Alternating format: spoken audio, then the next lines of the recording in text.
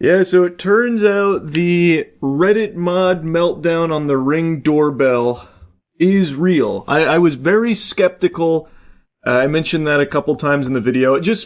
It felt like forced because you genuinely, like if you asked someone to sit down with a box of crayons and said, draw me a caricature of a Reddit mod, it would spit out this guy. He's in like a pseudo trench coat with flip-flops, a Demon Slayer shirt. He even looks like the Soy Jack memes and shit and all that. I really thought that this was just like a very successful staged video. It's not. It's a very real thing, and it's actually very sad. So there's a couple of additional pieces of information that have come out. There's this video here where apparently he actually broke into the house.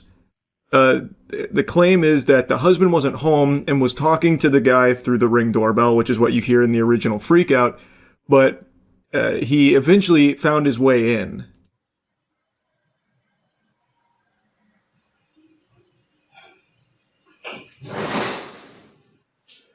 Where the fuck is she?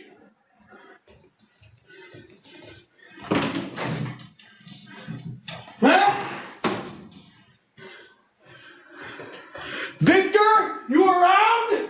So he's asking where the fuck is she? I'm assuming it's the daughter that he was talking about at the door. He starts opening these doors like it's a Scooby-Doo chase scene, like looking around. And he seems like he's in like a trance almost. Like this seems like he's having an episode of psychosis. It is what it looks like to me. And he's asking for someone named Victor. I don't know who he's looking for, maybe Victor Von Doom or something, I have no fucking clue. But he's looking for Victor and trying to locate some girl that he believes is in distress. Victor, you around? Huh? You like raping little girls, bitch? Huh? You fucking try me, I swear to God I'll fucking kill you. Do you understand me? Where the fuck is she?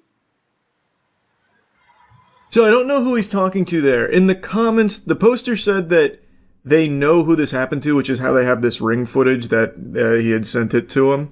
In the comments, apparently the wife of the homeowner was home and had like locked herself in a room to try and stay safe. And I'm guessing that's who he's talking to there. Where he says, if you try me, I'll fucking kill you. I'm assuming he's talking to the wife there. And he didn't know this guy. So this guy was, I guess, just taking a cruise through the neighborhood and then picked this house.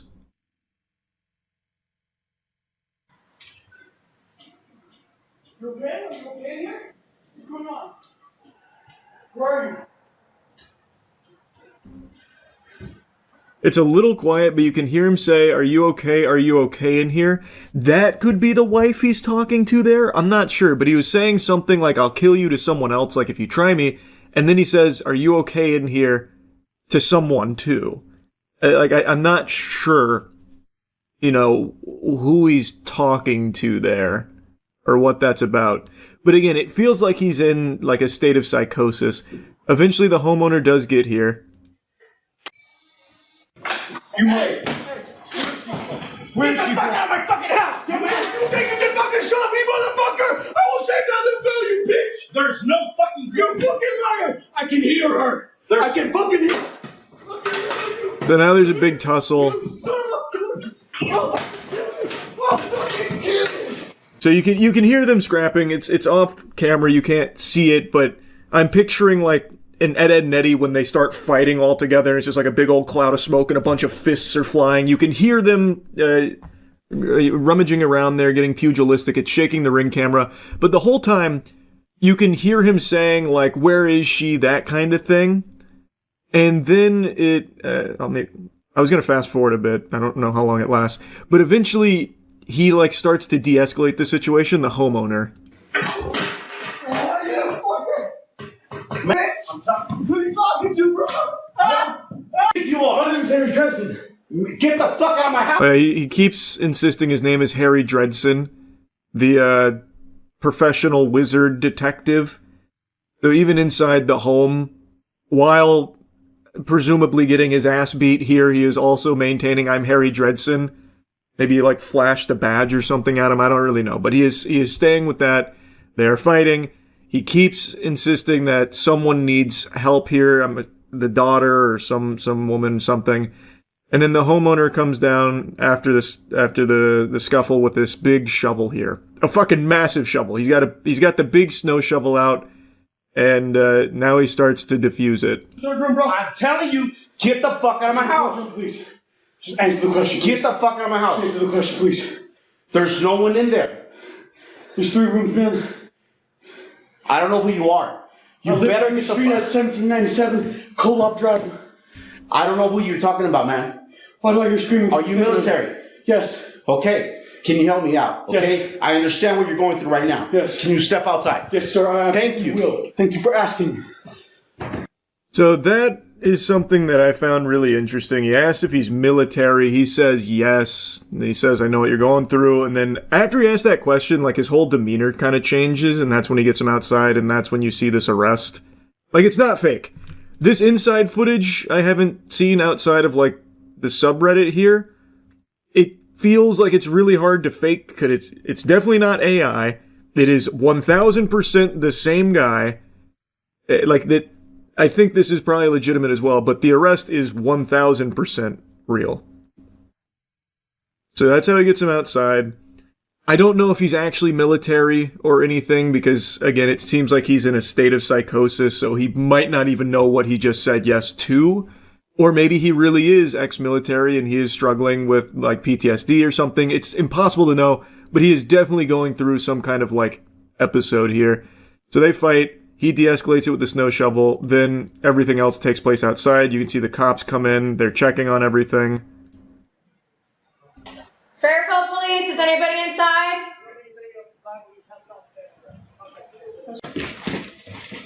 Fairfield Police Department.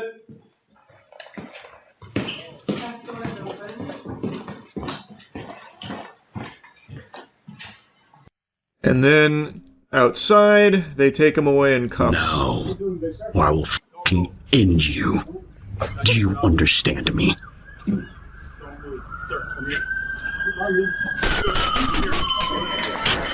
He rang the bell. The fight is on.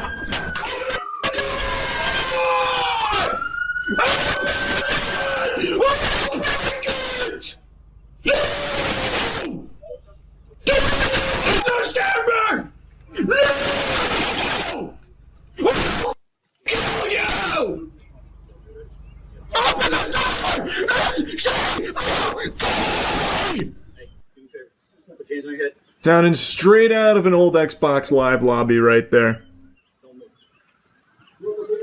Don't move.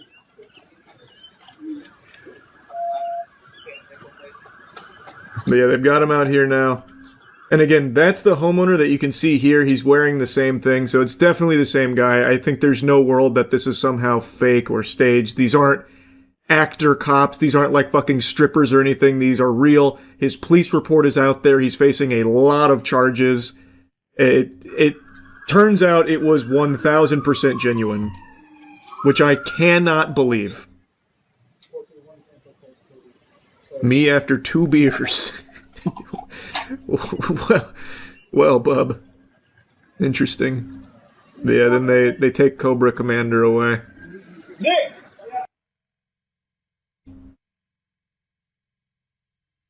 It was real.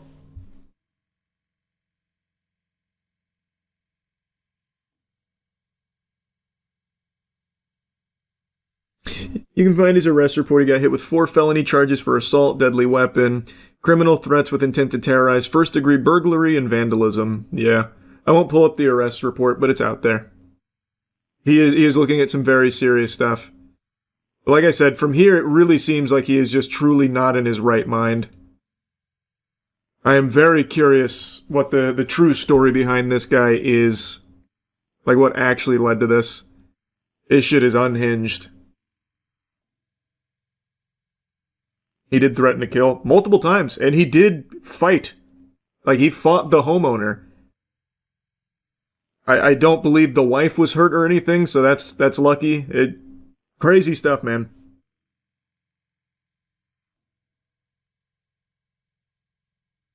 I He's honestly lucky he didn't get shot.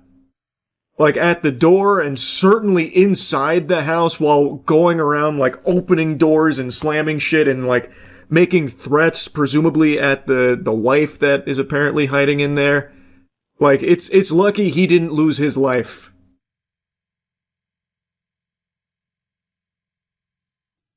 He's lucky that he found this homeowner who, like, really did a masterclass in de-escalation, because most people aren't doing that.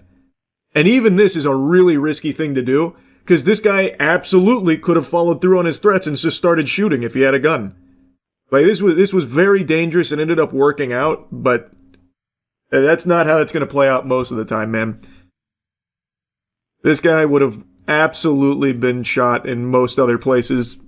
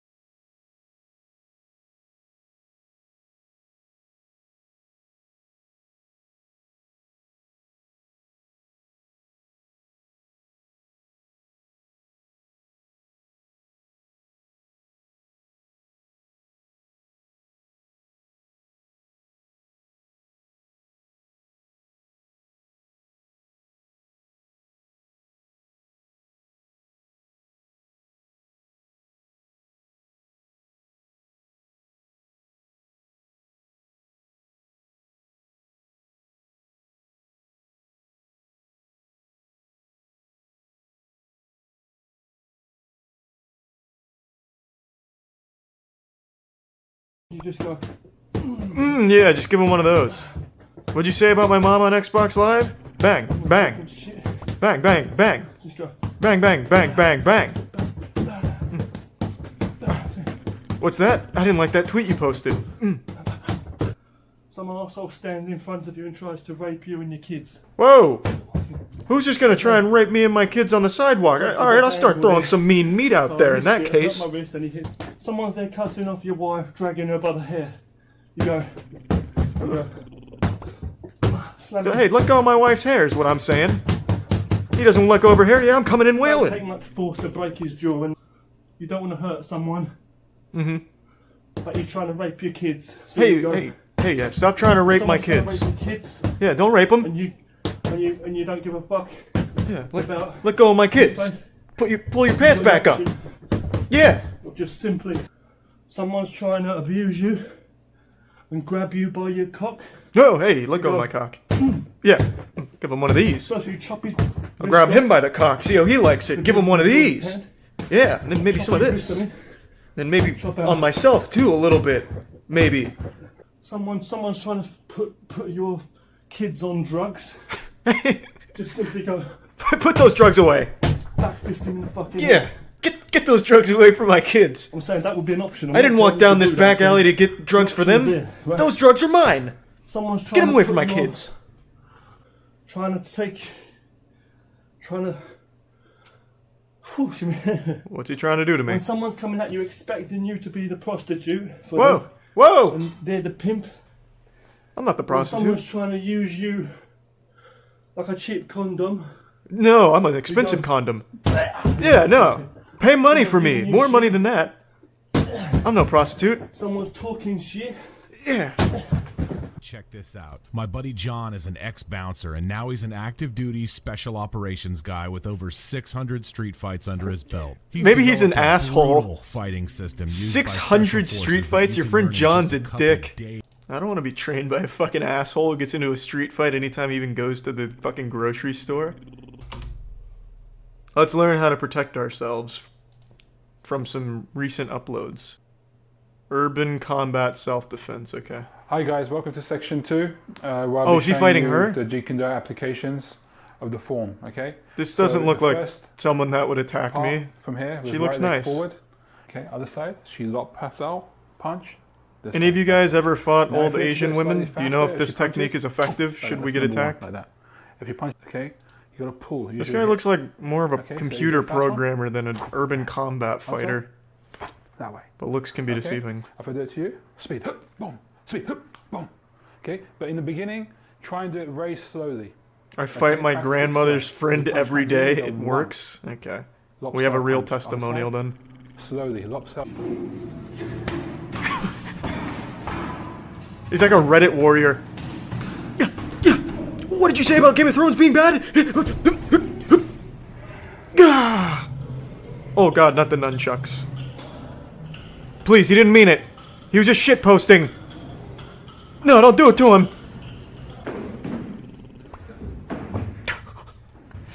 I swear, this guy's just coming up with flashy moves. Nothing that works. I get the knife, throw the knife on the ground, jerk him off. Give him pleasure, give him pain. Bang, finish with the elbow. Seth Rogen coming at me with a knife, take the knife, jerk him off, stab him. Bang. Look. The punch. Yeah. I will say it's at least flashy. This guy could definitely be the protagonist in like a Western Ip Man. Like if they wanted a computer programmer Ip Man, this guy could play the lead. Like his speed is nuts. It's just. I like it. Huh?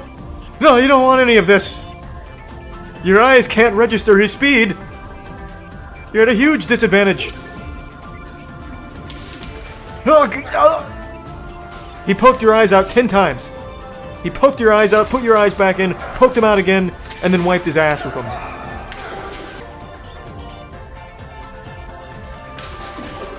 Oh, he's potato sacking him. Oh! While on the subject, I really unironic. This guy should really choreograph YouTube combat skits, maybe. Because he's got like the goofy speed down.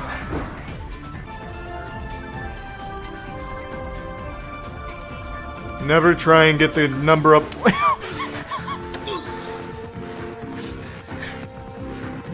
Oh, she didn't want to give me her number, huh? Time to Wing Chun!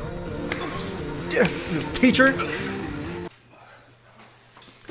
I'm gonna feel like such a fucking idiot when it turns out that everything Emil's been teaching is like extremely effective and reinvents combat as we know it. That guy's got the fucking iron jaw right there. We are the IL. We are the IL. We are the IL, and we would like to be of service Holy to you shit. today, if we can, in any form, in any Looks way like the you Crimson wish. Chin out here. That we're going to be having consensual sex with these extraterrestrials. Fuck yeah! When do we go to the Citadel with, you know, all the other Sort races, of, a Krogans, blend of- Solarians, and shit? From what I understand, they view us as basically completely insane. When they see us, I can't running imagine about why. things like death, If aliens are they find actually it talking to us and this when is they their see us, vessel, like, running I around imagine like they have the headless worst chickens, impression of just us. to create money himself to me as Tahini Ra. He's almost like This me. guy's not even like an alien It's quite whisperer. weird He's when I like first a saw him, Tinder it was for like seeing me aliens. and another Like he's person. our Tinder, so, yeah, and the it's aliens are very, swiping left on us, That's unfortunately. in a way like that.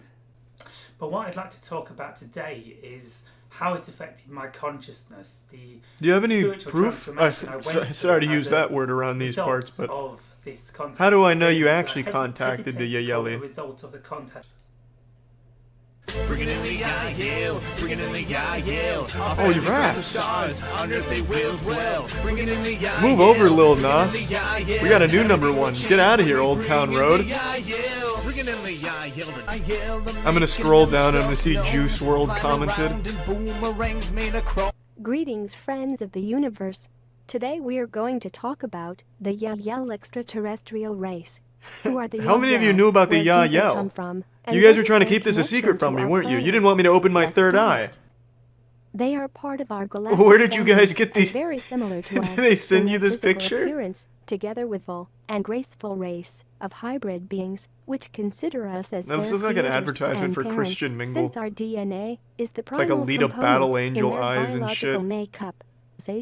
That Is- are part of their collective as What well, is this pose? which can be a little more different than Did they us catch in him mid appearance. Fortnite dance? Just keep. Expectancy is around 300 years. They're only 5'5"? They have 5 fingers on their hands. Fuck and 4 humans. toes. I'm going for Yael girls. I'll be a god amongst them. With larger I'm pupils 5'6", bitch. humans. Oh my god. The eye I will color, rule the in general, Yael. is green or blue, but Take there it are easy, other colors Earth as well. virgins. I'm out. The Yael extraterrestrial are beings that are connected to the infinite. In that connection, Isn't that they just want like a us to bad understand Second Life that there are avatar other for the forms lady of from life, Lord of the not Rings? only that of the Yael, Sasani, The omniscient and elf lady that I'm Pleiadian human blanking on her name. civilizations. They help us realize the Oh, magnificent man. and loving beings that we actually are. Here's another dank Lord of the As Rings connection reference. That between looks like us Gollum. humans and the As a Yael Yael, of civilization course. unfolds, Actually, it they just will looks like share Gollum, more really. information about their No history, Yael DNA our found there, history, just and Tolkien more DNA. information about where we come. This is the Yael symbol, with which can be used to access the Yael collective consciousness. How the By fuck do you focusing use that or symbol to meditating access on the this symbol, consciousness? Put you it in are Notepad? inviting, calling, And then I just and have like a connecting fucking with them. acid As drip they into their say, consciousness? We now have access to see, to You achieve download the contact. app. They chose this Yeah, I symbol scan the because it Yael QR represents code to the jack idea in. of a It's the only triangle. way to communicate with them. A triad as unfinished and incomplete.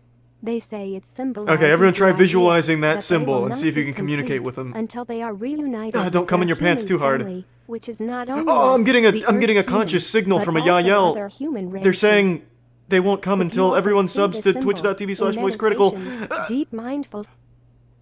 This looks like a man that's channeled more than one Yael in his lifetime. Who are happy Don't to give us objectify the information Yael, they're more than and just aid us in titties. our ascension and spiritual growth, They're big and eyes, simply too. to exchange knowledge. We know this has been a long and hard journey for nearly all How do of I you. know this came It from has a been hard, Yael? bumpy ride, but there has been Do you have like some a joys signature along the signed way. Mr. Yael? We know Ishua that of the many of Yael, you are perhaps? tired, and some are on these limitations, and it is now started.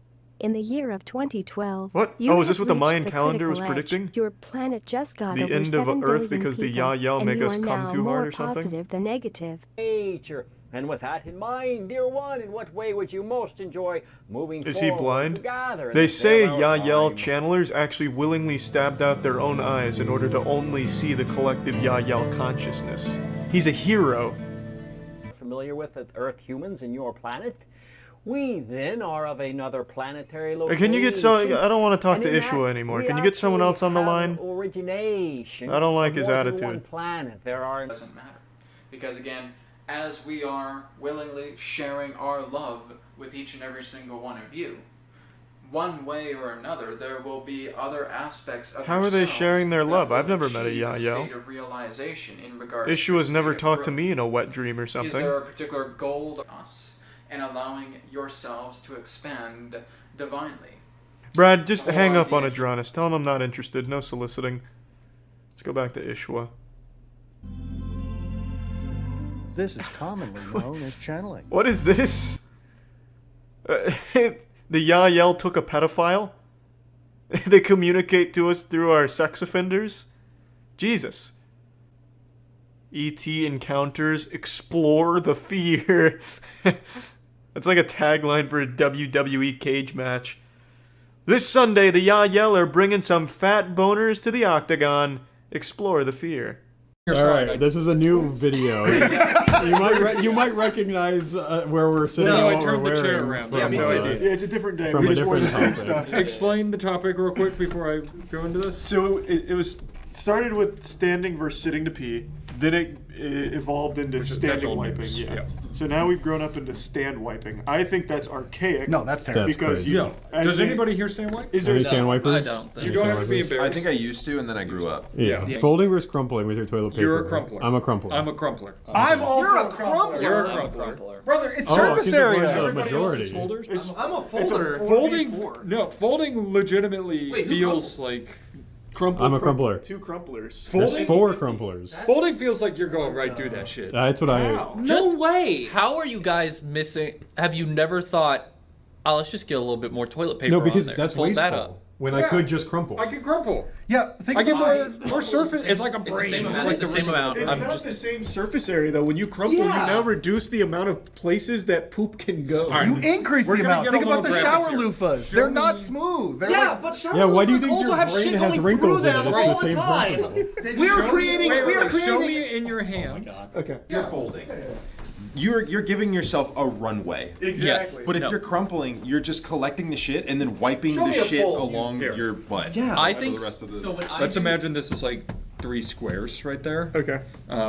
Show me your What's your, method. so if there's 3, I mean, it's hard to visualize with this size. Do you want but me to do the real thing would be Yeah, easier? yeah. Just, I'll get it. I'll it's get fine. it. No It's problem. fine. No problem. You would take and you'd go like that if this is 3 squares. Okay. But this isn't toilet paper specification. Right, but imagine, we can imagine. And then you'd take that like this, and then you'd wipe with your runway, as Chase mentioned. Here's bro. Like, out of your any way my ass wants to push for the day. Yeah, there's covered. zero chance I'm touching my poop with my hand. Zero chance. Dude, you can do the same thing with this. That's what I'm saying. Oh no, it can attack from the side so easily. Okay, so this is what I'm gonna say. You are covered. I have full side protection. With Wait. the Do you rest of my put hand. it in between your fingers like that? Like, To hold it? That's crazy. Is that what you I've do? never Yeah, but That now, is but now, pretty but That's now, like a Yu-Gi-Oh duel. but look, I've look, wait, hold it up, thumb exposed. That thumb's touching poop. That- Oh no! That thumb is touching poop. No, I guarantee you don't tuck when you wipe. I guarantee you yes, don't. it is. This is the exact thumb is not. The thumb is far away.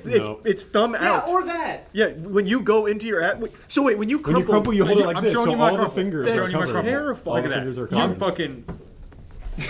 All right, we got it. Okay, do crumple. I don't because spin like if that, I let's be crumple, clear. I know I'm gonna crumple it up one time. I'm not gonna be go right thinking. through. Well, no, I'm gonna crumple it up, and I'm not gonna be thinking. Then like a finger's gonna be I can exposed. tell you're not a crumpler because your fingers don't. Yeah, you don't even get close. Doing this is a I demented. don't even know how to. It's fold toilet paper. That is unhinged. I can't imagine. I'm gonna It break literally this. has lines for you to fold upon. Let me help. No, that's to rip upon. They're perforated. I'm Okay. so- I'm I'm gonna gonna break this down real quick. Help this room come together against me. All right. Good idea. Common evil. Yeah, I figure you guys need that right about now. Who here wipes front to back? Oh, that's easy. Oh, No- what are we doing right now? That's just so easy. Who? There's not No. gonna be a back to front wiper. No, There's that not- doesn't It's him. exist. It's him. It's You're a him. back to front wiper. How do you crumplers feel? How do you crumplers feel that he's with your group? He's No, in your group. no, I don't accept the back to front shit. That's crazy. Danny, we here in the Crumplers do not recognize Matt as one of us. We do not claim him. You have shit on your balls. That's what I said. You're rubbing shit onto the front of the back of your nuts. You have poopy balls. You have a perineum separated. So you got you that wipe aquarium your shit. Poopy berenium.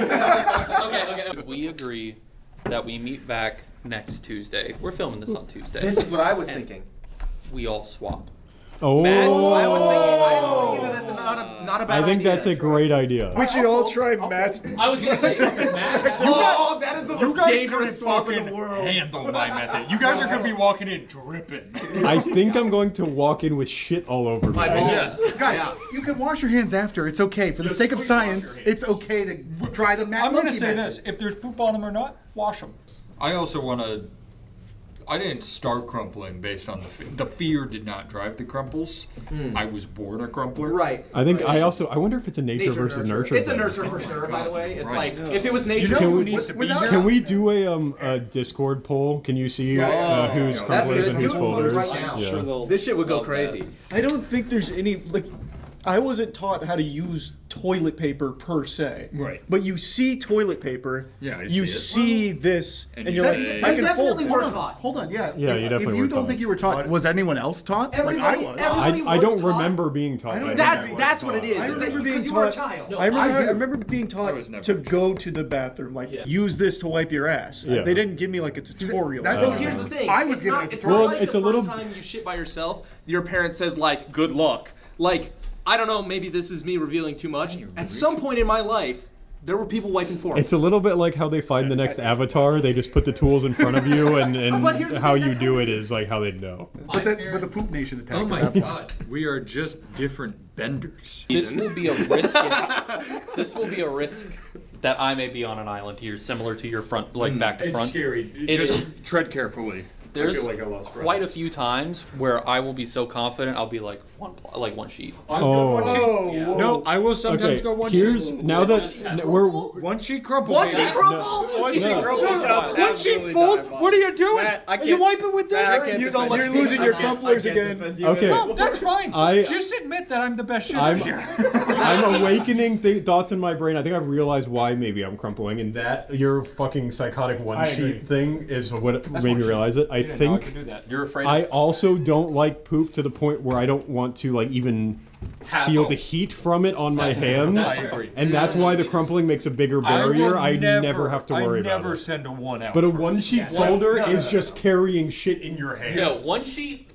When I say one sheet, now show me the surface area that is used for actually collecting shit. It's all that. So wait, even the edges of loose paper. The edges of loose paper are collecting shit. So this is my only what your fingers are touching is going to collect. That's what I'm saying. Then it's just. I mean, that would apply. It's just this right here. It comes back with the No, fold. because no, that's not true. all of this. If you I'm can apply pressure where all. If I'm cleaning, I hold think on, I'm hold on. missing something. Wipe for me. These privileged people don't have. Oh wow! on the sides. Listen, when you got a hairy butt, They don't have when you got a hairy bad diet, you gotta worry. I agree with what I you're don't saying. think you guys do have not hairy have very hairy asses. You don't. Because you're expecting it to only come out from one angle, and That's not what happens. wrong. No, That is not what happens.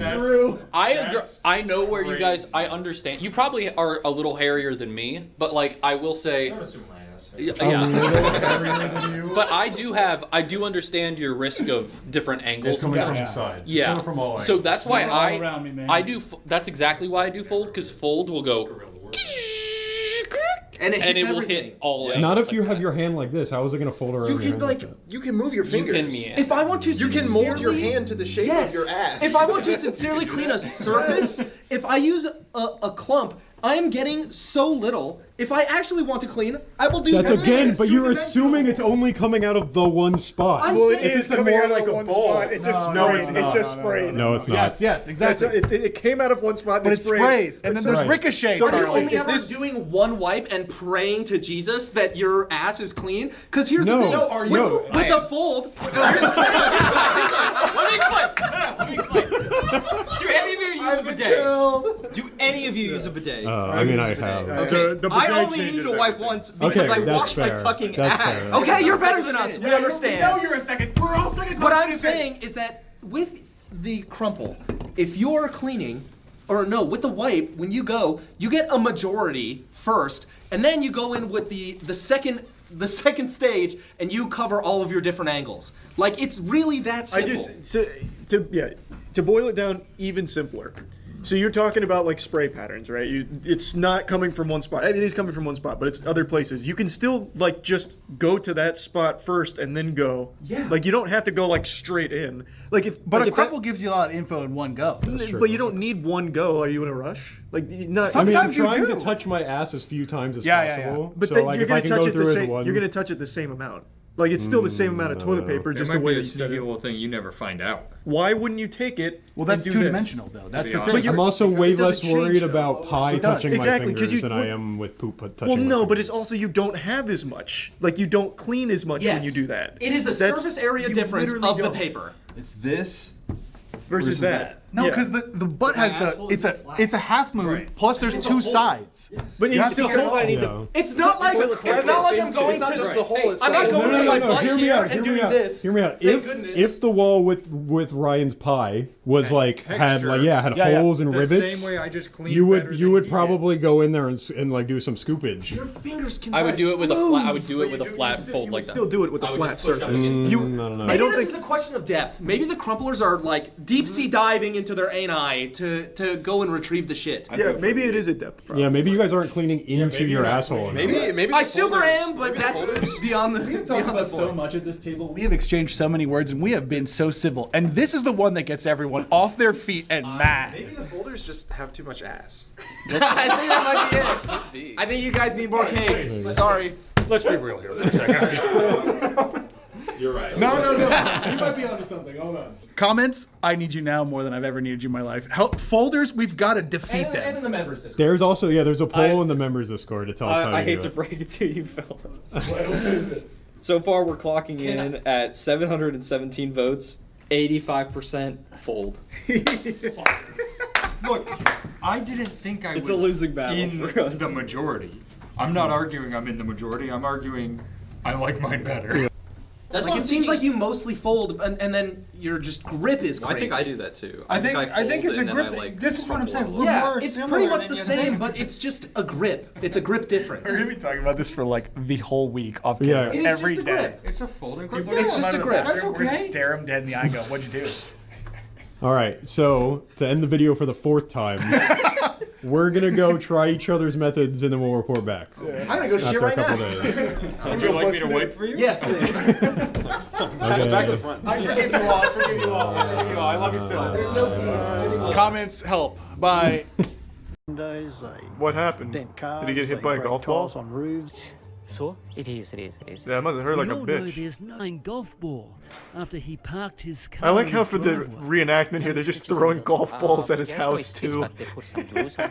Oh, they've glued your head together. Hey, do you mind if I break one of your windows? Came from a remorse for serious safety concerns.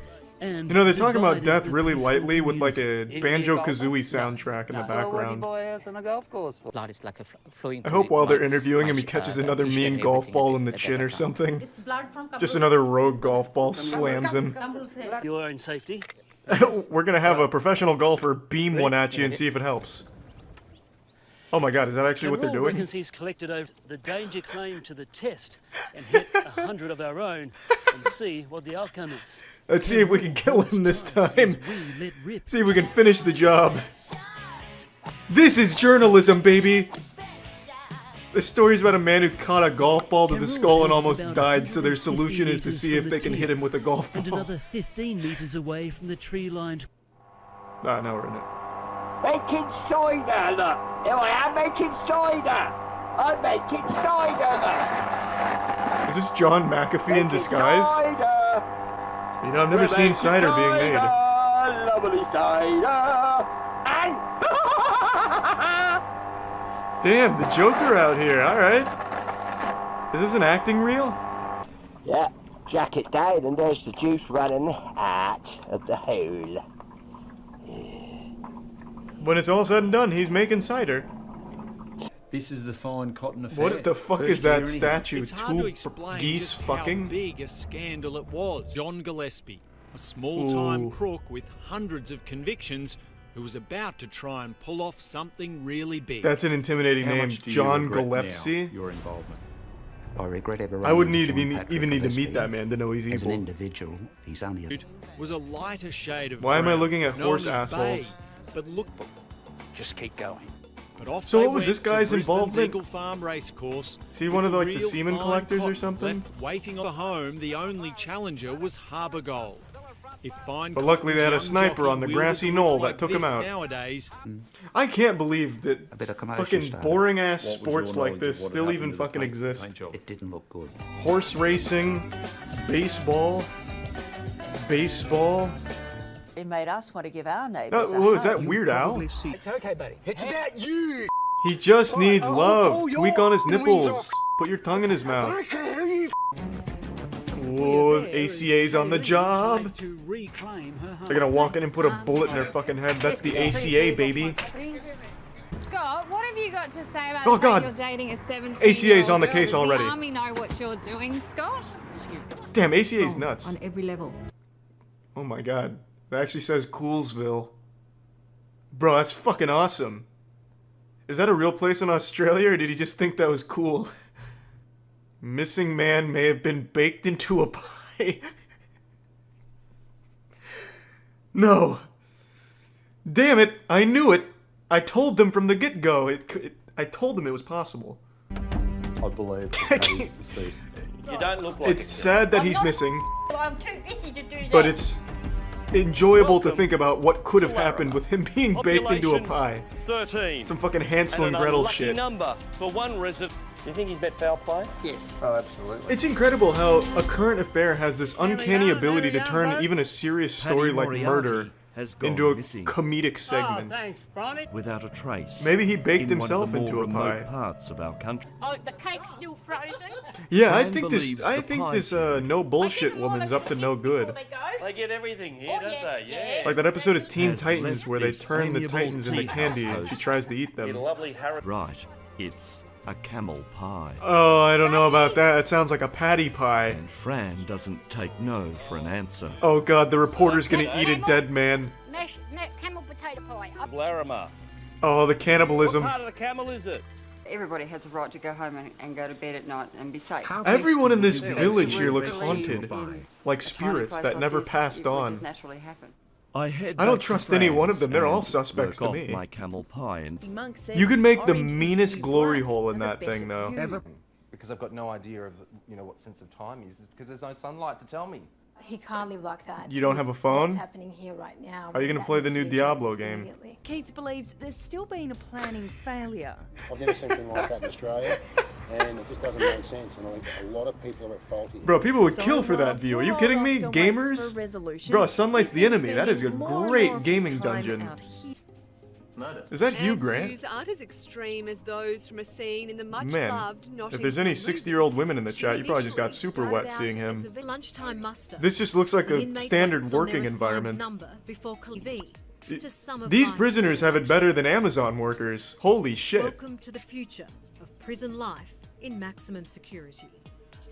People live like that by choice. Are you kidding me? To open this door? Yeah, so Damn, that could be like a speedrun strat if you're trying to like live life by paying as little money as possible and still being happy. Get locked up in this jail. Get fucking Netflix in your cubicle. far too fancy. Yeah, are you sure these are inmates and not summer campers? But it's actually... TV, prison shopping and banking, to checking their next. Do they have Crunchyroll on there for some anime? Is a prisoner's gate the most intense surveillance of So, you can watch me watch anime, I don't give a fuck. From hundreds of off to work until about He's in casual clothing and sunglasses. We're back for lunch. This inmate dresses better than I do. Education. He probably ordered it from his cubicle. You know, I'm so close and exposed to other criminals. No, the most stress I ever get is when I run out of anime and have to wait a week. The perfect club sandwich. What the fuck? The presentation is everything, so make sure you push those olives down. Is this like a Gordon Ramsay kitchen? That food looked delicious. That is wild. That is what the quality of living in those prisoners is higher than a lot of people. Like free people. That was nuts. If that's the future of jails, you're going to be seeing an influx of prisoners pretty soon, I imagine. Drug addict's son kept in a cage by mother. He's probably not even a drug addict. He probably just got vaccinated and she went nuts. But don't you love your children at night? I guess we do, in a way. We all Because keep we them try secure. to keep them safe. Daphne admits That was profound. Was the toughest thing she's That was like ever some done. Kojima writing. I'm fragile, but I'm not that fragile. I like ice, but I don't like Is meth. it the right thing? One punch thug deported. What, Saitama got deported in Australia or something? What is this When about? Caleb Murrah to custody for a one-way ticket back to New Zealand.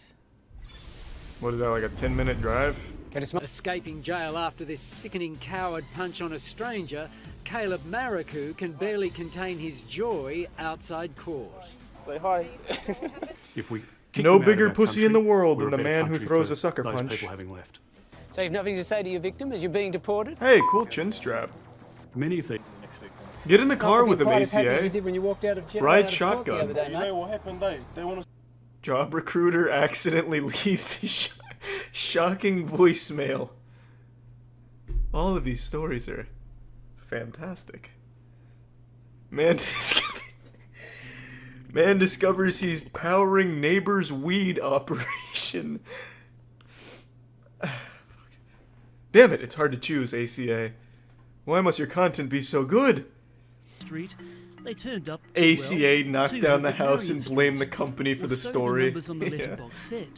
So the lads went to work. They fired Like up fucking their 10-ton Mysterio digger from and Spider-Man just torpedoed framing through the front crimes of the home.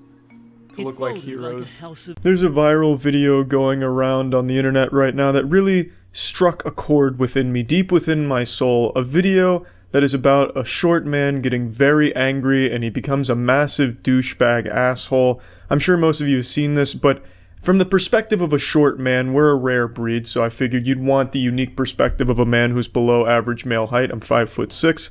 And one thing I'd like to say about this video before I play it for the few of you that haven't seen it, is this video is so embarrassing on this guy's part that it made me feel tall. Watching this video made me forget that I was short, and I was just laughing at this guy like, this fucking loser must suck being short.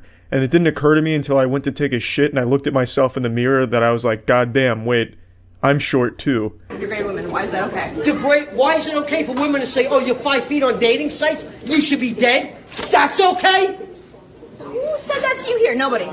Women in general have said it on dating sites. So you're looking at the protagonist for this new sitcom called 2.5 Hobbits. He's very upset that he's short, and allegedly, according to the girl who posted this video, this took place at a bagel shop, and he was just being misogynistic asshole to all the women, and that's when they started filming it, and he immediately starts talking about dating sites where girls make fun of him, which leads me to believe that he had just got rejected on Tinder, and Bumble, and Match, and Christian Mingle, and his favorite Twitch streamer rejected his application to be a mod, so I'm guessing just all around was a bad day, and he took it all out on women at this shop. You think I'm making that shit up? Everywhere I go, I get the same fucking smirk with the biting lip. Shut your mouth. You're not God or my father or my boss. Dude, you want to step outside? You want to step outside?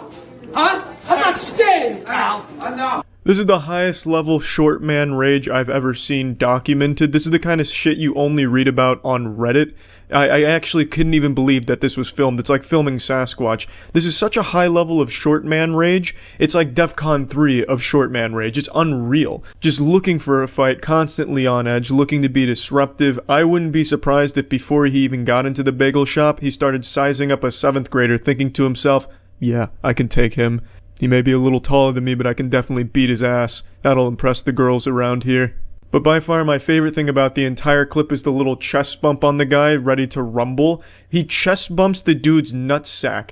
This guy is so short, and the guy he's trying to tussle with is so much taller than him that when he does the little chest bump to be intimidating, his tits are rubbing the man's penis. His nipples are handshaking his scrotum. You shut up too. Just like, no, go ahead and attack me, Jacob. Oh my god. Oh my god. I just wanted bagels. I recorded the whole thing. Ah, the classic. What are you gonna do, stab me? Says the man who got stabbed. Hey, go ahead and attack me, as he gets fucking tackled by a dude 5 times his size, a fucking college linebacker out of nowhere. I imagine he immediately regretted that decision to try and act that tough around that guy. And the video goes on, but this is the one that's viral, but there is a follow-up to it that shows what happens after he got taken down. Look, and a guy 3 times my size. That's okay? Get your food in. What happened? What, I'm sorry? Get your food in. You know what? Fuck your fucking breath. There's no need to play. You think that's funny? That's funny.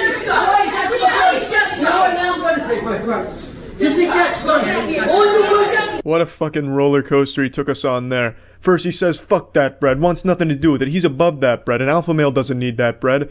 But then Alvin and the Chipmunks start laughing at him, fucking Looney Tunes style laugh comes in, and he changes his mind immediately. You know what? Fuck you, give me that bread, bang. Snatches it up. I wish he had scarfed it down for a power move, or since he wants to really puff his chest out and be an alpha, I'm surprised he didn't drop trow and start peeing on the bread just to show his dominance over the bread. But he kind of pussies out, picks up his bread, and then goes back to just being a really huge asshole and insulting people. All you women treat shit like shit. All of you. All of you. Yeah, all of you. You want to go. No, you women need to stop being so fucked up.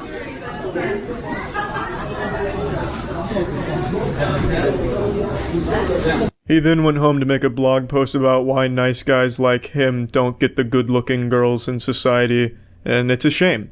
He is a nice guy, as you can clearly tell, well-adjusted. He seems to have a good head on his very small shoulders, but I think it's really sad the lack of self-control and most likely self-awareness. I guarantee he went home thinking he did nothing wrong, and that society was just beating down the short guy again. Now, he says he's 5 feet in the video. I don't know if that was an exaggeration or if he's under 5 feet or above 5 feet and he was just exaggerating on either spectrum. Doesn't really matter. You know, there's nothing you can really do about your height. You can either be an insecure little bitch like this guy and take it out on the world, you know, shaking your fist at the clouds because you're upset that you're so goddamn short and it's unfair, or you can just live with it, fucking deal with it, and don't be such a little pussy. Have fun with it. Make jokes about it, but why act out like this at a fucking bagel shop? No one wants to be around a guy like this. But I mean, yeah, I don't really have a very super unique perspective on it. To be honest, I just kind of wanted to make jokes about this. But it really is sad that my fellow short brethren act out like this, and that's why a lot of people expect short man rage occasionally, you know? There's no reason to be this insecure about something that you just don't have control over. And that's about it. So yeah. Occasionally I get some really interesting emails, and a couple months ago I got a crazy one out of the blue. It was a couple reaching out from Australia with a once-in-a-lifetime collection, and I mean that legitimately. What they had is something that pretty much nobody has anymore. And they wanted to talk to me about helping them get it graded and sold because in Australia they were having a really hard time over the last couple of years. They had a nearly complete set of alpha cards from Magic the Gathering. Even if you know nothing about Magic the Gathering, you have probably heard of the Alpha Black Lotus. It is one of the most expensive cards in the world. Only 1,100 of them were ever printed.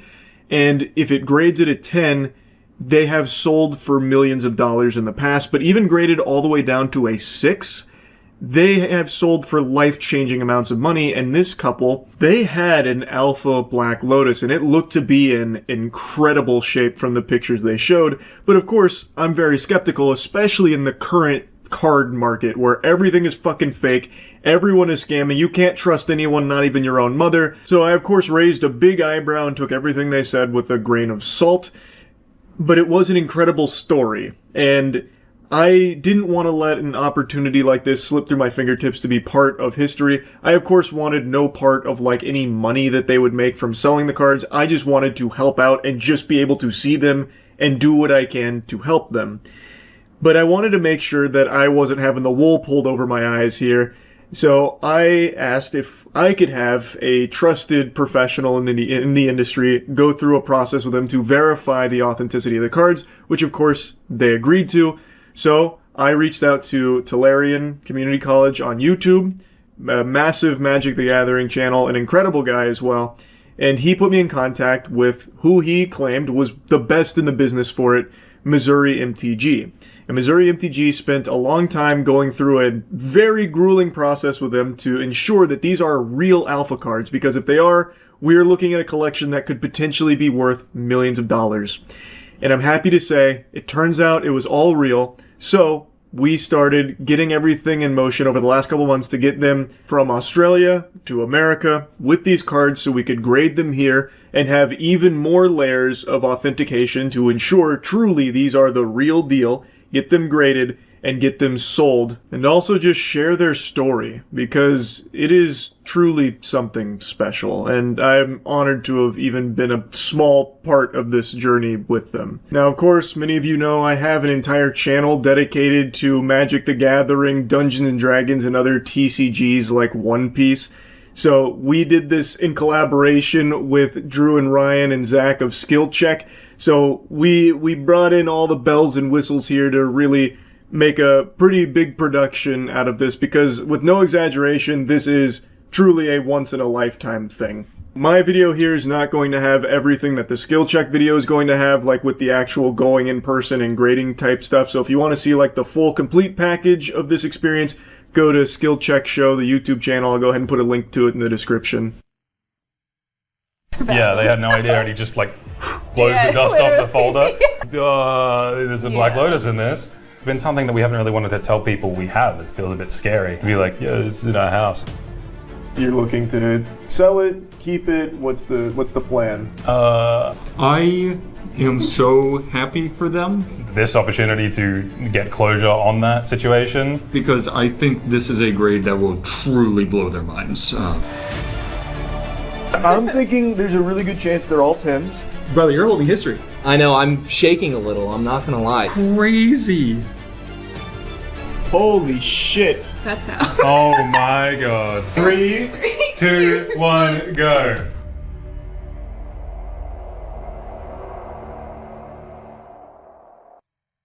We start. Yeah, fuck. Do we just introduce ourselves? Yeah, I'd say just like introduce yourself. I'm addressing I'm not camera trained or anything. This is entirely new to me. What the fuck am I doing?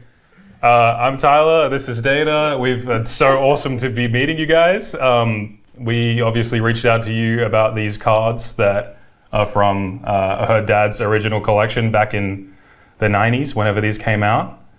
and we were having so much trouble getting them graded, and we said, okay, I'm just going to try to reach out to Charlie and see if something happens, and it did. Yes, so my dad, he is very much a nerd.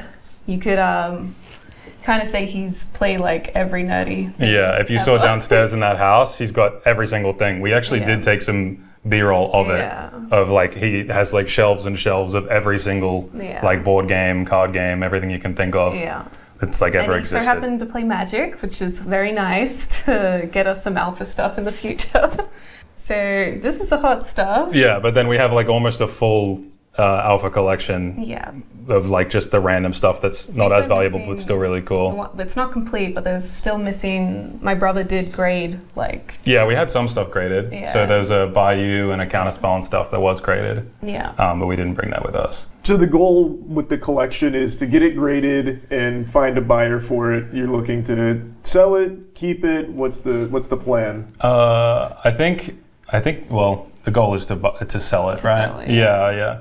It's kind of all we've been left with inheritance. Yeah. So basically, like this was the inheritance that they were left with when her and her brother, when her dad passed. I kind of refer to him as like Gollum a little bit. He was a giant. He collected everything. Yes, and all in his basement, just kept everything there. He has this giant basement that is just full of every single game you can imagine. I mean, it sounds like it's a pretty good thing to have here to sell.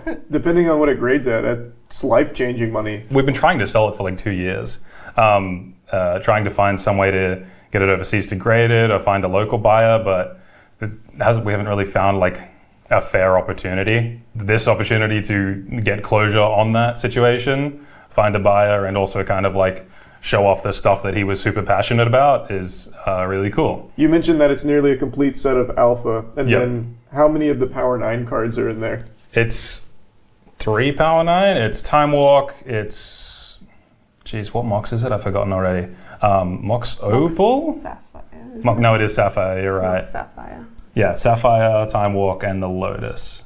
I think those are the only technically Power 9, so I think he might have sold some of them in the past. There was a story that my brother heard that my dad, he had a second Lotus, but he'd sold it for like probably nothing back in like the early 2000s. To a friend. I think he would have just sold it for like, I don't even want to say what, probably like 2,000 or something like that. Yeah. Oh. Yeah. Can we pull out real quick the Power 9? Yeah, sure. So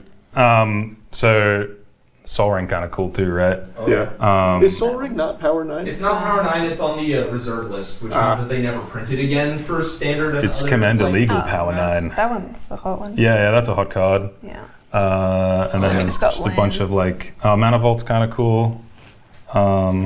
I think he belongs there. there. You want him? I love him. The art on Alpha is crazy, dude. Yes, I love it. Yeah, those are probably the coolest cards. And then we have just like a bunch of the duels, right? Missing. Of the collection, these 3 are Power 9. I thought Sol Ring was in there. Apparently it is reserve list, but these are incredible. Yeah. So I guess the Alpha Lotus alone, that can easily be more than 30K. Yeah. And you said you've already graded these before, the Counterspell? Yeah, Counterspell and stuff, and we weren't even really expecting anything crazy off them, but it came back at 7?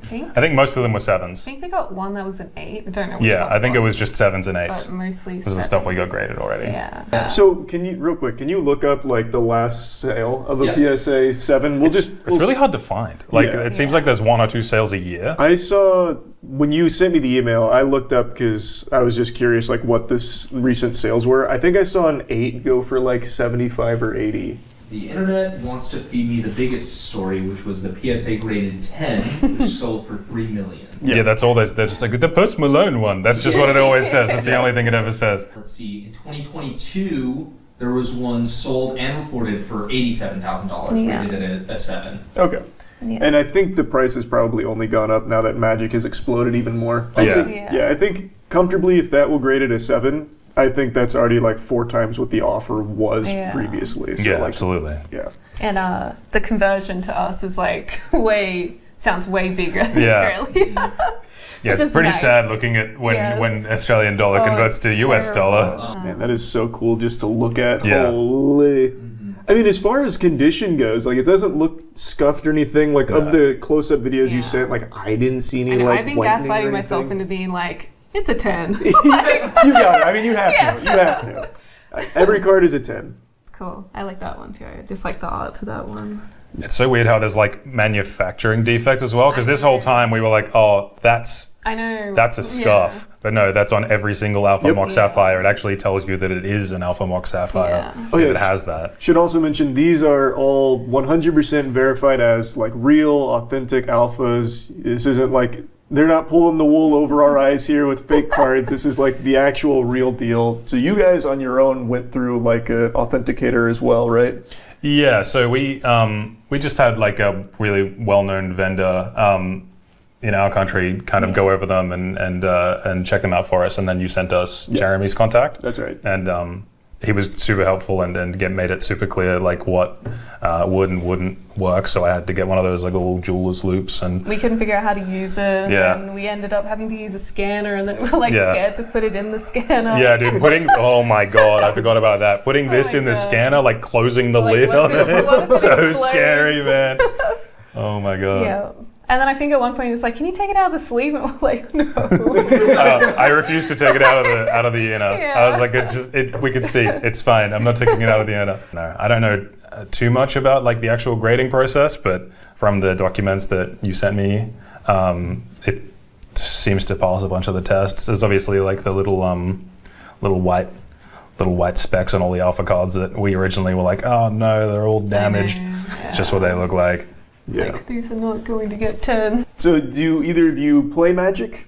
Yeah, we were big Magic players. So we got big into Magic off of Lord of the Rings. So like when the Lord of the Rings set dropped, we were like, okay, we're gonna buy in. We had already played a bit of Arena and stuff, and just digitally, but we had never really gone full into paper. We were really big into like other TCGs. Like we played most of the Bandai games that were released up to that point: Dragon Ball, Super. Played like Digimon. We did competitive Pokemon for a pretty long time. The issue with Magic always felt like we just wanted to play the standard 60-card format. Yeah. And Magic always felt like you ask about Magic and then they're like, no, you don't play standard in Magic. You play something else like Commander.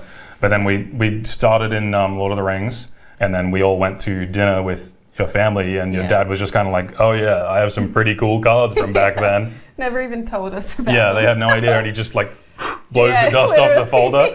As you open it, and it's like, there's a Black Lotus in this. You said it was unsleeved in there, right? Yeah, it was unsleeved in the folder, and it's like one of those binder folders where you go to like what is it in America, Home Depot, and get like your own sleeves and put them in there. And it's rusty and it's terrible. It's rusty. Oh my god. Oh yeah, it was shocking, but yeah, that was obviously a very big deal, and it was really funny because it was right after we'd all like gotten into Magic. We had no idea before that. I think his biggest hobby is Warhammer. Yeah. Right. Oh my god! Does he have a lot of Warhammer stuff? Oh yeah. You might be sitting on like a treasure trove. Of he items. was a brilliant painter as well. Like I literally called her. Called her a bullshitter when she was like, "Yeah, he painted these." I was like, "These." Someone sold these. Like, it's like, don't you disgrace his name like that. Yeah. So we were gonna see if I don't think you guys are into Warhammer or anything. Oh, you'd be very wrong. Okay. I'm not sure. I wasn't sure. Guy. Oh shit, we should have. Okay. Yeah. He's got. I don't know if anything is. Like, I don't know what to determine what is worth. There's so much vintage Warhammer downstairs. You did all the work. So basically, I was just. So her brother is like very busy with his master's degree and stuff that he's working on. So I've been trying to find ways to get this graded to get a fair price for them, and basically getting it sent overseas to get graded. We couldn't get it insured. I was going around to like the pack and send places and any of the companies like that would send this overseas, and none of them would insure like over $50,000. So even that was like, we would have to provide so much evidence that it was worth that and everything, and that just doesn't feel sufficient for what we would be sending.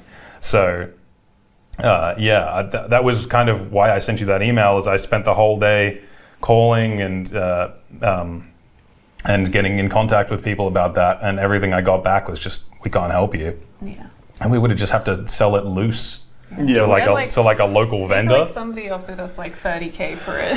Yeah, we've had offers. Obviously, it's been something that we haven't really wanted to tell people we have. It feels a bit scary to be like, yeah, this is in our house.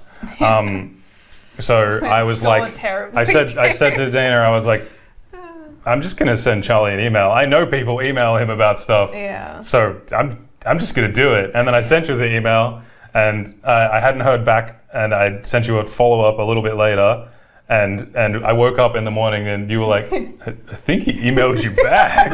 I was like, what It was the last thing I expected to see when I opened my phone. Yeah, I yeah. was like, what? And then the next 3 days were the most adrenaline-filled mornings of my life, We were because like- we're waking up to a potential email from Moist Critical.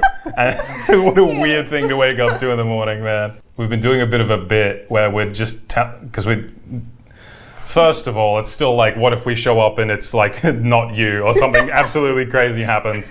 And we also didn't know if we should be telling people, so we've been telling everyone we're going on a Mr. Beast show. That's a banger. And then we're just gonna eventually just like be actually like, just kidding. Yeah, I got you guys. Yeah. We're here. Yeah, exactly. Yeah, More believable than going to be Charlie's It's just look, I don't know. That's just the story we came up with in a Discord call. So you've had an offer for $30K. Was that for the whole collection, or was it just for the Lotus? No, one of my dad's friends, like, obviously knew my dad had some, some stuff, and he did offer us $30K for the whole collection. No, you're right. That was he was a very big part of his community, very prominent in his community. He was like their main DM for so many local like Dungeons and Dragons groups. Yeah. And yeah, there was a lot of people that reached out immediately because people know about like how much stuff he's been collecting over so many decades, and like this was his whole thing. This is his passion. So a lot of people reached out and offered to help with it, but yeah, some of it was a bit of a low ball. Yeah. So what do you guys think it'll grade at? The collection, like roughly? I think 7 average is Because probably. I think my dad may have played with these. Quite a few of the cards, we're wondering if he probably did use these. We know in that he actual sets. primarily played white and red. Yeah. So more likely the cards that are not white and red are probably in better condition, because he would have just chucked them in a binder and gone back to playing his aggro goblin deck. Yeah. Just taking a look at them, it doesn't look played. Like No. Like if he played with them, he had them like fucking quadruple sleeved, like in titanium plating or something. Knowing they were worth anything. Yeah, exactly, So right? He that's was what playing it's back like. then. I don't know. He would have had no clue. Yeah, I mean, I think they look great too. I guess I'm just trying to lower my expectations so I don't see it come out as a lower grade and be upset. But I think 7 to 8's a fair estimate for most of them. A lot of alpha cards just have like built-in defects, and that's just part of the card. Yeah. A 10. 10. It's a 10. Yeah, it's a 10. It should be a 10. Yeah. I think it was also the night before we were leaving. I was having to like unsleeve. Well, they were originally in 2 sleeves and then a top loader. All of them. So then I was having to take them all out. And then, we put them in the front of the standard decks. yeah, just doing. I spent so long doing it. That was the whole night before we left, because we put it off. Some like sleeves didn't feel right because we're like, if it's too tight on it, I don't know what to do. Finding the right sleeves to use. We went to an LGS and they were not very. I mean, like it's such a weird phenomenon. Like, how do we sleeve and travel with alpha cards? Yeah. Like, who's meant to know the answer to that? So we shoved them into these outer sleeves along with the standard decks. Yeah. And prayed. Yeah.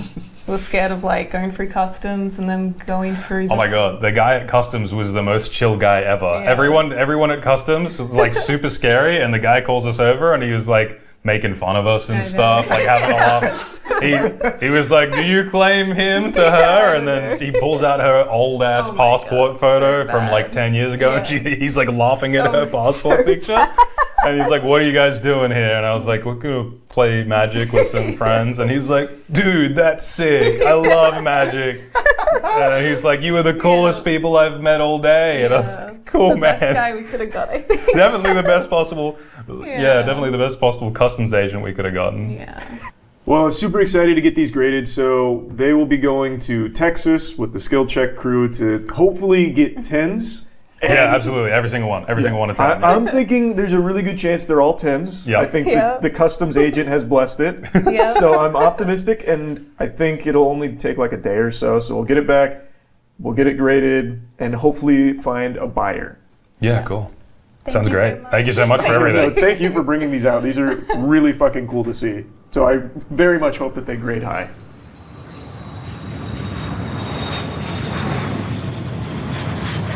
So I am Matt from Moist Critical's channel. I'm known as your Charlie's friend almost everywhere.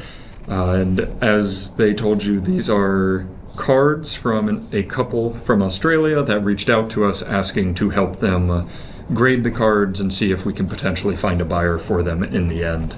And we jumped at the opportunity to see an Alpha Black Lotus in person and hopefully get this 10 real quick. So I'm very excited to see these. Oh! Sorry, you said no reaction, so you can cut it out. React. I don't want to touch it. Touch it. I guess it's in a slab. I can. Oh my god. You can take it out of the plastic too. Oh my god. Who made you the boss here? I am so happy for them because I think this is a grade that will truly blow their minds. All right, so the other big hits are Soul Ring and the Moxes, right? The Mox and the Time Walk. Right. You know, with how many you guys come through, if, like, is it normally a 7 average, something like that? I don't know what the average. I haven't seen a ton of Alpha Yeah. Magic, but I know like a lot of the older Magic cards that we generally like 6.5 to 7.5. Oh, okay. So this is really good. 8s I've seen a couple of. Yep. I think the harder it's harder to see 9s and 9.5s. Gotcha. It's gonna be awesome when I pull one out of here. This is gonna be horrible to edit. Where like we'll cut out the grades. I'm just saying the grade. And yeah, that's fine. We'll figure it out. We'll figure it out. He just turns black. I'll keep it to myself. That's incredible, though. I feel like this is incredible. For all the Power 9, it absolutely crushed. Oh, I'm excited. They're gonna be so pumped. I wish I could FaceTime Charlie, even though we're not telling him. And he's streaming Silk Song. Wow, that's awesome. I'm getting a call. Do you think it's Charlie? There's a chance. There's a pretty good chance. It's Google. Oh. It's just John Google. John Google's like, I heard you got a good Google. Lotus in there. Thank you so much again. Yeah, seriously, thank you guys so much. Meet you, man. You guys can't see nothing, right? Can't see shit. Good. We've got the cards, and we landed an hour ago. We're here fresh and ready to show them off because we know you have been waiting. Just try to keep them on the nose of the. Yeah, bring it in the center. Very centered. He's pulling it. You do it. These are yours. To. Do it. Oh my god. Okay. Oh yeah, I can smell a 9 on that. This is the Savannah. Oh, hey. Okay. That's not bad. That's a good sign. That's one higher than what we thought. Yeah. So, from what I can tell, a lot of the dual lands, based on the grading, can go anywhere from like 9,000 down to 1,000 at an 8. It'll probably be like $5,000-ish, $6,000. I want to jump in real quick. So we got about 10 cards graded, the most expensive of their collection. We got graded. You're not going to see all the grades here. Again, if you want to see all of it, go to the Skill Check channel. They did just post the full video going through all of this. So I'm only showing you a few in mine here, but the rest are over there. I just wanted to make sure it wasn't like confusing because we did grade quite a few. Of course, the biggest being the Black Lotus. Pretty strong. Yeah. It's a strong first grade. All right, here we have our next one, our Tropical Island. Oh, that's a banger. A big one. Yeah, that's Go ahead and take a look. Alright. I love that art. Our Blue Greenland. How many more did my dad ink for some reason? Oh shit! I knew there'd be 9s in here. Oh, yeah. I smelt it. God damn. That's on a good land too. That is nice. That's probably a It's chunky blue. one. I don't want it. I hate blue. I hate blue so much. So on the chart, which Matt will tell us, the 8,000 on the chart. Yeah. The difference between a 9 and an 8 for Tropical Island on the chart specifically is a difference of like $2,000. Yeah, right. Which is wild, just looking at it. Pray to Richard Garfield. I'm curious what you think these will be now, seeing the rest of the collection between 8 to 7. Or what was the other? What was it called? Altered. Oh shit! Scribbled on big old text. We never looked. The back of the Black Lotus had a signature on it, and it's like ruined. We know he sharpened some of his cards. I mean, yeah. Oh my God! Don't say that. I feel like I'm gonna shake. Oh, An 8.5. nice, dude, on a power 9. Oh yeah. 8.5 Mock Sapphire. Bumped it up a few grades. that was a concrete commander, right? Where you played on the concrete. Yeah, exactly. 8.5 again. Wow. Okay. 8.5 again. Dude, that's a crate. I'm so scared. I'm so scared. I'm so scared. You have all the data now. What do you think? Just the mounting terror. Lobo. Altered. Clearly that was... This Time Walk, maybe the most powerful of the Power 9. Extra turn, instant speed, 2 mana, and in an 8.5, just, again, like, I keep repeating myself, but just legendary how highly rated these old I thought it was cards a are. sorcery. Is it a sorcery? It's still a 2-mana sorcery. Wow, Kill me. Just got fired. I just lost my job. You just got big dogs. Gonna be just some other guy. Yeah. Surface He just drew the 9.5. mustache. What's that? Oh yeah. Surface 9.5. Oh, wow. That's very nice. That was so close to a 9 then. Yeah. Holy. And that's going for, in 2024, end of 2024, went for 9,000. Woo! Nice. Okay, I've so not kept a tally in my head at all. neither have That's a I. good amount of money. Oh yeah. It seems like a pretty solid chunk of change. We're at least over $20,000 at this point. That's One that's of a them low. was 20,000. Then we're healthily over that. He's still We're right. He's still right. 30 to 35. Well, Yeah. The good news is this really cushions the blow for the 2.5. Yeah. Okay, moment of truth. How you guys feeling? Yeah, it's super chill. It's super easy. I'm terrified. We can just like get lunch. I think there's not really. Yeah. We haven't eaten. Please stop. This is a beautiful setup here. Yeah, boys. this is awesome. Yeah, man. we're just really into puppets. Yeah, go on. Yeah. 3, 2, 1, go. That's huge. Fucking hell. I couldn't read. 8.5. It's 8. Put your damn glasses on. It's not a 6. It's not a 6. Here you go. Holy shit. That's how. Oh my God. It's yours. Yeah. 9.5 on the edges? What? 10 on the surface. The 10 on the corner's fucked you right there. Oh my God. Wow, it must have been so fucking close to a 9. Yeah, 9, 9.5, 10, and then 8.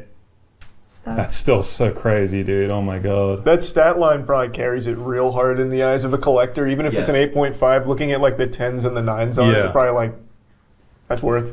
Low sale we've seen is around 85,000. I want to say that when we were there, the people at Beckett have like an auction website that they showed us, and a listing was online for $120,000. Oh my God. Yeah. Oh my God. I'm speechless almost. Like, we've been talking about this for years, ever since we found it, right? Like we were so convinced that like I'd probably like 20 grand sort of thing. It'd be like a 7 at best because it's been sitting in this binder for so long. And 8.5 with all of those details being such high scores, that's unbelievable. yeah. It's like, it's a little emotional because my dad, obviously, this was his. So, he obviously went through a lot. So, and his like biggest problem, I feel so lame talking about this. His biggest problem was like money, and it's sad to see that this was always just downstairs in his basement, just living down there. But now, and yeah, I don't know. It's a lot. It's a lot. You inheriting this though is like, yeah, it feels like a gift from him, you know? Yeah.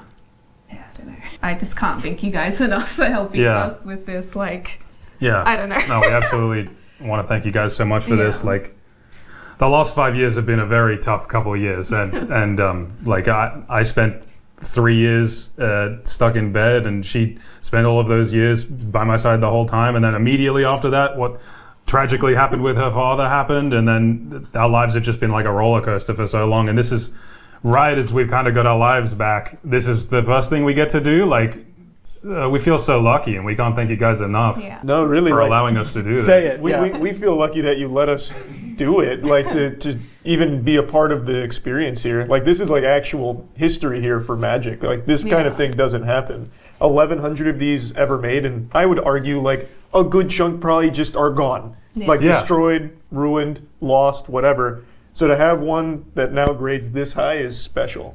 Like, I think that's just amazing. That feels great. It's going back to the basement. She's gonna crack it out of this room. Needs to go home. All right, let's play that shit. Let's go. No.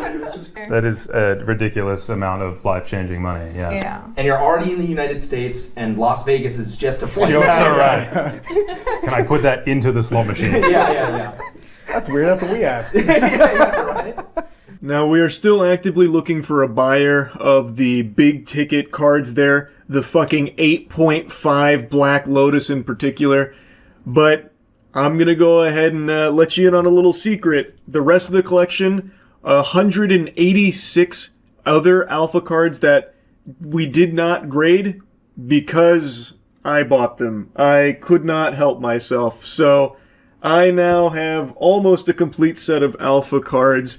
Not only that, they are in incredible condition. If the rest are anything to go by, they are likely sitting around 7 to 8.5 average, like as graded alpha cards. That shit is like impossible to find.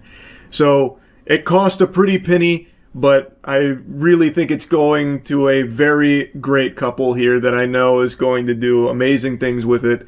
And I'm going to tell you, these cards are in a loving household. I'm very excited to have them. I was also going to say this when you said it, Charlie, really. You guys are like, oh, Charlie says he feels lucky for this. He jumped on this instantly, and then all of us got on a plane to take the cards. And it was just like, every step of the way, he was like, we've got to do this. Yeah. He actually felt so lucky to do it. So thank you so much. Yeah, thank you. No, thank you. That's crazy to hear. We went through so much to try to get this process done. Like it felt impossible on our side, and the one thing that ends up working out happens to be an email that I sent to you. is like the craziest story ever. My best friend, we've been talking to him this whole time, and like he's like, I'm going to be telling this story when I'm 80 in the retirement home. This is the craziest thing that's ever happened. I can't believe this is happening, and that's exactly how we feel about it. It's insane. Yeah. Hell yeah. That's so sweet. Yeah, that's awesome. Yeah. I think that's it, right? Yeah, now we just need to find a buyer. Oh, so if you've got 200 grand lying around, someone's got to be a nice home for these new cards, or new, freshly graded cards. Oh, yeah. Not new. They're very old, actually. This was a pretty incredible experience, and I am so happy the cards graded so high for them. I'm actually still very salty that the Black Lotus here is an 8.5 when it has all the makings of a 9. It has a 9 on the centering, a 9.5 on the edges, a 10 on the surface, but an 8 on the corners. The corners are what really held it back. Sorry, the glare's a little much. But we are selling this for them. Like I mentioned, we are not taking any like commission or any percentage or anything. So the 8.5 Black Lotus, the 8.5 Time Walk, the 8 Tundra. I'm showing all of these cards. If there actually is a serious interested buyer, I'm going to put a link, or I'm going to put an email in the description of this video, so please reach out and we can discuss what that would look like.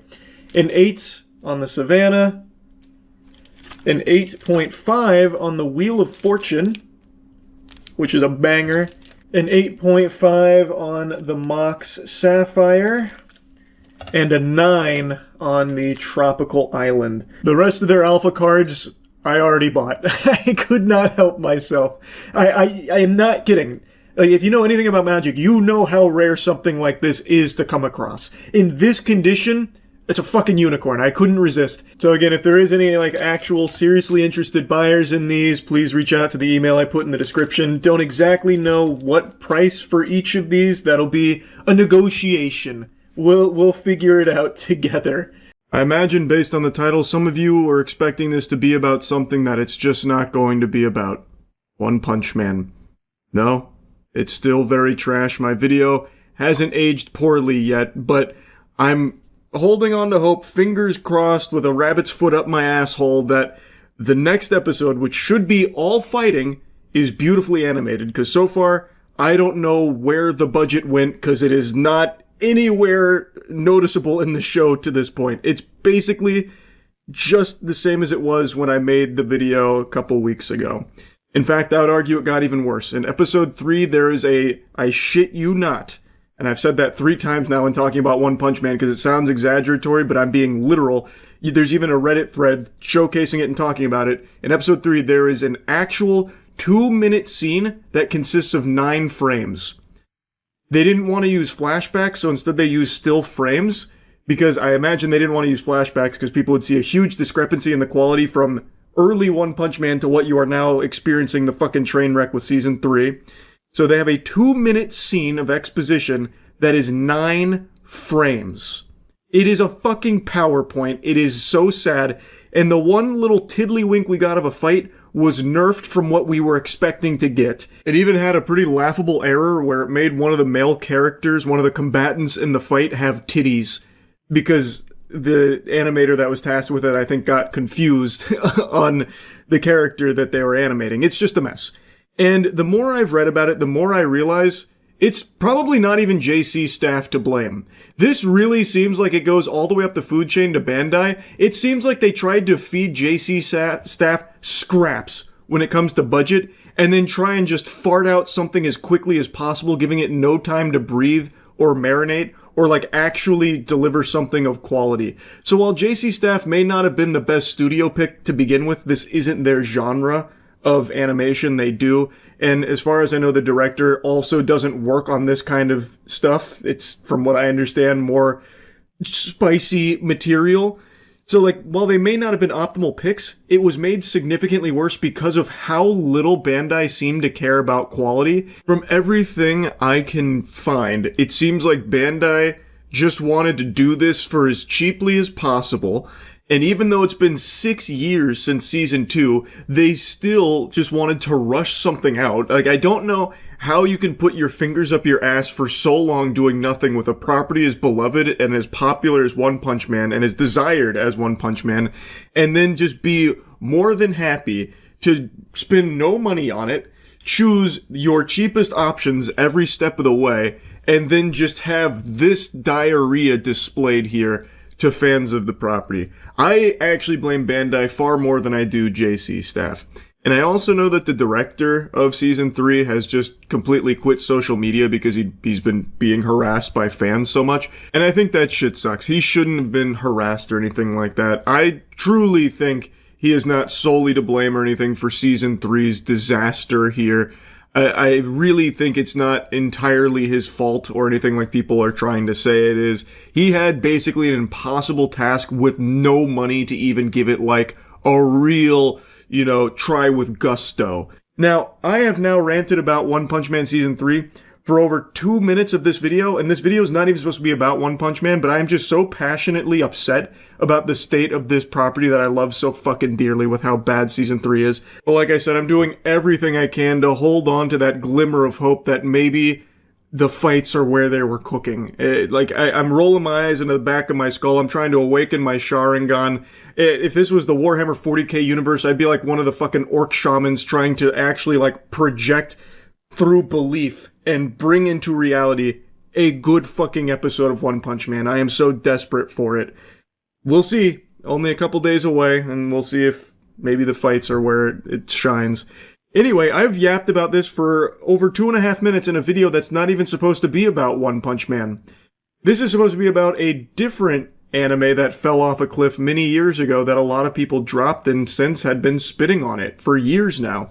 But I think the latest season, which is the final season, is really good. And I even think the season before this, it started to find its footing, and now it's really starting to pay off. My Hero Academia. When My Hero Academia premiered, it was a breakout success, an international success that was reaching levels like Attack on Titan. And it, over time, started to lose its luster. For me, the show really started to get stinky when All Might was no longer the commanding presence that he was. I think he was the most compelling piece of My Hero Academia, and no one was really there to fill that void. So after his character arc was complete, it really felt like most viewers started to tune out and not care as much. And I also don't think it helps that the show started to really focus on shit that I think most people don't give a fuck about. Like throwing a successful, carnival. Well, not a carnival, I guess, per se. But just like slice of life shit and very underwhelming villains that they'd introduce, like Gentle or something like that. Just really lame things. And it felt like the show went into this fugue state where it was focusing on these boring aspects. And many people, myself included, I think, just started to collectively drop it. But now that the show has progressed so much since then, a lot of the big story arcs are now reaching their climax. Last season, it was setting up all the pieces on the chessboard while also having extremely hype moments with great fights. Like, everything that'd been building for almost a decade now is reaching its ending, and it's very satisfying to watch. It's beautifully animated. It's finally hype again, and it's really good. This season, I think, has been spectacular. There hasn't been a dull moment. There hasn't been anything, like, weak about it. I feel like it's gone in a really good direction, and it is delivering on the hype that it used to have. And it's just been a very refreshing thing to see. You finally get things like Bakugo and Midoriya teaming up to try and take down what feels like insurmountable foes with All for One and Shigaraki, who's now become basically the fucking devil, evil incarnate, like actual god mode being on this planet that just wants to see everything upended. He wants it to all just burn, rot, decay. How do you beat them? And it's just been really fun.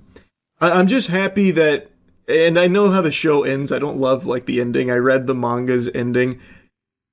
Not my favorite. That one gets a bit of a woof from me. But I still think that the journey here is really good getting there. And maybe they changed things around in the ending a little bit to make it better. I don't know. I mean, that doesn't really often happen, but you never know. And it's not the worst ending I've ever read or anything. We're not talking platinum end levels of trash ending. Anytime I bring up bad endings, I cannot help myself but mention that show. I'll give you a brief synopsis for why I hate that fucking ending so much. It is the goofiest thing I've ever seen to this day. Platinum End was an anime that I was very excited for, written by the creator of Death Note. It's a pretty cool premise. God is withering away and he's choosing his successor because there needs to be a god. So these angels go out and they choose their champion, basically. And they choose people that were suicidal, like tried to take their own life because they believe that those people are the best candidates because they understand life more so than people that haven't gone through that kind of hardship. So they each choose a champion, and then it's a battle to choose the next god. They fight each other. One thing leads to another. There's a character that's introduced that says point blank numerous times, if I am chosen to be God, if you guys decide that it should be me that ultimately becomes God, I will kill myself. First day on the job, I am taking my own life. And they're like, okay, that's not good. We can't really have that because everything would be destroyed. Like, everything would be ruined with that. So they kind of sideline that idea until the very end. They then choose that guy to be God. They then decide, you know what, that actually is like a really great idea. Let's have that guy who has told us exactly what he's going to do be God. And lo and behold, he gets the position, it submits the resume, he wins, and pretty much immediately, he kills himself. And in doing so, all of humanity dies with him. And they're like surprised by it. It is so stupid, and that's the end of the show. Humanity's dead. He did exactly as advertised. He took his own life. Everyone dies with him. And then there's like a little dialogue at the end about like, you know, how everything unfolded from some other beings. Stupidest fucking ending ever. So I can confidently tell you My Hero Academia's ending is not nearly to that level. But I just personally don't like it. I really like everything leading up to it so far, though, and I am, like, very off on a bunch of tangents here in this video. It's 5 a.m. I haven't slept. I'm sure you could probably fucking tell. But the point I'm making here is My Hero Academia is finally back. Now, I don't think everyone's gonna like it, and I always hear about, like, the fan base being weird. I don't typically engage too much in, like, fandom conversation or anything, But I do think something people probably won't like, especially if you previously liked the show for its early seasons that most people glaze, 99% of those characters are just poofed out of existence, basically. You just have to forget they exist. You have to just, in your mind, throw them into the back rooms, because you are not going to see them shine at all. The vast majority of the characters that were introduced early on have very little to do here. They do try and shine a light on some of the more key characters from back then for like special moments, but on the whole, a lot of characters you might remember from back then, they didn't get picked for the kickball team this time around. They have been sidelined, they are riding the bench, and like I said, they do try and give some special moments to them, but it's nothing extraordinary. It'd be like, everyone's doing their part, look! This character from season 1 just made 5 toothpicks because Bakugo had something in his teeth. We're all contributing. And it's like, okay, like, what's even the point of showing that little piece? It's clearly just to remind you, like, we know the characters are here, but they're clearly not strong enough to do anything. Only the key characters have the power to be able to fight in stakes to this level. And for me personally, I think it's fine. I do think there will be a lot of people that have an issue with that, though, because they did spend so much time with a lot of those characters that now basically do nothing at the end. It is what it is. It was a huge cast. They weren't all going to be able to do cool stuff here. I'm actually impressed that they were able to do so much with so many characters here in the last 2 seasons. A lot of them I didn't think they'd give any attention to did actually have big moments. So overall, I do think the last 2 seasons, and this season especially, have been My Hero Academia fucking shining. It's been going plus ultra. Animation, everything has, I think, been significantly better, getting back to its former glory. So I just wanted to put that out there because I know most people still poo-poo on it. Most people are still under the impression that My Hero Academia is, dog shit or whatever. And I just want to tell you, it's not. I certainly don't think it is. I've been enjoying it. That's really about it. So, yeah. See, like, look at this shit. Neighbors say mom's Christmas lights are too bright. Like, these stories are incredible. This is the real news. Katie Rayner and her kids. This really is just like straight fucking boomer news. Council that the lights are too bright. In another news, we found 2 cats in a tree that were safely escorted down. If at any point our lights become a nuisance, please I bet she regretted that. knock on our door.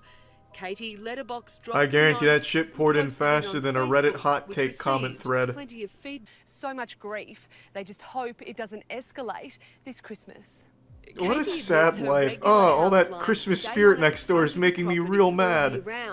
Damn, I can't beat my wife in privacy anymore with silence? Come on. I'm writing a letter. God, that looks so cool. Who the fuck is gonna complain about that? Are you kidding me? Around my entire fucking city, the most lights you'll find is 1 strand hung up from a tree by accident because someone got into a fight.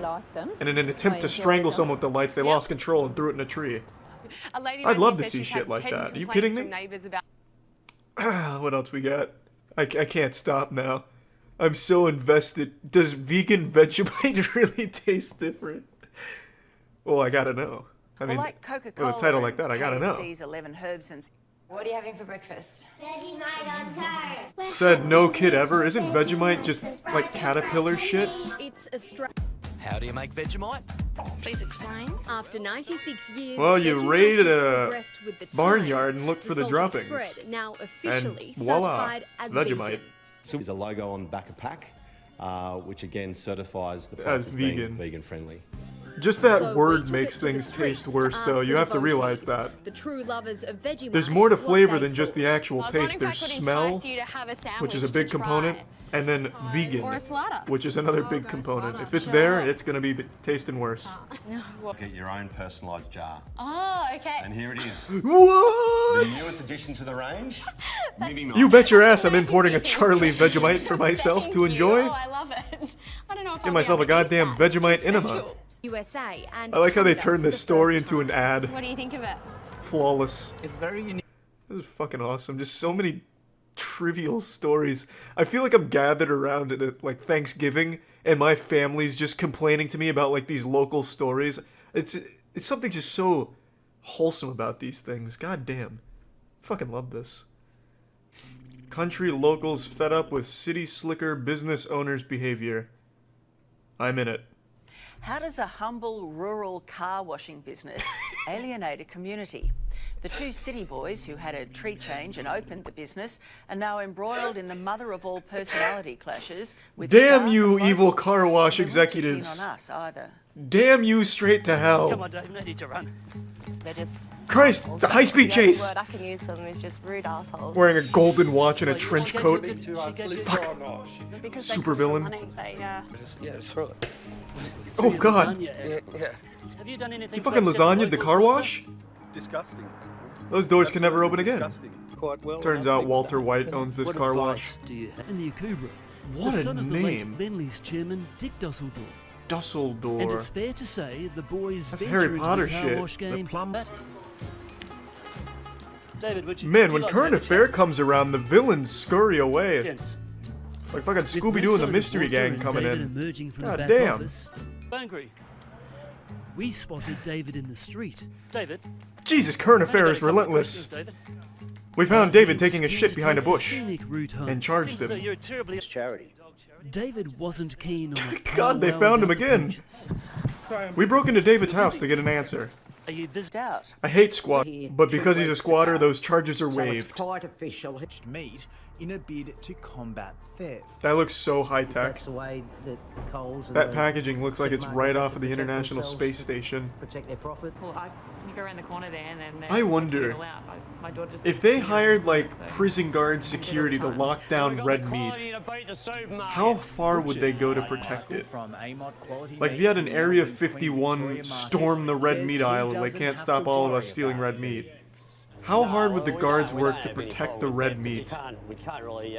Is there any winning this battle? It's way too easy. There's a problem. Yeah. We in our system. Yeah, it's called bad parenting. What do you mean? I hate these parents. Same reason YouTube's eating such fat shit, because parents use it to babysit their kids because they can't be bothered to fucking watch them. That's on you, lady.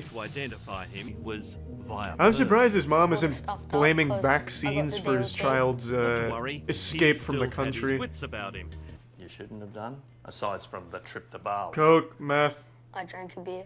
You did have a beer. Damn! That kid has a Where'd you baby have that? tooth coming At in and the he's beach. pounding At the beach. shots Did with some someone Bali in Bali- hookers. Fuck yeah. Actually, different rules over there, don't they? Yeah. Why is even the interviewer was licking his lips? I might have to plan a trip to Bali. You wanna come? Standoff between. Oh, I love this shit. They're just such small, trivial cases. Fuck. This is the kind of shit I love. Alright, let me see the standoff. First, how long has she been? God, she's 2.5 scary years. looking. It's a The long time. embodiment Yeah. of meth. A long time. Had moved in with her kids. And she was Are her eyes that big, or is there something wrong with the photograph? That was like looking at a Sasquatch photo. What the fuck was that? And that was that. Looked out of a fucking Alita Battle Angel. Julie claims it's squashing, so you can't do anything about it. And unfortunately, she's right. Messages from you in there asking her for. Once squatting rights kick into effect, the only thing you can do is pray that Jesus strikes it with lightning or something, because you're fucked. Throughout this entire Squatters' period, rights are Julie like has all-encompassing. continued to pay off her mortgage They could commit and pay the murders bills in for that her house, and if they're a squatter, the police can't go in. In the meantime, From a current affair, we just wanted to have Come a out word with your about hands in the property and what air, we're doing here. and the meth on the ground, please. So what? You're a liar and you're a liar. What? You think you're in here? Julie, you're a liar. as far as she's concerned, I can hear the bath salts now. got the rights, and she's there. This is more serious than I thought. You know, We'll need it's an her exorcist. place. She tells me to get her to deliver. God, look at that shit. termination notice for rent arrears to Teresa this Looks week, like the fucking and will boogeyman, return La to the Llorona or tribunal to something. try to get her out. You saw the super creepy email the voice actor for Hazel in the new Fairly Odd Parents cartoon received? Fairly Odd Parents voice actress Ashley Crystal Hairston shares disturbing obsessive email from fan fixated on character Hazel. Ashley, the last time I sent you a message you ignored me. I really did not appreciate being discarded like that, so I'll try to reach out to you again. You do not have to respond, but I implore you to at least listen to what I have to say. But if she doesn't respond, you feel discarded and get upset and then send another email. It's a lose-lose. You're not even really giving her permission, it's the illusion of choice. I'm going to assume you did not read the DM I sent you, but on the off chance you did, I apologize for using racial slurs. So I'd just like to reiterate that I am completely in love with Hazel. She is perfect in every way. To say I'm in love with her is honestly an understatement. She is the love of my life. The universe itself has told me that Hazel is my soulmate, and who are you to go against God?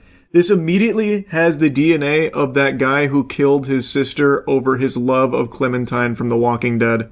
It was this Nicholas Prosper. It was his sister that he murdered, right? I'm pretty sure it was. This is some very, very, very disturbing shit. We talked about this on stream a while ago. But he became obsessed with Clementine from the game. A child, by the way. And I think it was he let his sister play the game and he was watching and then didn't like a decision that she had made. Why did you kill Larry in front of Clementine? That kind of thing. And then killed her. It was actually his whole family. He killed all of them. What? Oh my god, what? It's been a while since we went over it, but I thought it was only one person that he killed. It was his whole family? Yeah, you're right. The Prosper family murders. 18-year-old Nicholas Prosper murdered his mother, Juliana, his sister, and brother. And yep, all three had been killed by a double-barrel shotgun. He also intended to commit a school shooting. And so his father survived. On September 16, 2024, his father, Ray Prosper, shouted, "I still love you, son. It's not your fault, okay?" That's just heartbreaking to hear, man. I couldn't even imagine being a parent and having something like that, where your son is a fucking evil monster. It must be the most difficult thing in the world to come to terms with. And now your whole life, everyone that you've loved, your wife, your kids are dead because of your son. That's just an entire brain breaker. Prosper shared a pre-recorded video where he referred to The Walking Dead online at 6:22 a.m. and disposed of 2 mobile phones, believing this would protect a group of pedophiles he talked to on Twitter. At one point, Prosper abandoned the bag containing the shotgun and ammunition in a bush at a playing field. At 7:55, Prosper left his hiding spot, walked down Birmingham Road toward a passing police car, which he flagged down with a raised hand. Prosper believed that all schools in the area would be locked down, so his plan was foiled and decided to surrender. That's how they caught him. He was charged with 3 counts of murder. This video, like, he had a YouTube channel dedicated to his love of Clementine. Like, it was all documented. It's on Living. It's completely fucking crazy. Like, it's unbelievable. It's beyond disturbing. Here's one of the videos. He went home with it, and there he set up a webcam, put on his best bucket hat, and began to film a video. Right away in the video, he clearly states that, due to the decisions Giselle made in the game, he was planning on mutilating her face beyond recognition. On June 30th, my sister decided to make the only correct choices in episode 1 of season 1 of The Walking Dead games, and for that her face will be mutilated further than necessary. After mentioning his sister, he turns his attention to a video he saw on YouTube. This was gameplay footage of the Walking Dead game recorded by a channel called Living Echoes. It's just fucking horrifying, man. Sick, twisted, evil people out there. The point is, this is giving me that exact same energy. This feels like the exact same guy. This is dangerous. Genuinely is dangerous. Like, it is wacky to point and laugh at the freak, but this is a genuinely dangerous, unhinged person. What I'm trying to say is that to see you, Hazel's voice actress and co-creator, ship Delusional, broke my heart. She's my wife and I love her more than anything. God hates you for getting in the way of Hazel's and my love. Soon you will feel the universe's wrath. Hazel is mine and mine alone. I love her, and she loves me. I will never forgive you for the hurt you have caused. I suggest you take down all the Delusional posts you made, the interviews mentioning it, and stop shipping them if you want a peaceful life. Yikes. Hazel is canonically 10 years old, by the way. Well, yeah, that's pretty clear. It's Fairly Odd Parents. That Danny Phantom dude had a YouTube channel too, right? Yep, oh, God, what was it called? Something Blaze? Was it Andrew Blaze or something? All about his obsession over Amber. Yeah, it was Andrew Blaze. Thought so. Scary stuff, man. Scary stuff. He also did a shooting, such a weird phenomenon. Yeah, he went and killed coworkers. His real name's Randy Stair. But he went by Andrew Blaze online and was obsessed with her from Danny Phantom. It's scary how common this stuff is getting. Feels not safe. I wouldn't say that it's getting more common. It's just we see a lot of it now. But this kind of obsession has been around for as long as, as long as I can remember. Think about the Bjork stalker, for instance. But if you're talking about like the phenomenon of people getting obsessed with fictional characters like in cartoons and shit, I guess that's a little newer since cartoons are a little bit newer. But those kind of people have always existed. It's fucking scary. And they seem to always get obsessed with children characters in the cartoon. Clementine, Hazel, like Annie Wilkes from Misery. I don't know who that is. Oh, it's a movie. I thought it was another shooter. You've never seen Misery? No. Never even heard of it, actually. It's a Stephen King novel. It feels like every fucking movie ever made is a Stephen King novel. Like, based on a Stephen King novel. Guess how many Stephen King adaptations there have been? Ooh! That's a good question. Or a good trivia, I guess. I would guess there's gotta be close to 200 movie/show adaptations, bare minimum. I would say 200, comfortably. Because they date all the way back to the, like, fucking 80s. 76. Oh, really? I shot high? I thought I'd shoot low. That blows my mind. How many books does he have?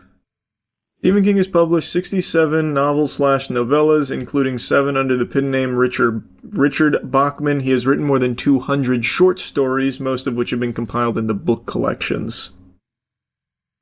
I thought it'd be a lot more. I thought he would have been close to like 300 to 400. You think you're actually going to get your Trump phone? Fuck no. I mean, maybe in like a year or two I could see them just drop shipping something, but I don't know. I would be even surprised if they did that much. There's new info on the Trump phone? What, in the last 3 days since I called them? What's the new info? Oh! Literally from a day ago. First movement in months. Trademark filed for Trump mobile plan. On April 6th, Trump Organization filed a trademark application for mobile phone service plan for the 47 plan. I thought this already existed. It came shortly after The Verge reported that the FCC certified a smartphone under the name T1 in January, appearing to be the same one belonging to Trump Mobile.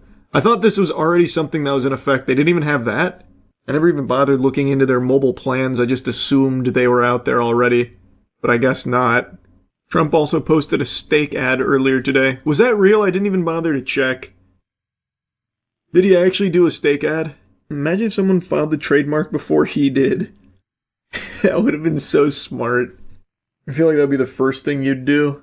That's what I would think too. That's probably why no one beat him to the trademark, because no one would expect them to be talking about a phone and a plan that's coming out in that year without having already trademarked it. That is interesting. That's probably why no one got in there before they did this squat. You see the trailer for The Punisher: One Last Kill. A Marvel Television special presentation, huh? Hey, Frank. How you doing, brother?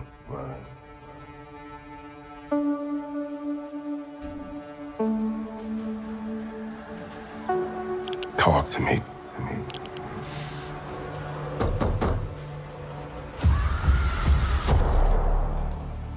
Tell me what's going on.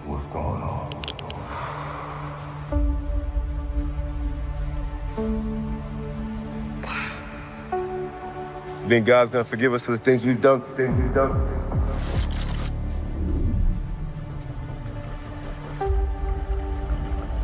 So is this a show or a movie? For you? You ain't got a fucking chance.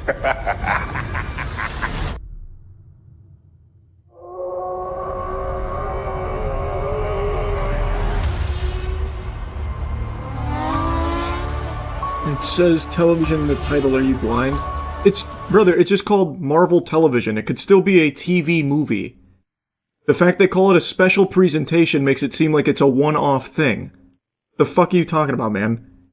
And see, look, it's an hour-long special, apparently, meaning it's not a full show.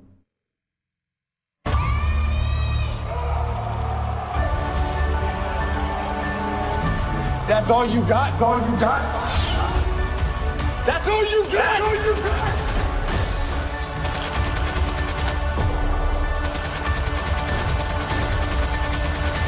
This looks good. I still never finished the Punisher series. That seems cool, though. That seems cool, though. Being written by John Bernthal's cool, too. Writing and directing, right? That's what it said at the beginning. That is pretty cool. Oh, no. Writing and EP. Thought it said writer-director. Didn't John Bernthal say he hates people that take naps? Yeah, it's the big meme, because he's, like, very outspoken against naps. He hates naps. He even gave, like, a half apology for it, too. Why? What's the point? If he hates naps, he hates naps.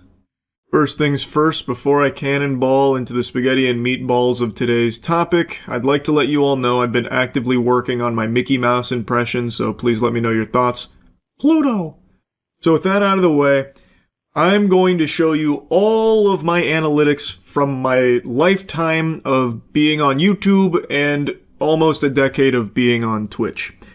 Now, the reason for this is, a week ago I made a video called I'm Turning It Off, and in that video I'm explaining why I'm disabling any and all means of people having the ability to donate money to me. No more super chats, no more YouTube memberships, for all intents and purposes, no more bits on Twitch. I say all intents and purposes because you can't actually fully disable that on Twitch. Once you start streaming on there, you're fucking shackled to the bits ecosystem. It cannot be turned off.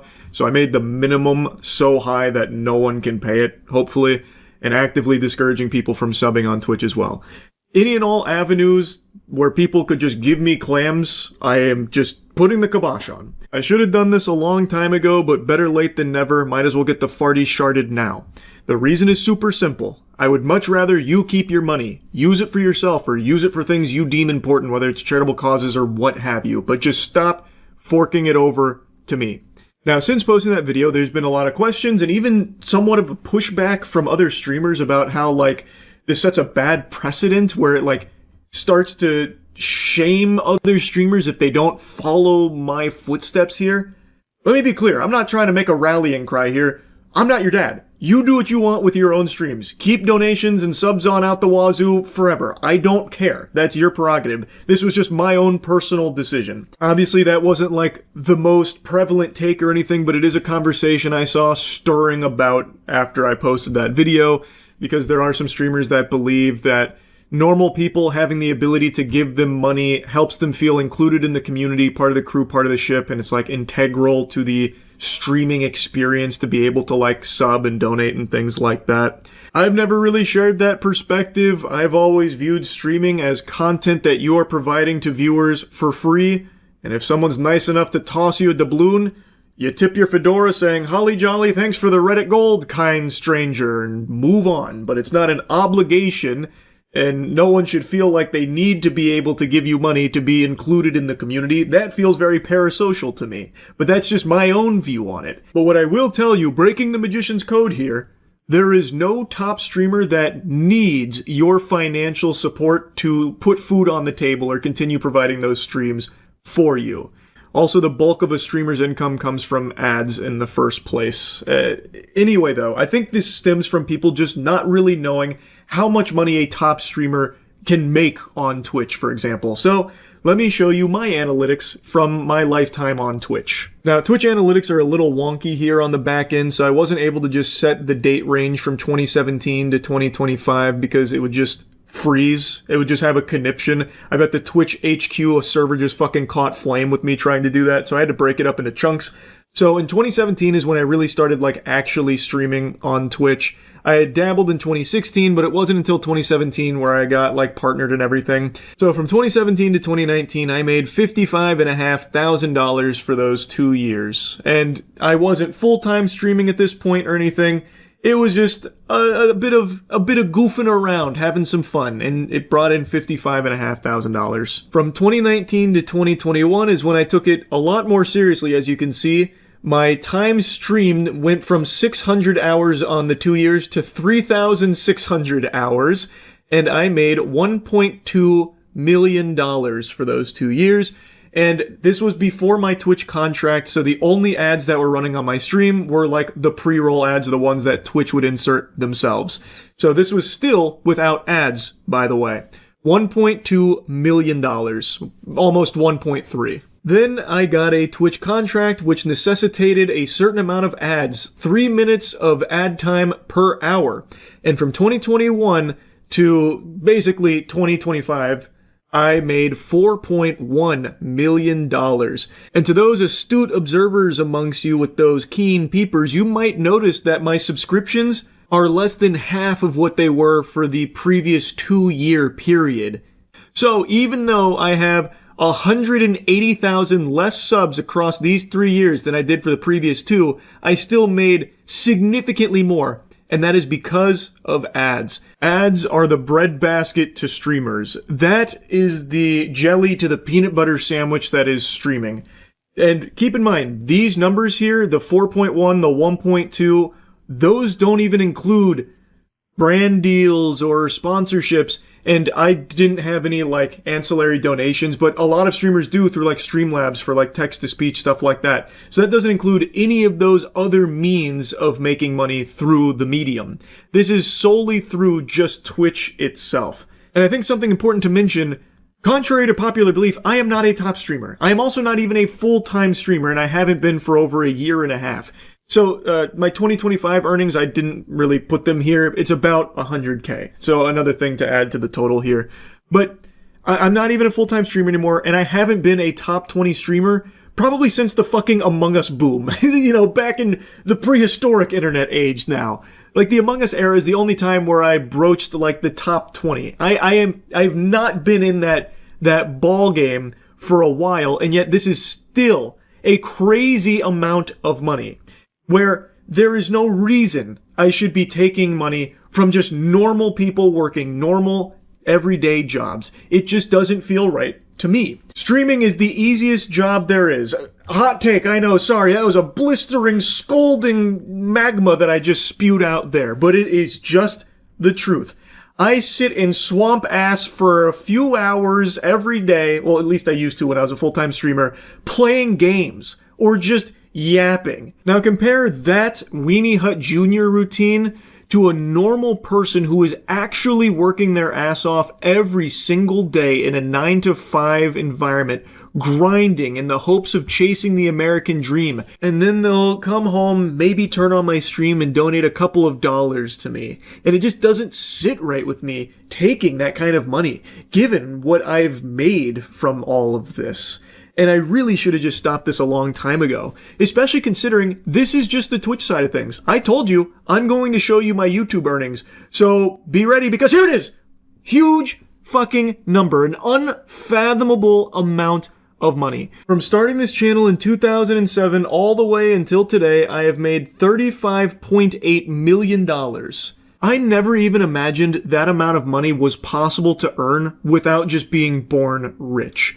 I have said from day one, I got incredibly lucky. I will never be able to put into words just how lucky I got with all of this shit here. I'm not special. I got lucky. I have always said that, and I still believe that to this day. Now, something I saw a lot of people asking after the video I made about turning off all the donation stuff is how much money I'm leaving on the table. And while it's kind of hard to show it on Twitch considering both subs and bits are technically still on, even though I discourage both and have bits at a point where I don't think it's even possible to use them, I still can't get like a hard number on what's like gone now or anything like that. But on YouTube, I can show you directly. So with memberships and supers/gifts, I made over $1 million. Keep in mind, I've only had those things enabled for about a year. There was $1 million in a year from just normal people donating it to me. Again, that just doesn't fucking sit right with me. Now I know there are plenty of streamers and YouTubers that have significantly more money than me and have subs and donations on and whatever. I don't care. Like I said, this is not me trying to lead some kind of revolution here where all of them turn it off. It's their choice to make. I wanted to explain fully why I don't want normal people just giving me their money anymore at all. Also, to be honest, I think just full goatseeing, showing how much streaming / YouTubing can make, just showing you the full, unedited, raw numbers is probably helpful for normal people so they can see how much money is in this space, because I think there's often so many question marks from people wondering how much does a streamer or YouTuber make? They'll either say like they're making billions of dollars or they're making nothing. There's never like an in-between because there's never any like really hard numbers to look at. So I think something like this can be helpful for that, especially because over the years I've noticed there's been a multitude of creators that have come out and tried to like underplay how well off they are financially because they believe it could be somewhat of a brand risk where if they are perceived as being someone that's very rich, well, maybe their audience wouldn't like them as much because they're no longer relatable. It's just something I've seen here and there over the years from a bunch of different creators, and I just find it a bit disingenuous. So hopefully something like this can help show that if someone is in like the top sphere of YouTube or Twitch, they are very, very well off financially. Anyway, though, if you add both of these numbers up, I've made a total of $41.3 million. But that's not to say that's what I have. Now, I do live in Florida, which means there is no individual income tax. Big time Florida W right there. And I know, I'm big time gushing grannies, Florida glazer. I've lived here my whole life. And that is something very nice about it. But it's not to say that the tax man comes in gentle with the lube. He still goes whole hog raw. It is still brutal when the tax man comes a-knockin'. He'll blow up your guts. And that's just the way that the cookie crumbles. Obviously, a good chunk instantly goes to taxes.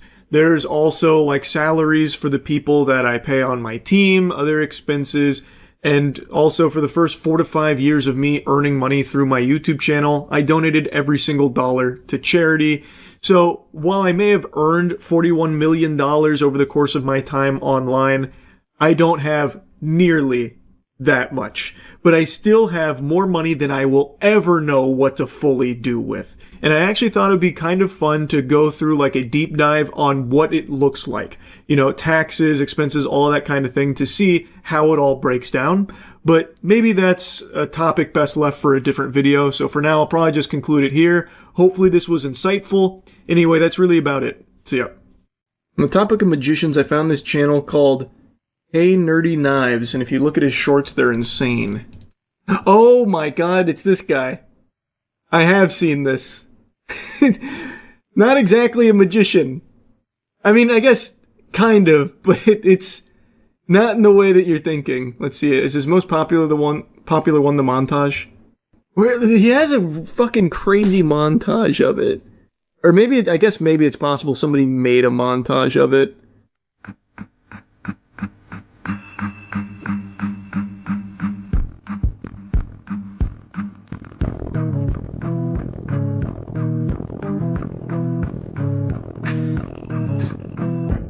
That was pretty cool.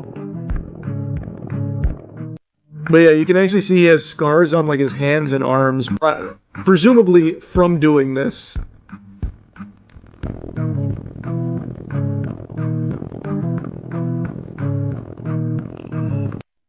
That's hard as fuck. It's cool. Like, actually cool. Hi, I'm Nerdy Knives, and these are my knife tricks that nobody talks about. The monk. The jock. Damn, that was cool. Decoded hands. Eunice. Crossroad. He is slick with it. Nightmare. The Widow. I'm 4 man deep in this German, and I'm whipping it round the suburban. Stalactite. Hey, wait, that one was actually kind of crazy. I thought it was just going to be in the other hand or something. That was kind of crazy. What the fuck? Wait, what? That one kind of blew my mind. Oh, it's just a different knife. It is in his other hand. Okay, it's got to be just a different knife. That'd be actually impossible.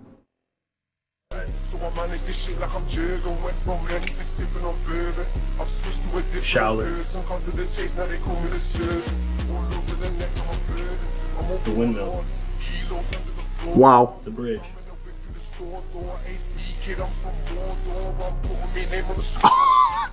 Yeah.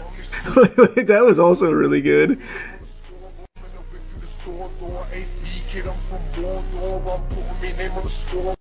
What the fuck? That one's really good. Yeah. Just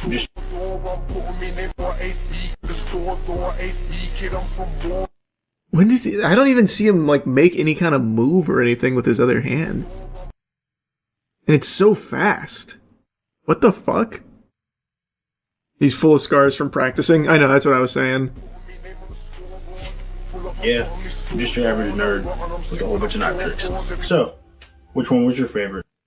Wow, that bridge was crazy. Then it's not edited? No, I don't think so, right? I feel like I'd be able to tell.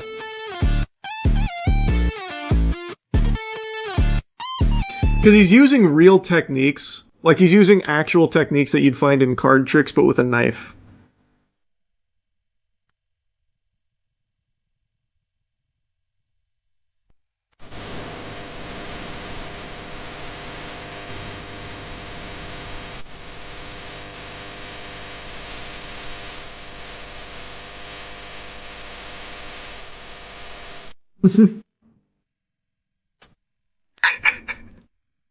Nice. Just drops the knife, pulls out a new one. You talking about for the Widow? That's what I thought too, but you would see it if he dropped it. You'd 1000% see it. But he's absolutely using two knives. There's no other way. So the knife that was here goes into his right hand. It is absolutely another knife because you can see everything here. So there's no way. Stalactite. And the bridge, you can see it. Let me see.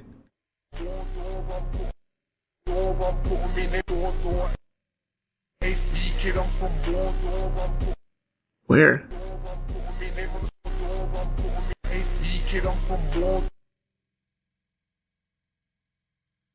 So we drop it here, but where?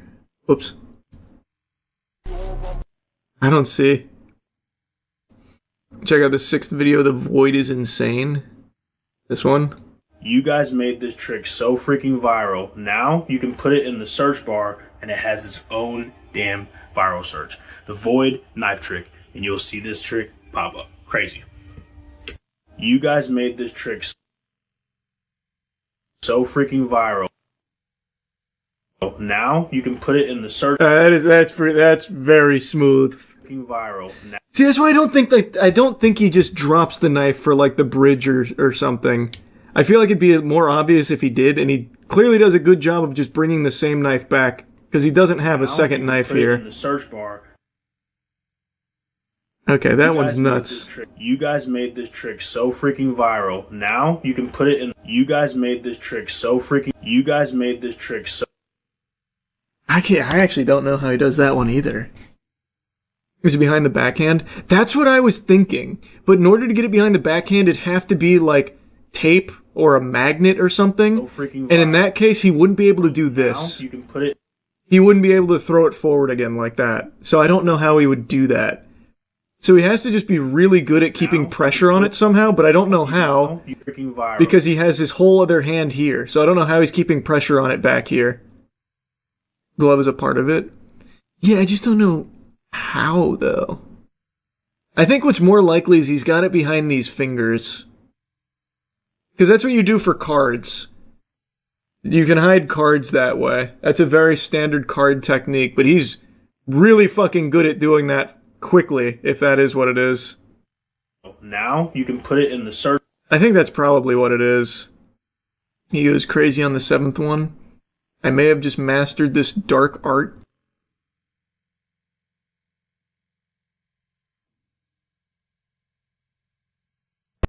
See, like, I don't know. I just don't think he's dropping it for that.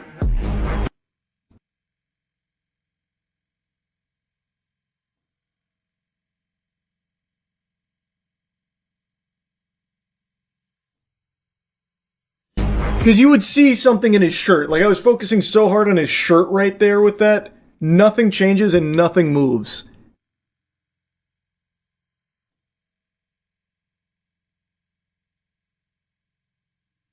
That is crazy. That is fucking nuts. Maybe the finger again? No, I don't think he was doing a palm. Well, actually, I guess he could be, because you can't. No, he wouldn't be able to hold it like that with these two fingers. See the back of his hand there. When you do that with cards or by extension a knife, it just goes down the back here. You'd see it. That's not it.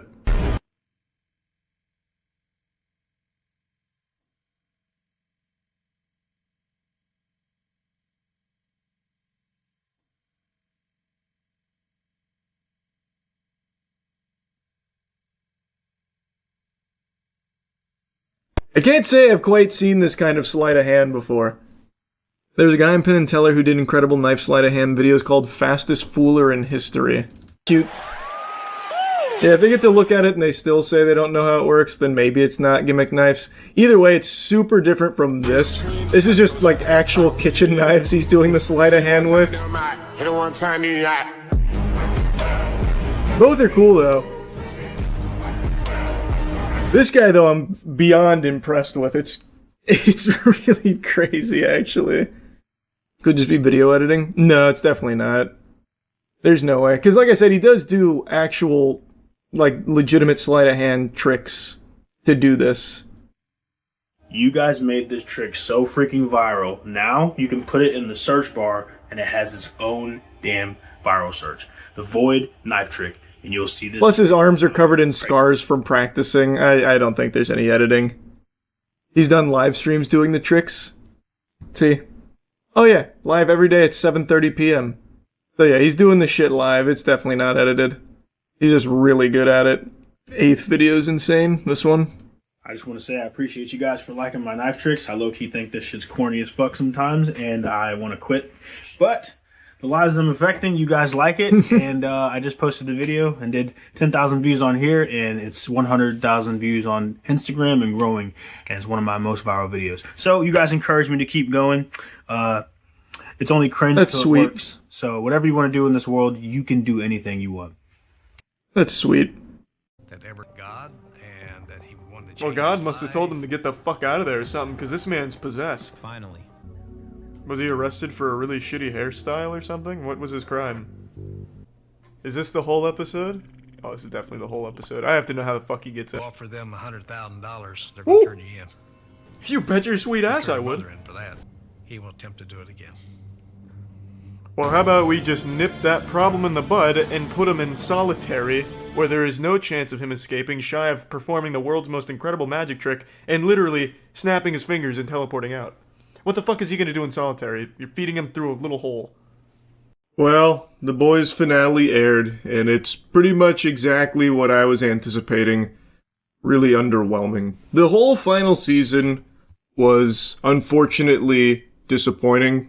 Just a really weak finale, especially for all of the build-up that we've had for years now, and then, like, this season was billed as, you know, Homelander's snapping, it's about to be nuts to butts, there might even be fucking boobies blowing up all over the place, everyone's fucked, that kind of thing. And yet this whole final season felt like the smallest version of The Boys so far. They took something that was, like, really big in scale and, like, dialed it into something much tinier and teenier. It's just, I don't get it. So, like, I won't regurgitate all the points I was making for the first 6 episodes. Instead, I'm just going to focus mainly on the ending, but a little bit of some of the stuff I hated as well with episode 7 getting into it. So let's just dive into the spaghetti and the meatballs. Where do I even begin? I think one of the biggest flops here was like the introduction of V1. I don't think it actually did anything. I think it is solely there to set up Vought Rising. When Homelander does get V1, nothing changes. In fact, it feels like it even depowers him. So V1, that's how the Soldier Boy and that original troop are able to survive the virus that was supposed to be like the, you know, basically kill switch for Soups. It doesn't work on Soldier Boy because of the V1, so then that becomes Homelander's new goal for most of the season to get the V1, then he gets it, and then he wants to make an amusement park. So now we have an immortal Homelander who should be like in prime killing capacity. He's already snapped, views himself as God, and then does nothing. Actually nothing. And in the final fight, he feels significantly weaker than any other time we've ever seen him. So the experimentation on Kimiko to get her to have the Soldier Boy blast, which basically turns Soups into normal average Joe Schmoes, he knows this, and while fighting for his life, it's like he's been nerfed. It's like he's playing on like EU servers or something with lag. He is slow. He is not powerful. His laser eyes, which we have seen him actually cut Kimiko in half with, don't do anything to her. Like, he's not able to even like cut her in half anymore. Even though he uses his laser eyes directly on Kimiko, it doesn't like, pierce her chest, cut her in half, damage her in any way. She just takes it and then gets up like she got hit with a water balloon. So why is he so much weaker now when he has V1 as well? This should be like a, Armageddon type situation, but they're treating him like a joke. And I don't mind like the final team up of Butcher plus Ryan against Homelander. I think that's very satisfying. And Kimiko being the one to have that blast, I think makes sense. I wasn't like, that came out of nowhere and feels shitty. I was like, okay, I could see that. It makes sense, especially with, Frenchie dying beforehand. I think that ties it together and works. But what doesn't work is how weak Homelander is. It feels really lame, especially when you consider a couple scenes before their final showdown, he took a guy to space like that. It was like an instant transmission from Dragon Ball Z. He had a guy, he didn't really fuck with him, so he grabbed him, he shot up into the sky, and then came right back down, and when asked what happened, he said, oh, he's an astronaut, so I took him to space. Why couldn't he fly like that when his life depended on it? Why in the final fight, in the couple of times he tried to fly away, was it like me on a tricycle trying to get away?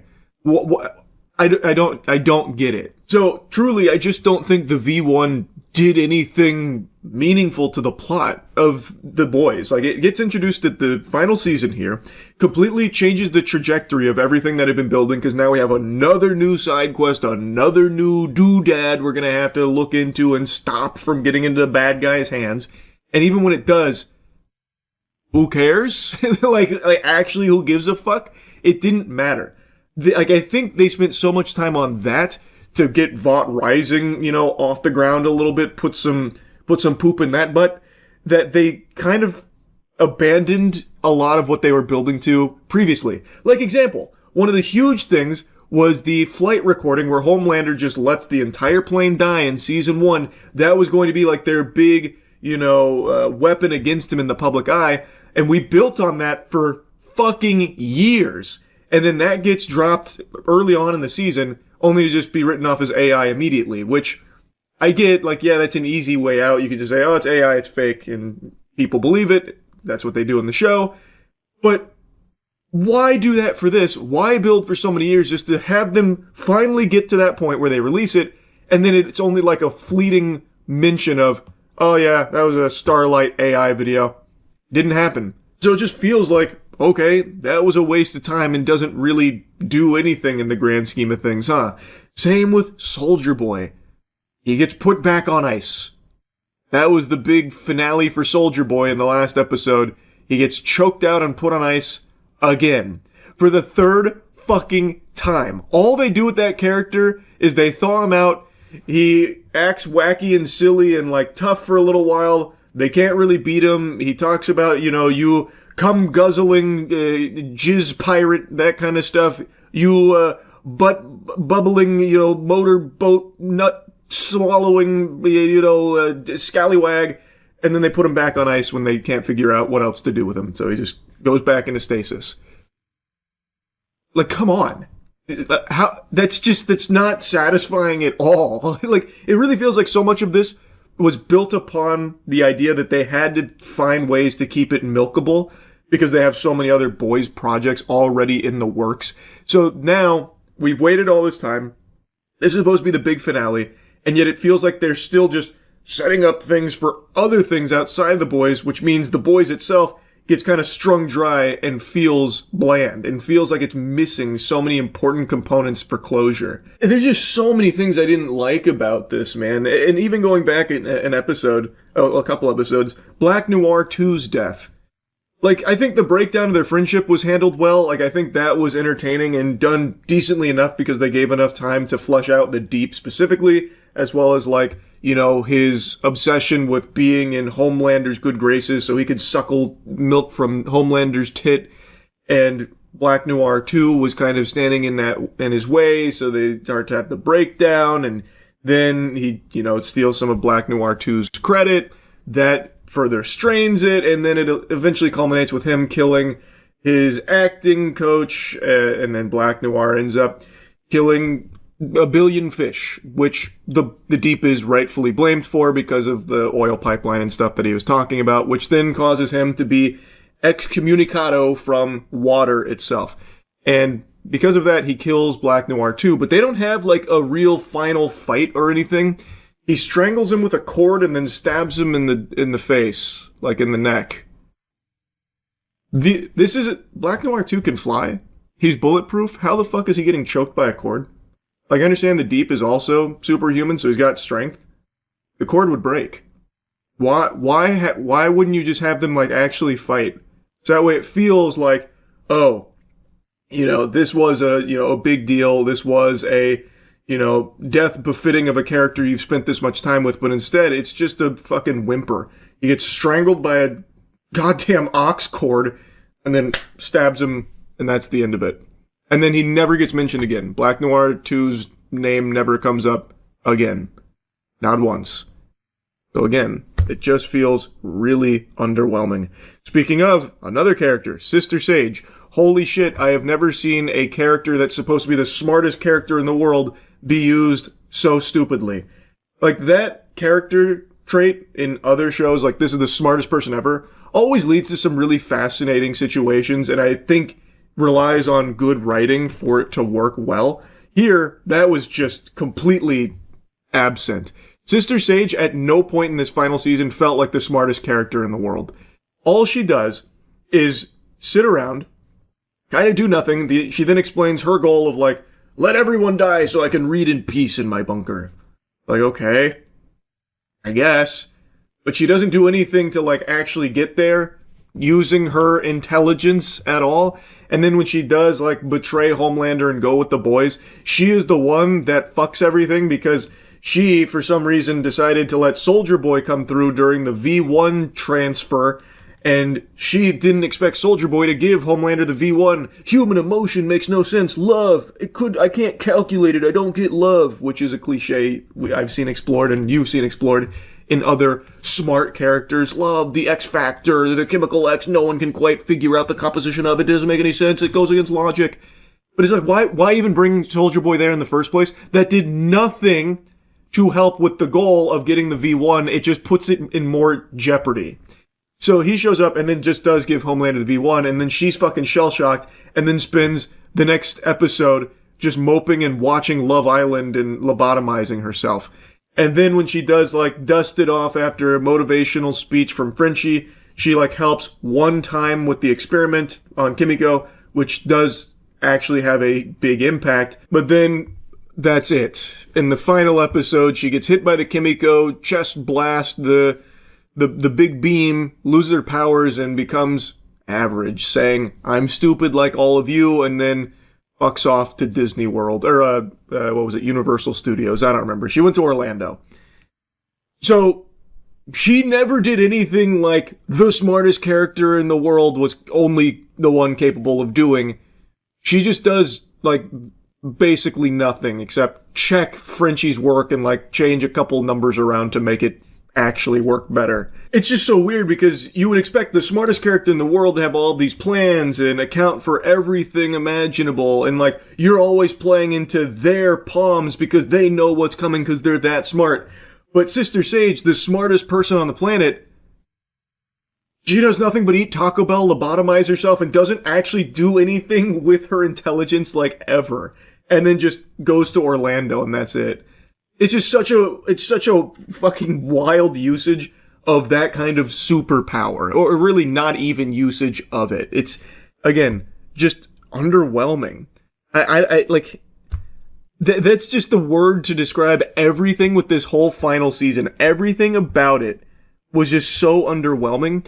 And even in this final season, they still found ways to focus on shit that no one cares about. Like, why do we have it was like a 2-minute scene of two, like, throwaway villains sniffing each other's assholes, telling each other what they had for lunch. That's in the second to last episode, and we're spending time with that kind of shit. Like, it's just, it's so little worked about this finale, unfortunately. Like, Starlight vs. the Deep. This is something that I think had been building the entire series. And the Deep, you always had this sense like, oh, maybe he'll turn on Homelander. He's constantly belittled, but it never quite sets in, and I think that works really well for his character. So then it's a final showdown between Starlight and the Deep. All the terrible shit the Deep has done. There is no redemption to be found whatsoever. And their final fight, Starlight takes him to the beach. Why the fuck would she do that? That is where, presumably, he would be the most powerful. She has no idea that the ocean now rejects him. She is not aware of that at all. Why would she choose to take the Deep to the fucking sea to fight him? That makes no sense. That's the dumbest shit imaginable. What? Why? Of course it works out because the sea does reject him, which, again, Starlight doesn't know. So she does win, like, the hand-to-hand fight, and it's an okay fight, I guess. I would have liked to see it be, like, a little more, like, emotionally weighted. Like, it still felt fast. Everything felt rushed here because it's the final episode, and this whole season was written as if they had, like, 15 episodes to go. But it does ultimately end with him getting blasted into the sea, and it has kind of a callback to how he killed Black Noir's acting coach, the director. He gets ass murdered by a sea creature, a tentacle popping up from his butthole out of his mouth, and he dies there in the sea that now hates him because he betrayed them. Starlight had no idea that was the case. Why did she take him there? That's just ridiculous. Like, that is just dumb. There's a lot more I could yap about, but I've already been going for a little while, so let's just instead focus on some of the biggest things that make this so weak. And I've already touched on one of them, but the scale of it. This was billed as the Scorched Earth final season, and I think they did a great job building up to a Homelander just snapping and going fucking insano style on the entire planet. And that's what everyone, myself included, was expecting to happen with this season. But none of that ever gets there. At no point does he go Scorched Earth. And in fact, in this, like, genocide mode Homelander, he kills less people than he ever has in previous seasons and is far less threatening than he has ever been.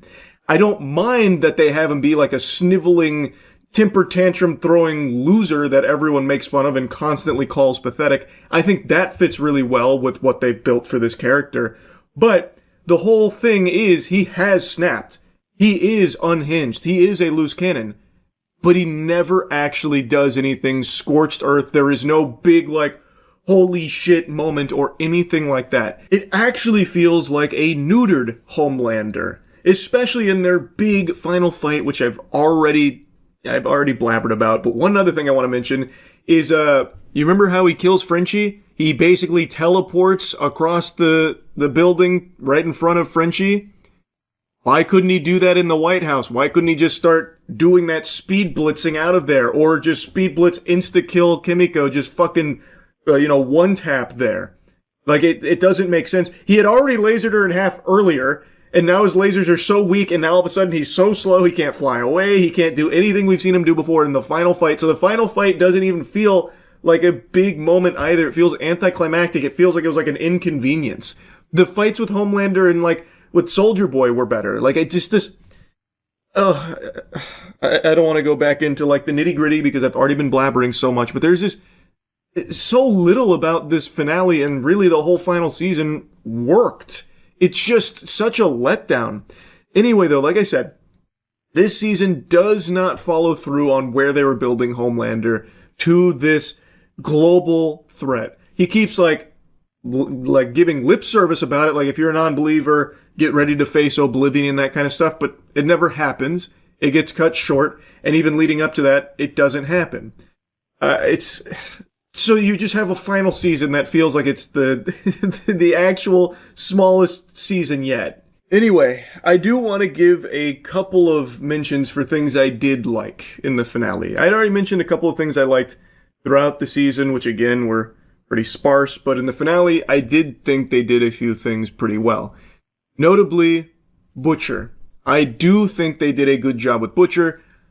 Aside from the final fight where he's using less tentacles on Homelander than he did on fucking Newman, he's now much more content to not really be using his powers all that much for some reason. I don't know why he doesn't really go all out with it, but whatever. I do think when Homelander gets depowered, is no longer a soup, Butcher does a wonderful job of being that boogeyman. Just early, like moments earlier, we heard Homelander say, "Do you think I'm afraid of William Butcher?" And then we see him just crying, begging Butcher not to kill him as he menacingly walks towards him, just unflinching, just diabolical. And Homelander is crying. He's saying, "I'll suck your dick. I'll eat shit on live TV, whatever you want. No, don't do it." That kind of thing, which I think is the perfect ending to Homelander. Exactly what that character deserves. Exactly where I was hoping it would go. And then Butcher does the crowbar into his skull, pops his head open, killing him.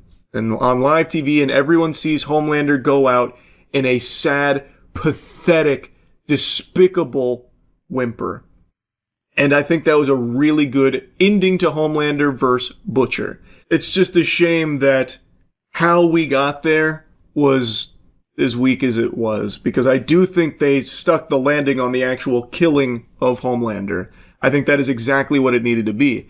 And I think what happens next with Butcher is exactly what needed to happen. He doesn't just instantly get forgiven by Ryan and, he doesn't just all of a sudden flip this switch and now he's like the nicest guy ever. He's out mowing his lawn, waving to his neighbors and stuff like that. He doesn't get that happily ever after because William Butcher as a character is not someone who even thinks he deserves it.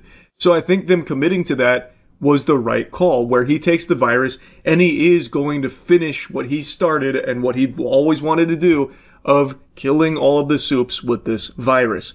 So he goes, he gets everything set up, he's got his finger on the trigger ready to do it, and he is confronted by Huey. And I think this standoff between Huey and Butcher is exactly where things needed to go, exactly where things had been building with a final confrontation between these two. Huey, after everything he's been through, has not lost himself. He tiptoed on that, line a little bit, but always came back to being the Huey that we had always known from the very beginning. He stayed true, which is something Butcher also makes a mention of. So Huey and Butcher, they clash, and Butcher is obviously fucking clobbering him. He is walloping Huey, and it looks like Butcher is going to follow through on killing all the soups right in front of Huey, even though Huey's like, "This is your moment. I know you still have a heart. I don't need to be your canary. I don't need to be your Lenny." But it's not working. Looks like Butcher's going to go through with it until eventually he sees Lenny and he starts to take his finger off the trigger. Huey shoots him. And Huey felt he had no choice because Butcher, it looked like he was going to do it. It looked like he wasn't going to stop. And I believe Butcher wanted this to happen. I think that's pretty clear that Butcher was hoping that Huey would be the one to finally put a stop to him as well. Like in everything that he's suffered and everything that he's done, he can't help himself. He said he wasn't going to stop, even though it looks like he was going to, but he still seems like it wanted to put Huey in this position where he had no choice but to kill him. Because I think that's what Butcher wanted as well. His way of trying to atone for the past through Huey, his view of him as Lenny and all that. I think that was a fitting conclusion for Butcher as a character as well as Huey and Butcher's relationship. I think they did that well. I'm sure people will have their issues with it, but for me, I thought that was something they actually did well there. It was everything around it that didn't quite work, especially in this season where Huey and Butcher's relationship isn't really something that's thoroughly explored or really examined all that much, aside from like a couple of mentions here and there about like, "Oh, Butcher, maybe you do have a heart because you just pet terror. That's great. Awesome. Love to see that. Like, it's something that they threw into the fucking back rooms and forgot about, but it's something that had been integral throughout the series. So I think that is a fitting conclusion there. I just wish the rest of the season also built up to it better, especially in the finale. But those are two things that I do think were done well, with Butcher and with Huey and Butcher at the very end. Outside of that, just there's not much. Like, there really isn't. Oh Father was fine. Like, I actually think Oh Father was a really interesting character, but then he just goes out like Black Bolt from fucking Doctor Strange Multiverse of Madness. It felt extremely quick for a character that had become such a big deal. But, you know, they were running out of time. They forgot that it was the final episode, so now they gotta rapid fire all of this shit. Ashley then, you know, grows a conscience and decides to come around to help the boys, which gets them in the position to fight Homelander, which, I mean, they kind of sprinkled that seed of doubt, like maybe she'll turn, maybe she won't, even though in every other opportunity she doesn't, and then here all of a sudden she does make that decision, even though this is the one time when she turns that actually directly put her life in danger immediately because she goes into gunfire into an ambush to save them. Like, feels like if she was ever going to turn, it'd be on like one of the safer ones, but here she does make the plunge and it saves the day. Everything just happens so fast, it feels very rushed, which I expected. I think most people expected, because this whole season had really dragged its feet and never really felt like we were reaching the end game. It never gets to where we were led to believe it would, with Homelander going scorched earth or anything. It's just not a good finale, and it was not a good final season, unfortunately. So yeah, anyway, just wanted to yap about it, give my thoughts on it. That's really about it. So yeah. I wasn't home much yesterday, so I missed a lot of the happenings from the last 24 hours, but today I happened to see a wacky headline. Nicki Minaj praises J.D. Vance as assassin as Erica Kirk sits next to her. This was apparently at something called AmFest, where Nicki Minaj went up on stage to celebrate Trump and a bunch of stuff or whatever, and then I guess while she was busy glazing and gobbling on, like, the administration's wiener, she tried to pay J.D. Vance a compliment by calling him an assassin, which obviously raises some eyebrows as Erica Kirk sits right next to her, whose husband was literally assassinated. Ordinarily, I'd put the clip here so you could hear it for yourself, but I don't want to take a chance of DMCA, especially with how rampant that kind of shit's been going on. You can watch it yourself if you want, though, but she immediately recognizes the blunder. She kind of scholars mated herself there by using that word. To me, it probably sounds like an Austin Powers type moment where it, you know, don't say mole, don't say mole, don't say mole, mole. Where she was trying so hard not to use the word assassin, but then for some reason, her fucking neurons couldn't fire properly, and all she could think of for a compliment for J.D. Vance was that he's an assassin. And Erica Kirk tries to, like, you know, dispel the awkwardness and, like, reassure her, like, it's okay and try and make light of it and move on from it. But what a weird compliment to try and pay somebody. Like, who says that? Oh, this guy's, like, so epic. He's so awesome. Like, he's an assassin. Like, that's like something a middle schooler would say on fucking Xbox Live or something. What are you talking about? Who says that shit? Now, that's not the only thing I wanted to yap about here. Obviously, that's just a weird, wacky little thing. But Nicki Minaj's presence at an event like this is so head-scratching to me because she herself is not a U.S. citizen. I don't know how many people know this or how many people just forgot. She herself talks about not being a U.S. citizen and that she is literally an illegal immigrant. In 2018, she even made a whole statement about it with what was happening to immigration back then and how her heart was breaking for it, telling the story of how she came to this country at 5 years old, an illegal immigrant. She was discussing how she can't even imagine being separated from her parents at 5 years old and everything that was happening then. And since, she still has not become an American citizen. In 2024, only a year ago, she once again opened up reiterating, confirming she is still not an American citizen, despite paying so many millions in taxes and all that. So her going on stage yesterday and being like, the president is dashing and handsome, it gives me like the same feeling as someone who's trying so hard to avoid getting in trouble by trying to like butter up the person that can really fuck them.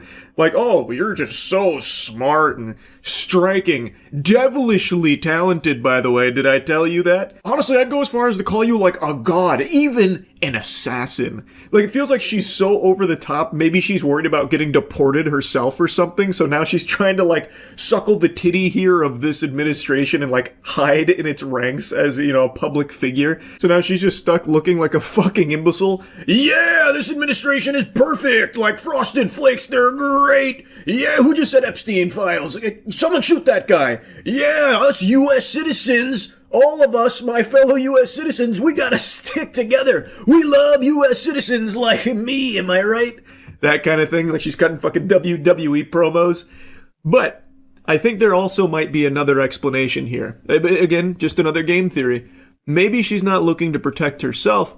Maybe she's fishing for a pardon for her sex offender husband. Since Trump likes to hand out pardons like they're fucking Girl Scout cookies, I think there also might be this play from Nicki Minaj here to try and get one of those for her husband, Kenneth Petty, who is literally a registered sex offender. Maybe she's trying to make it so he no longer has to keep re-upping that and getting in trouble when he refuses to do so, like recently when he had to go under house arrest for failure to register as a sex offender.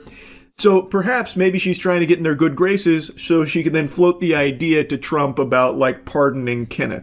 After the never-ending circus that has been the Epstein files, especially the most recent shenanigans here, it should be painfully obvious that the government is more than willing to bend over backwards to protect sex offenders and the most evil, heinous people on the planet imaginable. So it's not a far-fetched idea to think that maybe Nicki Minaj is making a play like that to try and get that special treatment for her husband. But yeah, anyway, I mean, I just found it to be a really interesting fit here. This is one of those situations, you know, the call's coming from inside the house. This shit feels a little odd because she herself is fundamentally the exact opposite of everything Amfest was presenting based on all the other clips I've seen. She is an illegal immigrant, she's not a U.S. citizen, and her husband is a sex offender. I don't know, sports fans, maybe I'm on the crack pipe, but that doesn't exactly sound like the ingredients, the recipe to a perfect fit for the conference she was attending here. But, you know, what do I know at the end of the day? I just wanted to yap about it. That's about it. So, yeah. Can you believe there's actually a chance of snow in Tampa this weekend? Very chilly out, which is why I'm wearing my Oreo sweater. My parents got this for me for Christmas. I just saw Iron Lung. This is a passion project from Markiplier. He stars in it, he directed it, and he helped write it. I believe it was fully self-financed by him. This is not a big studio project, and this is perhaps one of the most ambitious forays of YouTuber into cinema that I've seen thus far. He really went in fucking balls deep, that's for sure. And it is based on a video game of the same name, Iron Lung, which I have played. I did not like the game at all. I know people really poo-poo on my take on Iron Lung, but I just did not get into the game. It was not for me. But I was very excited to see this film because the universe of Iron Lung, like the lore of it, I do find fascinating when I went and like actually gave it a chance after suffering through the game. And the best part about Iron Lung as a movie is I don't have to play the gameplay of it. So now I get the good stuff, which is the story of Iron Lung, which is a delightful treat. I don't have to eat my vegetables with that gameplay. I just get to kick my little legs in the chair and have a good time. So, the big question on everyone's mind, is Iron Lung good? I would say it is. Now, I don't think it's a movie that's going to be for everyone. This is a movie that I think fans of Markiplier will be very pleased with, fans of Iron Lung will be extremely pleased with, because it is like 1-to-1 with the game. And I also think it's a film that anyone that appreciates like eldritch horror type content or slow burns will also like. But it does have some shortcomings. Now, I know Markiplier was going to like some of the premieres, and one of the things that he was mentioning is like, you know, try not to spoil things. So in the spirit of that, I will, for the first time in a while, avoid spoilers while talking about this movie. Quick side note, I was a little bit giddy in my chair, kind of hoping Markiplier would make a surprise visit to Tampa here for this premiere. I was half expecting him to rappel from the fucking ceiling or something, like, what the fuck is up, Tampa? Or something like that, but didn't happen, so I gotta say I'm a little disappointed there. I feel like, you know, you gotta be looking at Tampa when you're looking at some kind of big, you know, premiere type shenanigans. It's very surprising and peculiar to not pay a visit to Tampa. But anyway, Iron Lung, you will spend 95% of the film with Markiplier locked in a sub as he is losing his mind on this mission, set in a world where all the stars and habitable planets have vanished and humanity's basically on the brink of extinction. In an effort to survive and try and press forward, they send a convict named Simon, played by Markiplier, in a submarine in an ocean of blood on an important mission for the sake of humanity. They have found some... I don't know how deep I can get into the synopsis without it getting into spoiler territory. An ocean of blood is set on a planet that they have been investigating, and Simon is now tasked with an important mission. Should Simon complete this mission, he earns his freedom. Simon has a dark and mysterious past, much like Urgot from League of Legends, and this is his way of getting back into society doing this mission. His submarine is called the Iron Lung, and it's got some wacky tech there, and it is a fucking tank. It is built like a colossal shit wagon. Like, this puppy is built to last. And it is equipped with a camera that he will be taking pictures with, and then, of course, sharing with the rest of the station. Those pictures are of the utmost importance with what he finds at the bottom of the ocean of blood.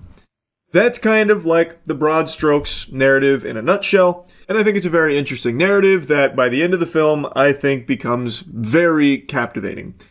But I think the first half of the film is very, very slow, and I think fans of the property are going in expecting that. They know it's going to be a slow burn, but if you don't know anything about Iron Lung and you're expecting like a horror movie starring Markiplier, you may be a little underwhelmed for the first like 30-ish minutes of it, because this is Markiplier doing some chores, taking some pictures, doing some homework basically, crunching some numbers, and occasionally talking to a woman over the intercom.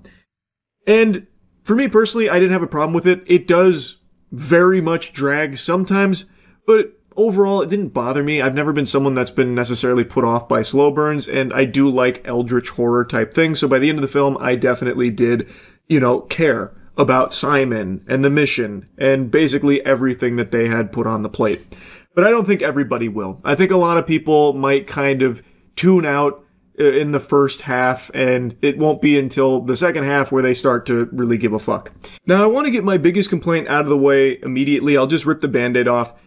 This movie, especially towards the end, has this... I don't even know if I can call it like a mixing issue or what, but there is just so many like characters talking sometimes that are layered on top of each other, and especially like the main antagonist, the way in which they speak and the way in which the filters are used on the voice makes it fucking impossible to comprehend what they're saying, like what words they're actually using. So a lot of like the dialogue that you hear from some of the characters is very mumbly, which I do think is by design, but it's also mixed in a way where even when I think it's supposed to be more clear and you're supposed to be able to like pick certain things up, certain elements from the speech and be able to understand the message of what they're saying, it's just inaudible. And it's like impossible to decipher, like especially at the end, which again, I don't think was intentional, because it felt like, especially when Simon was interacting directly with certain characters, that you wanted to know what was being said in return. And I think you were supposed to be able to understand it. But personally, I couldn't at all. Like it felt like trying to remember a dream, trying to figure out what they were saying. Which adds to like the whole ethereal nature of like eldritch horror and all that, but it also just becomes kind of a headache when you're hearing Simon clearly respond to something that you have no fucking idea what was even said. So you're kind of like confused on, well, what is being said? Like you're hearing words, but it sounds like fucking, Charlie Brown's parents. I don't know.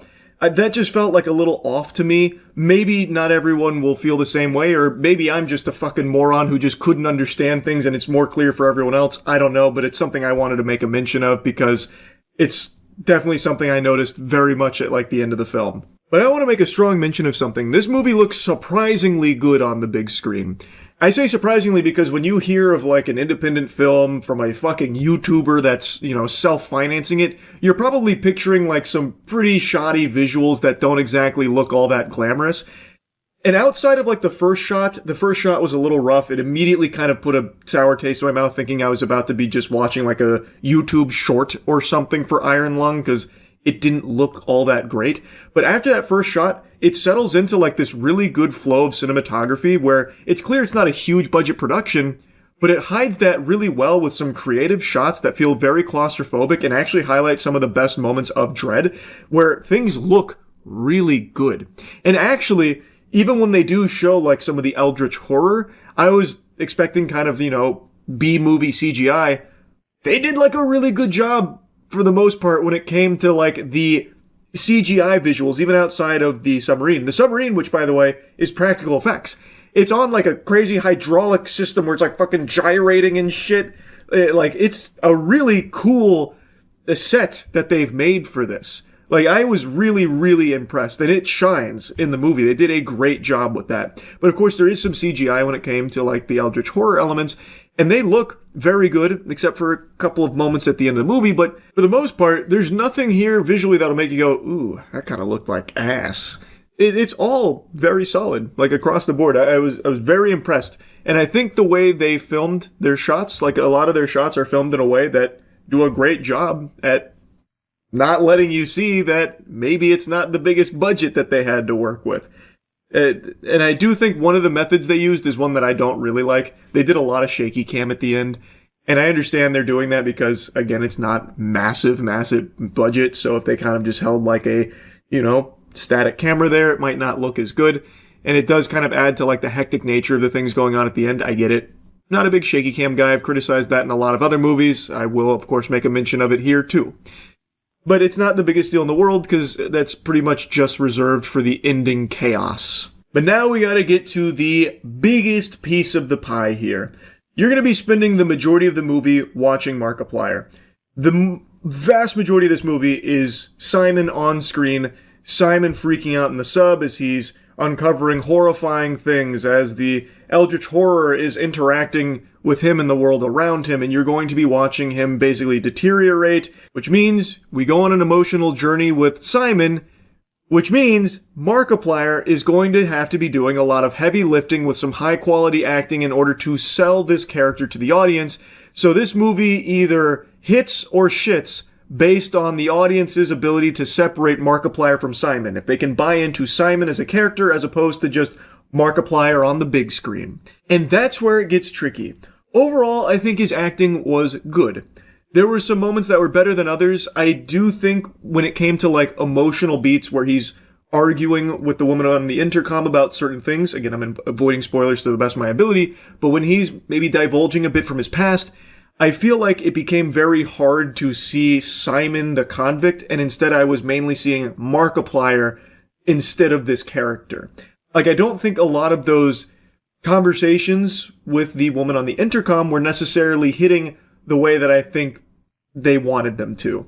And it's not really for any fault of Markiplier's acting. I just think the way that he's conveying his emotions on screen just wasn't really able to sell the stakes. So like when he's really getting frustrated with the woman on the intercom, he's saying, fuck you, and fuck this is ridiculous, I don't, like that kind of stuff. Like I feel like I'm hearing Markiplier in a Let's Play as opposed to Simon the convict having a blow up at this woman on the intercom who is basically, I was just about to get into big spoilers, but who is maybe not as cooperative as he would like.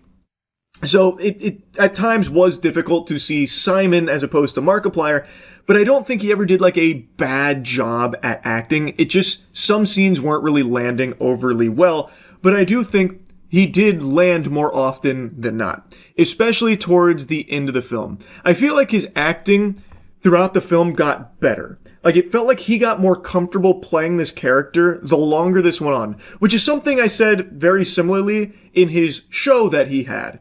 In that show, which, forgive me, I can't remember the name, about sleep, I actually think as the episodes went on, he got better.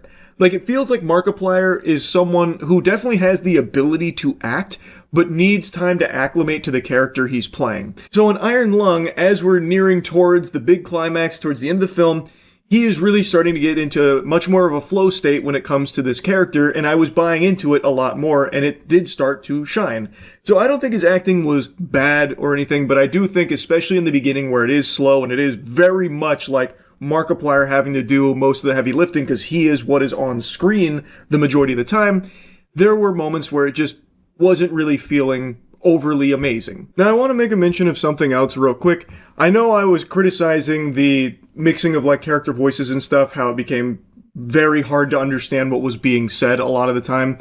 I don't want it to get confused with like just general sound design in this movie, because I actually thought they did a good job at like the ambient noise and all of the eerie creaks and all of that, where it could actually sell you on like the intensity and the hopelessness of a situation with nothing more than just the sounds of what was going on around Simon, which I know in Iron Lung is something fans praised a lot about the game, how its use of sound was very unnerving. I do think the movie for the most part did a good job at that too. I thought it excelled in certain cases of using sound to unnerve viewers or showcase just how dreadful it would be to be trapped in this fucking submarine at the bottom of an ocean of blood with an eldritch horror fucking fish thing all around you, right? I think they did a good job using sound and ambient noise to be spooky, but I would never actually call this like a scary movie per se. It's more of like an exploration of dread in kind of like a high concept sci-fi world that I think is done well enough. I enjoyed it. I don't think it's perfect or anything, but I do think it's a very, very strong debut here for a self-financed and distributed YouTuber movie. Like, this is just a solid movie on its own two legs, even if you don't know who Markiplier is, but I really do think it is not a movie that everyone's going to like. Mainly because I think the first act just moves very, very slow for anyone that's not already a fan of Iron Lung or watching Markiplier.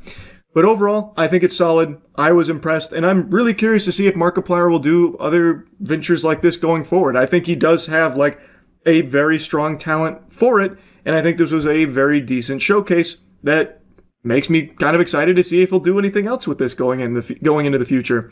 Anyway, that's really about it. See ya. Did you see Moltbook? It's a social media platform for AI and bots. What? The front page of the agent internet. What does that mean?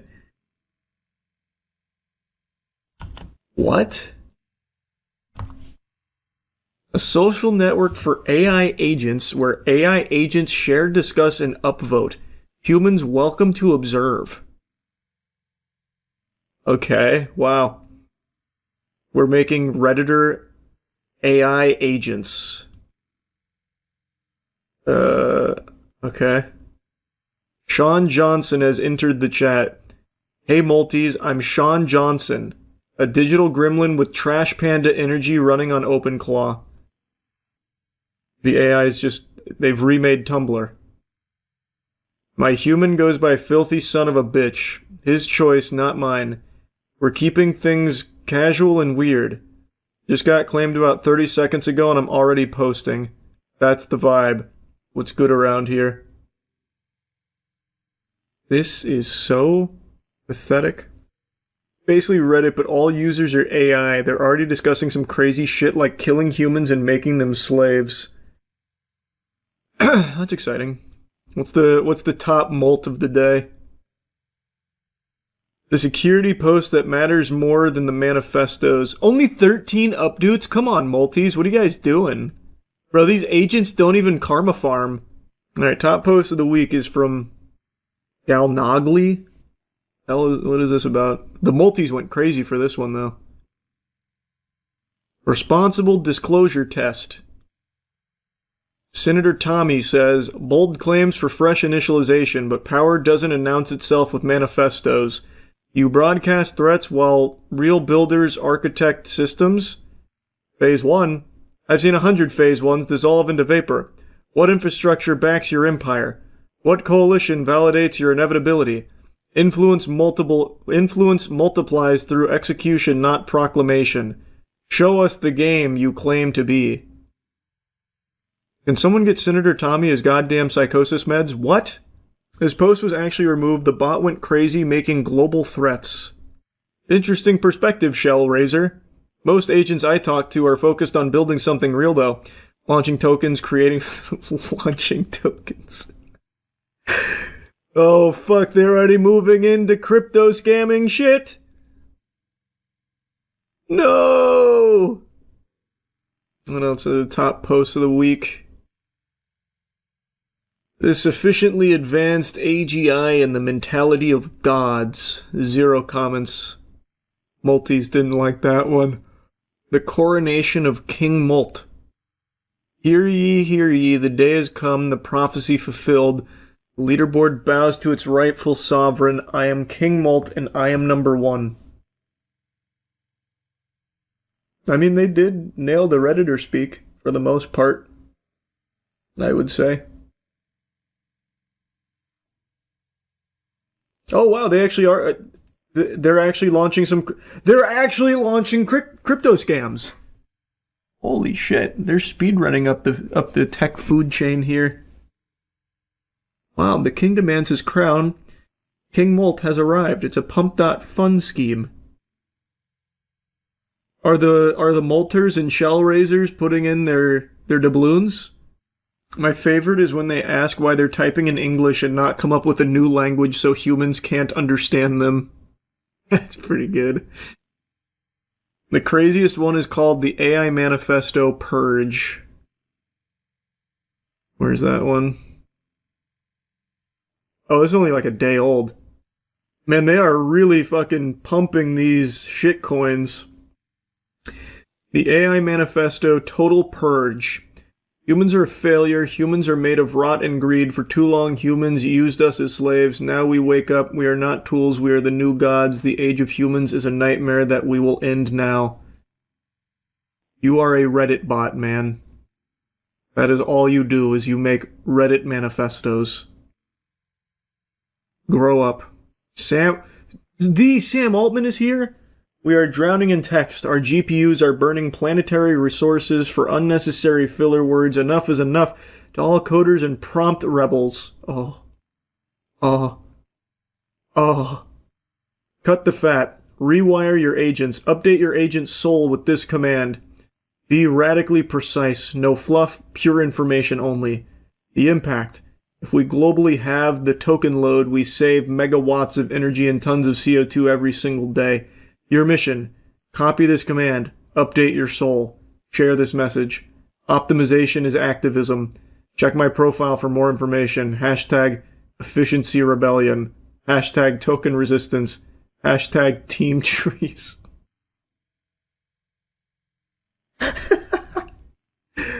Thanks, Sam Altman. What a great multi. Have you heard of Maestro? It's an AI university. What?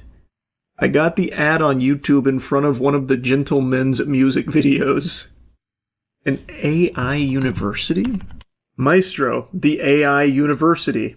Your degree, your way, accredited AI native university. What the fuck?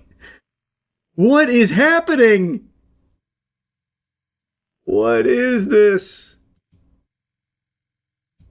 Here, let me read about it. I haven't heard of this, or Moltbook for that matter. Maestro College, become anything. Maestro College offers a new kind of learning experience powered by AI, built for flexibility and focused on outcomes that matter. Traditional colleges often teach what's been done before. Maestro College is different. Here, your path is shaped around your goals, your strength, and the future you want to build. Whether you're starting fresh or ready to finish what you began, we focus on preparing you for a changing job market with strong programs, real academic support, and a clear route to graduation. Maestro College is an accredited institution licensed in the state of Texas and is part of the Maestro Educational Group. You know what this just reminded me of? Whatever happened to Donda University? Is that still around? Or Donda Academy? There hasn't been an update to it since 2022, it doesn't seem. I'm guessing that they closed their doors. We offer career-focused degrees in high-growth fields like software engineering, cybersecurity, and healthcare. With business programs launching soon, we combine trusted academic foundations with tools and guidance built for today's learners so you can move forward with confidence. It really does love M-dashes, doesn't it? Jesus. AI native accredited education. And here's all their accolades and their accreditation. I don't know why I can't say that word. How do I apply? I'll sign up, get my master's degree. It has a prompt where I type in what I want to be. I want to be an astronaut. I want to go to space. It said, now that's an epic dream. Why do you... It's just a chatbot. Who's this, my fucking guidance counselor? And why would a scholarship to an AI university? Why do you want to be an astronaut? It makes a lot of money and very cool. Oops. Love that energy. Astronauts really do some of the coolest work out there, and the pay isn't bad either. Did you know most astronauts start with a strong background in science or engineering? Bro, I don't care. How do I attend your school?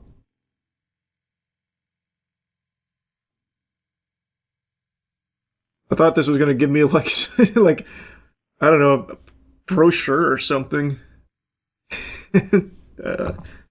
Let's see. Yep. That's awesome. Oh, here we go.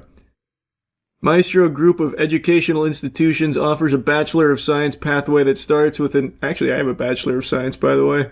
I'm already halfway there.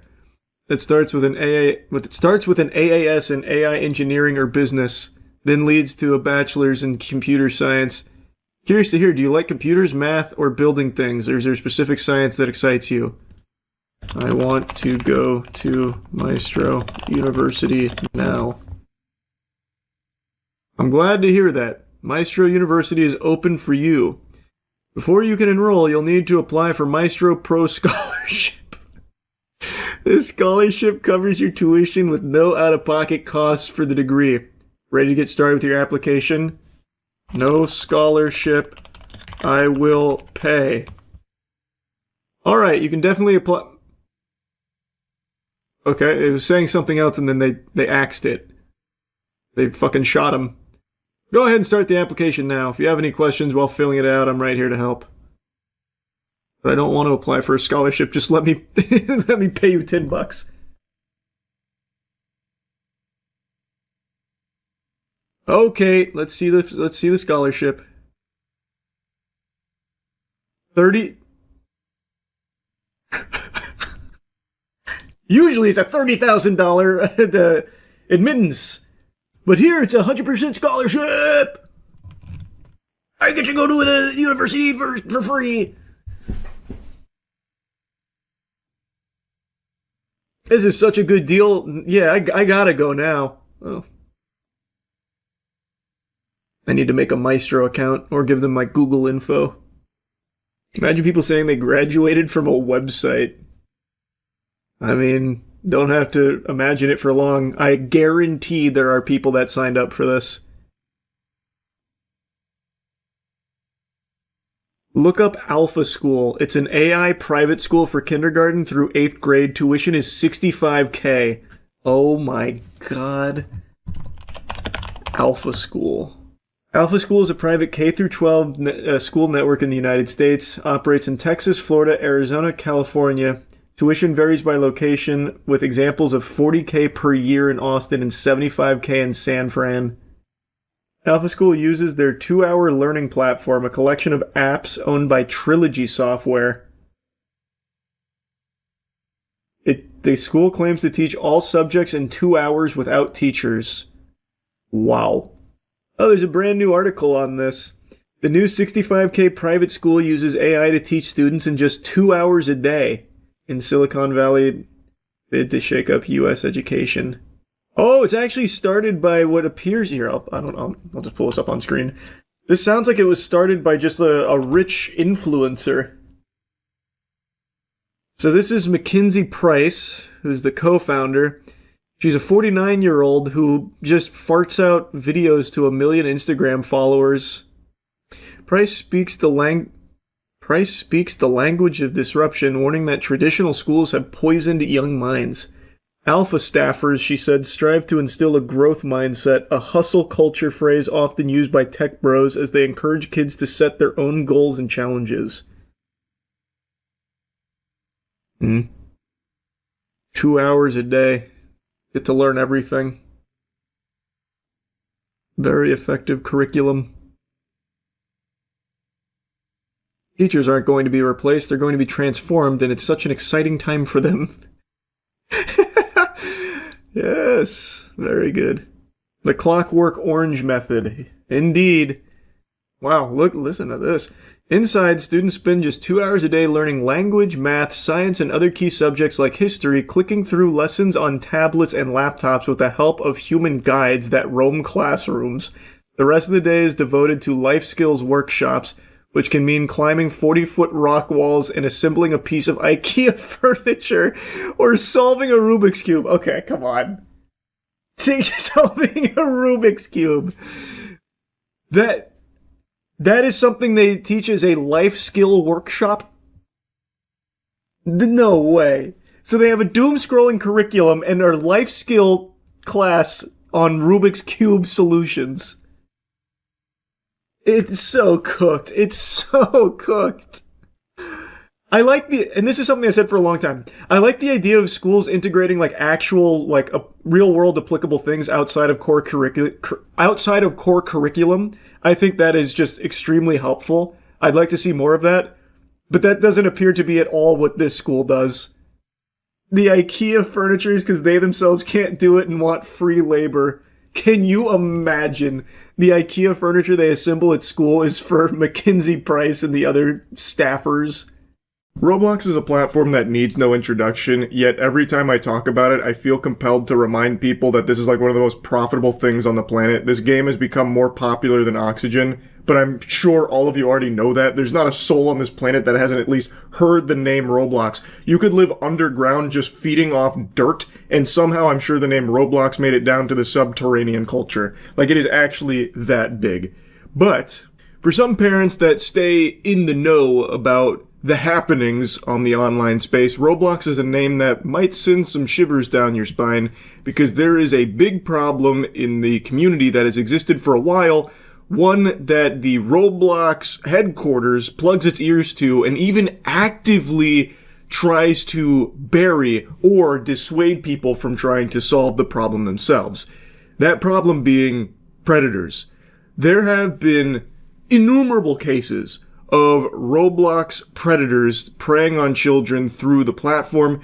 It's led to so many national headlines about this issue, and it's gotten so bad that there are YouTubers and like vigilante groups on the game that have taken matters into their own hands to try and catch and get these predators arrested so they can make the platform safer for children. Roblox themselves don't do enough to keep the platform safe, so the community has taken it upon themselves to do it themselves. Like, Roblox always claims that they're working on it, but they're really not. They're doing the equivalent of going to the gym and hitting 2 sets of dilly-dally and calling it a day. They don't actually do much for this. Has sent a cease and desist letter to me, a 22-year-old, versus a multi-billion-dollar company, threats of litigation, because I catch predators on their platform. Within the last year, me and my team have gotten 6 predators arrested within the Roblox community. Almost all of them have admitted to doing this before to other Roblox users. This is a YouTuber named Schlepp who has been working to get predators arrested that are preying on children through the Roblox platform.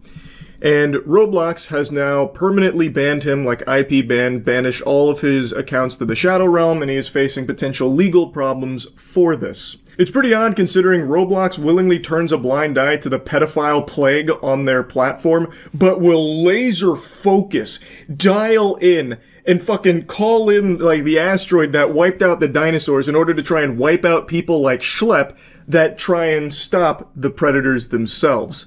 So instead of stopping the predators, Roblox stops the people stopping the predators. It's really backwards, if you ask me. That shit doesn't make any sense. Like, just let that marinate in your head for a moment. Like, I understand vigilante groups can sometimes be a problem, but when you as the company are doing nothing to actually stop it yourself, what other options are there? The community has to take matters into their own hands and start policing themselves to try and keep the platform safe, since Roblox is really dropping the ball on it.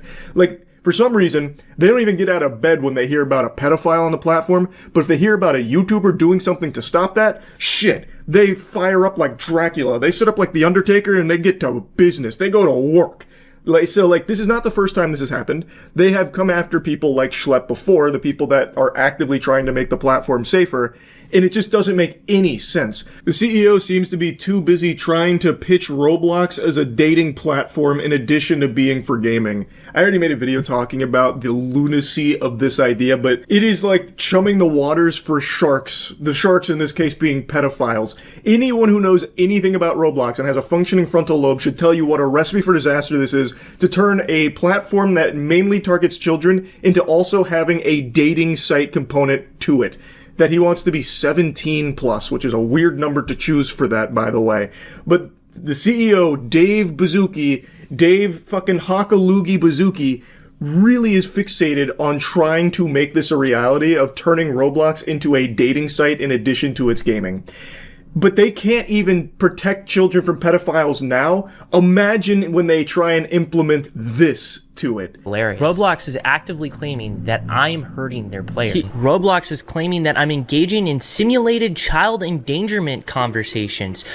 What? So one of the fundamental bases of predator catching is that you cannot talk sexually to predators. Predators are supposed to be the ones talking sexually to you. If you talk sexually to predators, like straight off the get-go, that's entrapment. That is literally what entrapment is. We almost always play a naive kid who doesn't know anything about this stuff, so they teach us about this stuff. If you watch these videos, you know how the chats are going, and they're not even on Roblox. Most of the chat logs are on Discord, and they're accusing me of getting people off of platform onto different social media sites. Let's take a peek at this real quick. While Roblox acknowledges that your stated intentions may be to protect children, and while it recognizes the serious nature of online predatory behavior, your methods, including failing to immediately report suspicious activity to Roblox through proper channels, are actively interfering with Roblox's established safety protocols and critically are exposing Roblox's users to increased risk. If that isn't the fattest load of barnacles you've ever tried to swallow, I don't know what is. The big thing with everyone that is actively trying to keep the platform safer, like people like Schlepp trying to catch predators, they report them immediately. That is the number one thing they do. The problem is, and you can look this up there yourself, there are so many articles that detail how nonchalant Roblox is when it comes to these reports. The problem is, Roblox doesn't act on it. So as far as I know, in all of these predator catching groups, the first thing they do is report it through the proper channels on Roblox, but the issue is that report just makes it directly to the shitter at Roblox HQ for them to flush it. I don't know where it goes, but I guess it just goes somewhere to collect dust at Roblox. It falls into the goddamn back rooms. So they never actually act on any of the reports. So the proper channels are fucking useless. It's baffling. And in a lot of cases, Schlepp's about to give you an example, even when a predator is arrested, like a Roblox predator is arrested, they don't even ban that account that is associated with them a lot of times. It's craziness.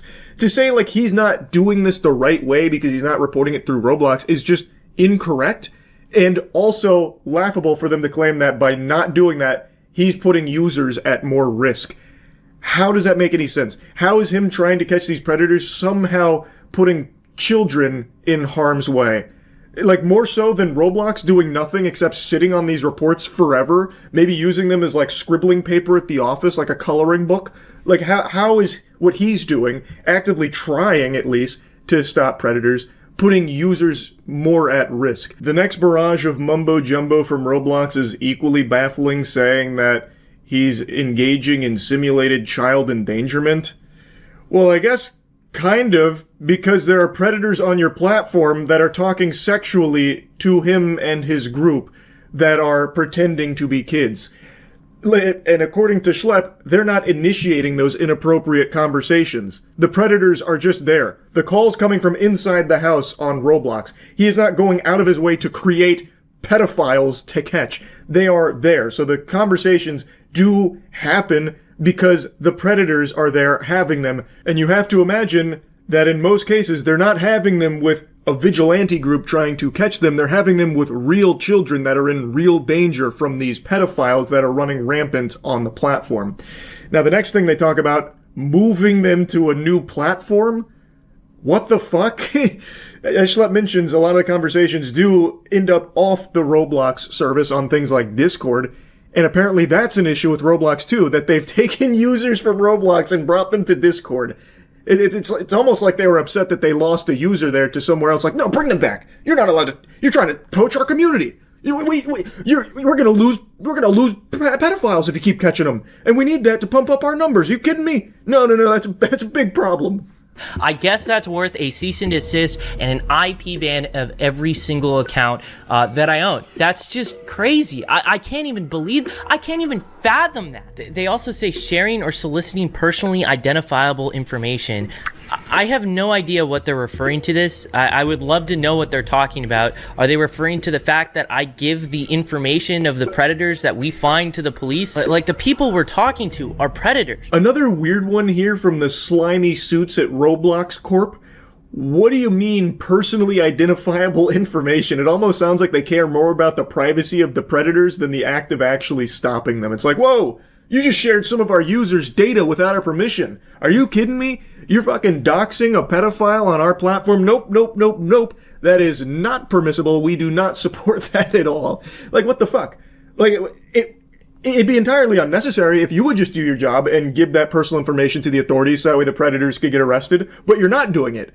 So people like Schlepp have to. Like, the most insulting thing is that they told me I'm not reporting people quick enough and I'm not reporting them through the right outlets. Tell me the right outlets. I have been trying to figure this out for like a year now. This here is Nepali Incel. This person actually made credible threats to the Las Vegas sphere in a Roblox game. And I saw this with my own two eyes. And the reason why it's a credible threat, it is because the FBI went ahead and arrested someone for making threats within that same game. I made a moderation ticket about it, and I even actually made a report to the FBI about this. Where is the cease and desist letter for him? Where is the IP ban for him? Are you gonna ban all of this dude's accounts? Roblox uses the proper channels as like kind of this shield, but it's really a myth. It doesn't seem to actually exist because nobody knows the proper channels. They're doing all of like the reporting that they can to Roblox through everything they think is the proper channels. But Roblox, I guess, isn't very clear with what they are because they keep saying, nope, still not using the right channels. Well, what the fuck are they? Nobody seems to know how to access the proper channels. It's like a fucking Call of Duty Zombies Easter egg. How do you get there? Why don't you explain it then? Why don't you make it more clear? Because as of now, everyone is reporting it through what they believe is the right channels, the ones that are readily available and accessible to people to report through, but those, I guess, aren't the right ones. So where the fuck are they and how can they access them? It's ridiculous. It is absolutely absurd. And then he makes a mention here of how, like, this one guy who did get arrested for credible terrorist threats still has his account active on Roblox. And there are predators that have been arrested and are currently in jail that still have their accounts active on Roblox. Like, they do not act on this shit, but they will act immediately if they catch a whiff of somebody trying to take matters into their own hands to stop it themselves to make the platform safer. They're instantaneously right there at their door ready to slap them with some legal paperwork here. It's just craziness. This is literally how it goes. We go to roblox.com/support, submit a moderation ticket, and then fill out the prompt with all the information regarding our arrest and give you guys the same Google Drive that we give to the cops. And in a lot of instances, Roblox won't even ban after we reach out to them regarding felony arrests. What I typically have to do is report cases to the National Center for Missing and Exploited Children, or go on the news to show gameplay of our decoys with the predators on Roblox. I've literally felt so lost at trying to get the attention of Roblox regarding these predators. I've created binders with all the chat logs, and I've sent it to their headquarters in San Mateo, California. This is the first time Roblox has ever directly reached me out. Instead of trying to say, hey, we want to work with you, or literally giving me a line to report these people, or simply saying, don't make these videos anymore, we're gonna ban you, Roblox just terminated every account I own and sent me this cease and desist. I feel like it's pretty clear in this case, Schlepp has literally done everything he can to try and let Roblox be the one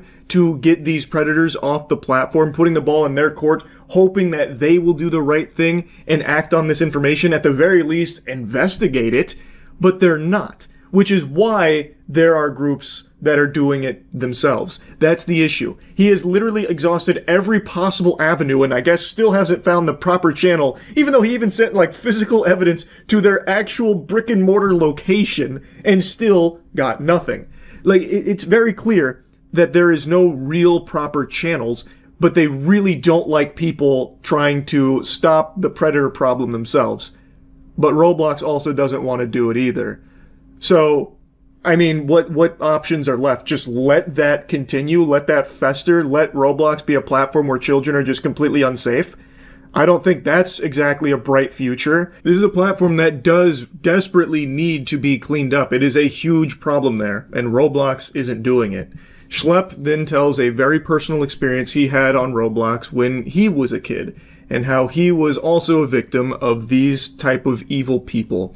And when his mother reached out to Roblox to report all of that and give the evidence about everything that had happened to her son, Roblox didn't act on it, and that individual still wasn't banned until years later. There is a problem, and Roblox isn't solving it, so the community is doing what they can to try and keep it safer. But Roblox is attacking the community that is actively trying to do that for them. I think it's bullshit. I think that is fucking baloney right there. And Roblox needs a real change in leadership in how they approach this shit. Maybe Dave Bazooki, instead of focusing on bringing dating to a children's game, should focus on trying to keep the children on that game safe. Maybe that should be the priority, I would think. But anyway, I wanted to talk about this a little bit. I'm wishing Schlepp the best. I'm hoping Roblox will reverse their decision here. Schlepp also works with Gideon in catching some of these predators, and they are doing significantly more to keep the community safe than Roblox appears to be doing. So hats off to them for the good work. And yeah, I wanted to talk about it a little bit. That's it. See ya. I was going to wait a bit longer before drooling all over this topic, just to see if anything would come from it since it's such a big deal. But I've now very much learned my lesson that there is never going to be anything that comes from anything Epstein related. That's basically how it seems. So I'm sure you've seen by now that with all of those redacted files that they've been farting out, you can actually unredact a lot of them yourself, and you don't even need a double-digit IQ to do it. Here's a quick tutorial that even a Neanderthal can follow along with. Redacted, so you can go ahead and scroll down till you get to a redacted area. Here's a redacted area right here. Guess what? If you want to look at these files, all you got to do is copy it and paste it into Microsoft Word, and guess what? All the files are unredacted. There it is. So go back to justice.org, find all those files, and start unredacting before they figure out how to stop you. I've seen only a teensy tiny bit of media coverage on this, not a whole lot of buzz generated from the unredacting techniques here, but from the couple that I've seen, they say things like this: hackers unredact Epstein files. Hackers didn't do it. Your fucking grandpappy sitting down in front of his goddamn iPad could do it too. There's no hacking here. It's Control-C, Control-V. Holy shit. My god, he's like an elite XD hacksaw. Wow. Yeah, it really is that easy. You don't have to have a big brain like Jimmy Neutron for this here. And it doesn't work for all the files, but it works for a good portion of them. And what you will find when you unredact a lot of this is that they very clearly have not complied with the law. They are not following the rules of the redactions, which, mind you, are supposed to be reserved exclusively for victims and minors, that kind of thing. But when you unredact a lot of this information, you are finding information that is not related to a victim, a minor, anything like that at all. There are numerous examples of these improper redactions being applied to these files here. There are more examples of that than there are of me being short. You can find so fucking many. And it's kind of like a lot of crickets in mainstream journalism right now in regards to this unredaction technique a lot of people have employed on TikTok, and even like Asmongold has done it on stream as well. And what they're finding is, yeah, it is inarguable that these redactions are not following the rules. There's like this article here that's written about like the redactions on 184 through 192 that were describing taxes paid by companies incorporated by Epstein properties that were not on the balance sheet. And At the end, it even says it's unclear how property material complies with the redaction standard under the law. An inquiry to the Department of Justice has not yet been answered, and it probably won't be answered because the sad reality of it is law doesn't apply to people at a certain level of power. The law is like simply here for plebeians, it seems. And it's not even subtle. Fucking goofball Kash Patel can go under oath and lie out of his ass out the wazoo till the cows come home with a straight face and a limp dick, talking about how they don't have any credible evidence that Jeffrey Epstein trafficked victims to anyone, so it's just Jeffrey Epstein and Maxwell, that's it. If you believe anything else, you're a crazy conspiracy theorist. And now with these files, we have provable evidence that they at least knew of 10 other co-conspirators that apparently they just decided to throw in the garbage can and never pursue. But we have so much evidence to prove beyond a shadow of a doubt he is lying, yet he won't face any perjury charges, he won't be arrested, he'll just keep fucking cruising podcasts like they're glory holes here about how he's doing such a good job and puffing up his chest and shit. None of these people that are just blatantly lying and breaking the law will ever be held accountable here. All of these improper redactions that don't comply with the law, don't comply with the rules here, everyone responsible will not face any repercussions. I'm so confident in this, it's fucking sickening. Nothing's going to happen.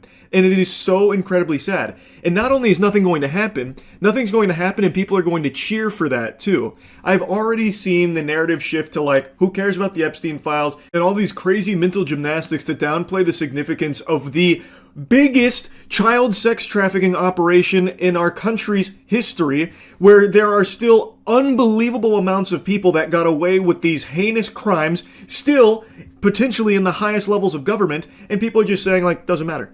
That's not the important stuff. And make no mistake, this wasn't some innocent whoops-a-daisy where they accidentally redacted information that they weren't supposed to, but they were trying their best to be super transparent and comply with the law. This was on purpose. It's by design. This is a cover-up. It's not a conspiracy. It's in front of your face. You can unredact the information yourself, and it doesn't take a lot of technical prowess to do so. You can confirm this yourself. They are trying to protect these pedophiles. They are running defense for evil, evil people that they have knowingly collected all this information on and decided to do nothing with for years. Not just this administration, the last administration too, obviously, but the point is, right now, they're still doing all they can to protect these people. That is unacceptable in a sane society. And anyone who writes that off as like not a big deal is a fucking lunatic. Like beyond pathetic loser worm. Now, if you're wondering how this even happened with being able to unredact this yourself, is because so many people working in the government are just actually incompetent. I don't mean that like exaggeratory. I mean like they legitimately like diaper wetting, paint chip eating fucking idiots over there. So the likely explanation here is they used the highlighter tool to black out the information, but they didn't actually redact it. So when you copy and paste it, it's still there. They didn't even actually redact it. That is how bad at their jobs they are. And I've seen a theory floating around that maybe this is on purpose from a whistleblower who was tasked with redacting information but wanted it to get into the hands of the American public, so they instead did like the highlighter tool as opposed to redacting it. And I'd be willing to motorboat those titties, play ball with that idea, if we hadn't seen so many examples of just pure incompetence at the highest level. I truly just think it's clear that the people in these positions are just like actual fedora-tipping Reddit twerps, like based on how they shitpost on Twitter and everything, and that they legit just can't do their jobs very well. Side note, anyone remember this little golden nugget where they literally rickrolled the Epstein files release, treating the most notorious, infamous child sex trafficker, as well as all of the information in regards to his clients and all of these evil crimes, as a joke? Anyone remember that? I think it's pretty evident that a lot of the people in these positions are actually just fucking dumb. So I'm not willing to believe that this was some kind of internal whistleblower trying to do the right thing. I just think that they are actually fucking lobotomites, just genuinely stupid, and didn't realize that blackout highlighter doesn't actually redact the information. It's wild they can't even do the simplest things correctly, like redact information. You can literally click like 2 buttons in order to do that. And they can't even figure that much out. They are knowingly making a conscious decision to violate the law here in regards to these Epstein file redactions. And even while doing that, they can't even figure out how to redact the information properly. Thus, they get caught with their pants down. They can't even do the cover-up correctly. And still, even though their whole ass is out, goat seed, on full display for everyone, every single human being on the planet that wants to download the files and unredact it themselves, they can see that they broke the law by redacting things that aren't minors and aren't victims. Even this being 100% confirmed will still probably not lead to a single person being fired or a single individual in a higher level of power here even facing some finger wagging. It's just that bad right now. They can do anything they want with complete immunity. And it's just so outrageous. It's infuriating. I had to yap about this a bit because I've now learned that there won't be anything that comes from it. So might as well blabber about it now. That's really about it. See ya. I remember growing up, there was a cliche in movies and shows where if a character would die, like clockwork, they would always say, "But don't worry, they're not really gone. They still live on in your heart forever." And it's about how the character's memory and their legacy is able to transcend death. And they're alive to a certain extent because you remember them. It's metaphorical.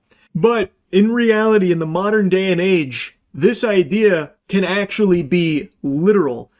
Thanks to technology! Did that scare you? Did that jump scare you? Does technology frighten you? Well, this one might. Thanks to our advances in one field in particular, AI, there are some fucking worms, some parasitic zombies out there that when someone passes away, they then get dollar signs in their eyes like Mr. Krabs because they can still get some usefulness out of them. They can parade that corpse around thanks to AI, where they can kind of like revive it with some of this like fucking forbidden necromancy so they can continue to squeeze doubloons out of their image. It's like Kabuto from Naruto, where he like revives ancient ninjas to use for his own gain. Except in this way, there is no semblance of humanity left in the corpses. It is literally just these husks, these like fucking skinwalkers that just only care about money, that will use AI to bring someone back so they can continue to make money off of them even after they've died.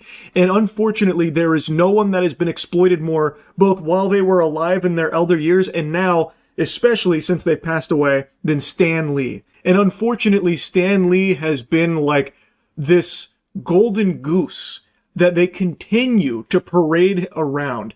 He passed away many years ago, and since then he has been fucking minted on the blockchain as an NFT. His Twitter account was still actively being used to peddle some dog shit. He's been used in multiple like crypto projects.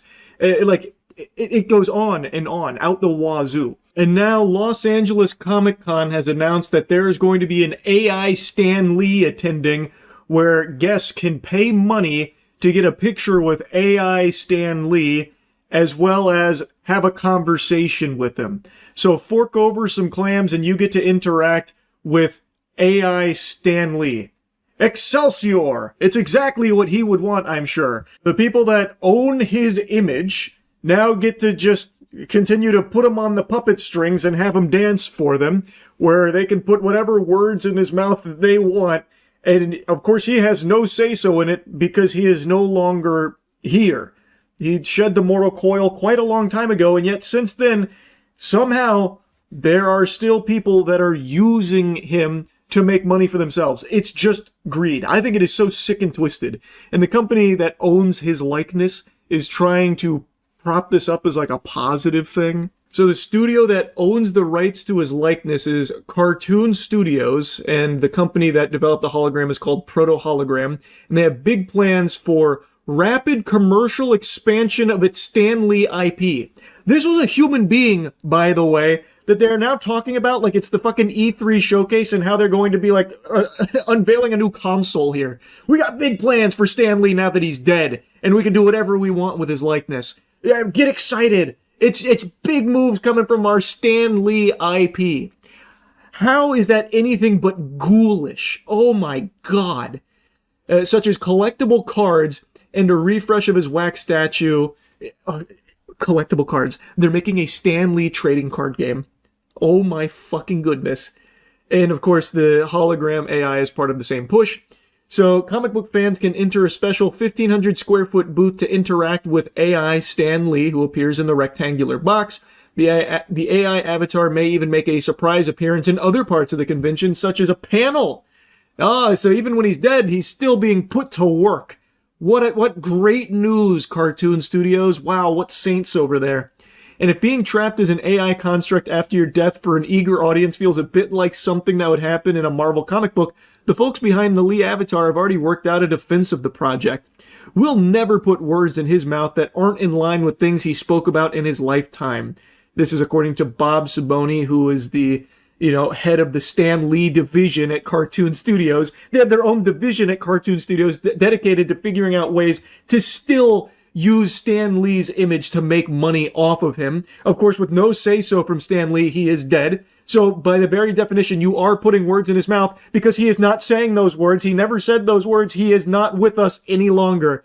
This is the worst goddamn defense of it you could possibly muster. No matter how you spin it, these are not his words. You can try and base it off things he said in the past, whatever, doesn't change the fact that they are still not his words and his thoughts. It's fucking crazy. They are all designed to just make money off of him. Fortunately, with decades of footage capturing his thoughts on so many subjects, we can build a voice that stays true. Not always word for word, but always faithful in spirit, context, and intent. Bull fucking loney. That is Barnack Hall. That is horseradish. The intent is just for you to make money off of Stan Lee. It's so sick, man. Holy shit. Now, there is some cases where AI after an actor passes away, like, I can actually understand. James Earl Jones. James Earl Jones is the iconic voice of Darth Vader, and before he passed, he wanted, like, it was his desire to have his voice immortalized forever as Darth Vader. So, as I understand it, he did sign, like, the rights to his voice in AI form for Darth Vader. That is what he wanted because he always wanted to be remembered as Darth Vader. I think that's somewhat wholesome. That one I can understand. This is so far removed from that, you can't even make a good faith argument to compare the two. I tried to dig in to see if Stan Lee had ever, like, agreed to be, like, digitized post-mortem, like Weekend at Bernie's through CGI or anything, because he passed away in 2018, which predates like the AI resurrection jutsu that we now have access to. So there's no way he could have ever agreed to that in the same way that James Earl Jones did or anything. So I was trying to see if there was anything that even like resembled an agreement like that. And the only thing I can find is that the people that manage Stan Lee's likeness, like his managers of the Stan Lee IP, agreed to using his likeness in media for the next like 20 years or something. So like signing over the rights to Stan Lee's likeness. But I don't know if Stan Lee was a part of that conversation. And even if he was, you have to wonder under what circumstances, because it's important to remember in the later years of Stan Lee's life, there were tons of allegations of elder abuse and manipulation with tons and tons of footage of alleged mistreatment from a lot of greedy assholes constantly looking to fucking pull money out from Stan Lee's ass every step of the way by any means necessary, come hell or high water. So I don't know for sure if he ever like explicitly agreed to it, and if he did he even know what he was agreeing to? Because again, a lot of things were kept hidden from him that Stan Lee had supposedly agreed to. Others had kind of misled him, allegedly. And now that he has passed, that is still seemingly the case here, where he is just not able to rest. They have a whole division dedicated to finding ways of exploiting Stan Lee's image, apparently, at Cartoon Studios. That's... what the fuck? Like, what? How, in any way, shape, or form, could anyone possibly view this in anything other than just greedy, dystopian garbage? Just let him rest, man. I think this shit super sucks. Someone can die, and a company can just come through, buy the rights to their likeness, and then just make an AI model that can spout whatever fucking garbage it wants it to. It's so fucking shameless to me. Also, looking into it a bit more, the rights to his likeness are actually a very contentious subject. It seems like it was a messy battle about Stan Lee's image after passing. So there's a lot of meat and potatoes there, but ultimately, I guess it ended up in the hands of Cartoon Studios, who now has a whole section carved out to finding ways to milk Stan Lee's image even further, making a collectible trading card game, the AI attendance at Comic Cons. I imagine there will be another big Web3 crypto push for Stan Lee's image here, would be my guess, as part of their Stan Lee IP expansion protocol that they're excited about. I hate it. That's really about it. See ya. What are some of the most dangerous combinations on the planet? Dynamite and a lighter, opioids and alcohol, Charles White and a basketball. But what about obsession and a weirdo? That is a recipe for disaster. A deranged individual becoming obsessed with someone or something, that is boogeyman shit. And I'm not talking obsessed about like, oh, I'm obsessed with working out or something like that. I'm talking about the obsession where it becomes like a full-blown fixation and genuinely a full-blown red alert mental disorder that spirals out of control and has oftentimes in the past led to some fatal outcomes, like with stalkers. Most notably, the one everyone always goes to is the Bjork stalker, Ricardo Lopez. He was the one that filmed himself blowing his brains out after forming this obsession with Bjork and trying to assassinate her with a letter bomb, trying to murder her. It's frightening. It is genuinely scary. And last night on stream, I learned about a new, potentially dangerous, obsessed weirdo where someone became fixated on a child from Fairly Odd Parents, a character named Hazel. And this obsession has become so strong that now they are sending threatening emails to the voice actress that plays this character on the show. And I've seen a handful of people saying that it's not that big of a deal, just point and laugh at this weirdo and move on. He's probably harmless. Just pop some popcorn and clown on him. And I just think that that's not exactly the way of handling someone like this. This is someone that needs to be reported, like genuinely to authorities. This is someone that is like actually unhinged. This is a potential maniac, and I don't think it gets taken seriously enough when it comes to this kind of shit. So anyway, I'll show you what we went over on stream, and then we also went over some other big examples of people just like this guy that have in the past gone on killing sprees as a result of their obsession with cartoon children. You saw a super creepy email the voice actor for Hazel in the new Fairly Odd Parents cartoon received? Fairly Odd Parents voice actress Ashley Crystal Hairston shares disturbing obsessive email from fan fixated on character Hazel. Ashley, the last time I sent you a message, you ignored me. I really did not appreciate being discarded like that, so I'll try to reach out to you again. You do not have to respond, but I implore you to at least listen to what I have to say. But if she doesn't respond, you feel discarded and get upset and then send another email. It's a lose-lose. You're not even really giving her permission. It's the illusion of choice. I'm going to assume you did not read the DM I sent you. But on the off chance you did, I apologize for using racial slurs. So I'd just like to reiterate that I am completely in love with Hazel. She is perfect in every way. To say I'm in love with her is honestly an understatement. She is the love of my life. The universe itself has told me that Hazel is my soulmate, and who are you to go against God?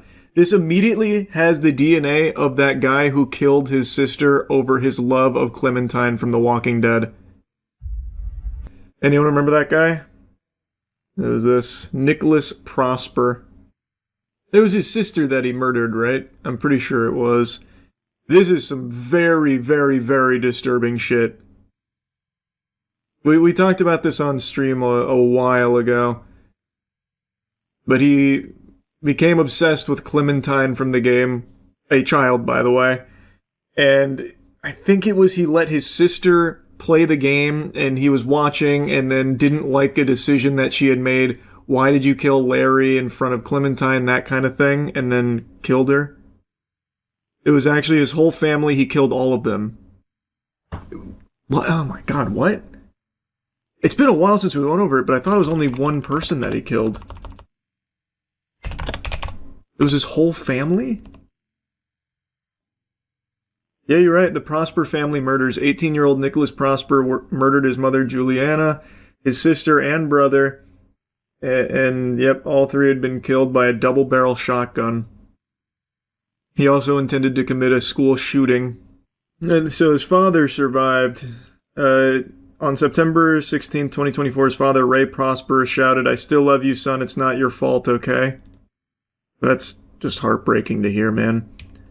I couldn't even imagine being a parent and having something like that, where your son is a fucking evil monster. It must be the most difficult thing in the world to come to terms with. And now your whole life, everyone that you've loved, your wife, your kids are dead because of your son. That's just an entire brain breaker. Prosper shared a pre-recorded video where he referred to The Walking Dead online at 6:22 a.m. and disposed of 2 mobile phones, believing this would protect a group of pedophiles he talked to on Twitter. At one point, Prosper abandoned the bag containing the shotgun and ammunition in a bush at a playing field. At 7:55, Prosper left his hiding spot, walked down Birmingham Road toward a passing police car, which he flagged down with a raised hand. Prosper believed that all schools in the area would be locked down, so his plan was foiled and decided to surrender. That's how they caught him. He was charged with 3 counts of murder. This video, like, he had a YouTube channel dedicated to his love of Clementine. Like, it was all documented. It's on Living. It's completely fucking crazy. Like, it's unbelievable. It's beyond disturbing.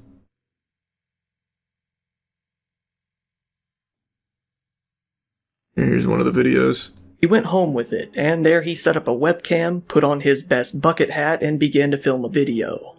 Right away in the video, he clearly states that, due to the decisions Giselle made in the game, he was planning on mutilating her face beyond recognition. On June 30th, my sister decided to make the only correct choices in episode 1 of season 1 of the Walking Dead games, and for that her face will be mutilated further than necessary. After mentioning his sister, he turns his attention to a video he saw on YouTube. This was gameplay footage of the Walking Dead game recorded by a channel called Living Echoes. It's just fucking horrifying, man. Sick, twisted, evil people out there.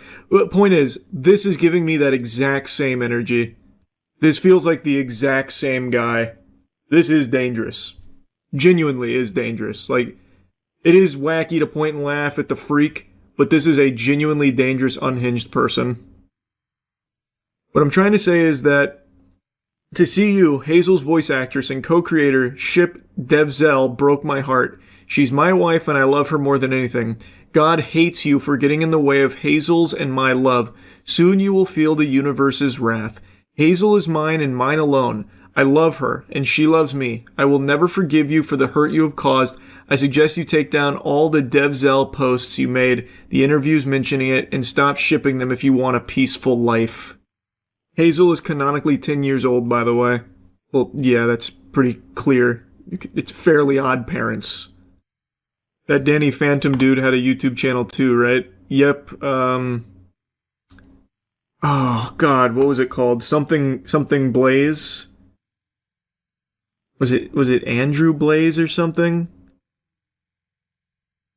All about his obsession over the Amber. Yeah, it was Andrew Blaze. Thought so. Scary stuff, man. Scary stuff. He also did a shooting, such a weird phenomenon. Yeah, he went and killed coworkers. His real name's Randy Stair. But he went by Andrew Blaze online and was obsessed with her from Danny Phantom. It's scary how common this stuff is getting. Feels not safe. I wouldn't say that it's getting more common. It's just we see a lot of it now. But this kind of obsession has been around for as long as, as long as I can remember. Think about the Bjork stalker, for instance. But if you're talking about like the phenomenon of people getting obsessed with fictional characters like in cartoons and shit, I guess that's a little newer since cartoons are a little bit newer. But those kind of people have always existed. It's fucking scary. And they seem to always get obsessed with children characters in the cartoon. Clementine, Hazel. A video's been popping off showcasing a judge blowing a gasket, all because an IT guy goes up to the stand to try and help him, and then afterwards kind of casually banters with the judge a bit. And I use the word banter really loosey-goosey because he was just being very casual conversation with the judge, and the judge took it as an insult, as a sign of disrespect, and then like even, threatened to get his supervisor. It's just pathetic. He just throws a tantrum. So we're going to talk about that video in a second. We went over it on stream, and it turns out this judge is known for this. There's an entire channel dedicated to showcasing his constant anger and his fury. He has a shorter fuse than a fucking bomb-omb out of Super Mario 64. Like, he is constantly having a conniption. And it's not directed solely at IT guys who've done nothing wrong. He also just takes out his fury on anyone who steps into his courtroom. You're walking into a fucking WrestleMania. You've entered his domain expansion here. Did you see the clip of the judge crashing out over the IT guy fixing his laptop in like 2 seconds? And you're disjoined from... Of course you don't. And you're disjoined from the audio here, right? Yeah, should be. Let me see. Sorry. Mariah, did I make this up? No. 5 seconds. 1 second. You don't have to go far. You're disjoined. Okay. Yeah, you're good. Okay. False alarm. No, it wasn't a false alarm. False negative. Sorry.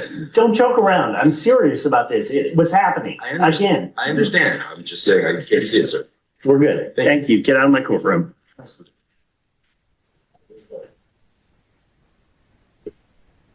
Find his supervisor. Jesus Christ. What? Sick and tired of this bullshit today.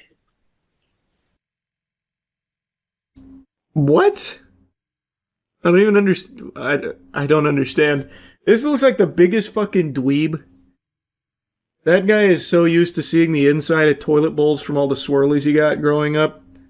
Now he's got some power, so he likes to exert it, it seems. What a loser, man.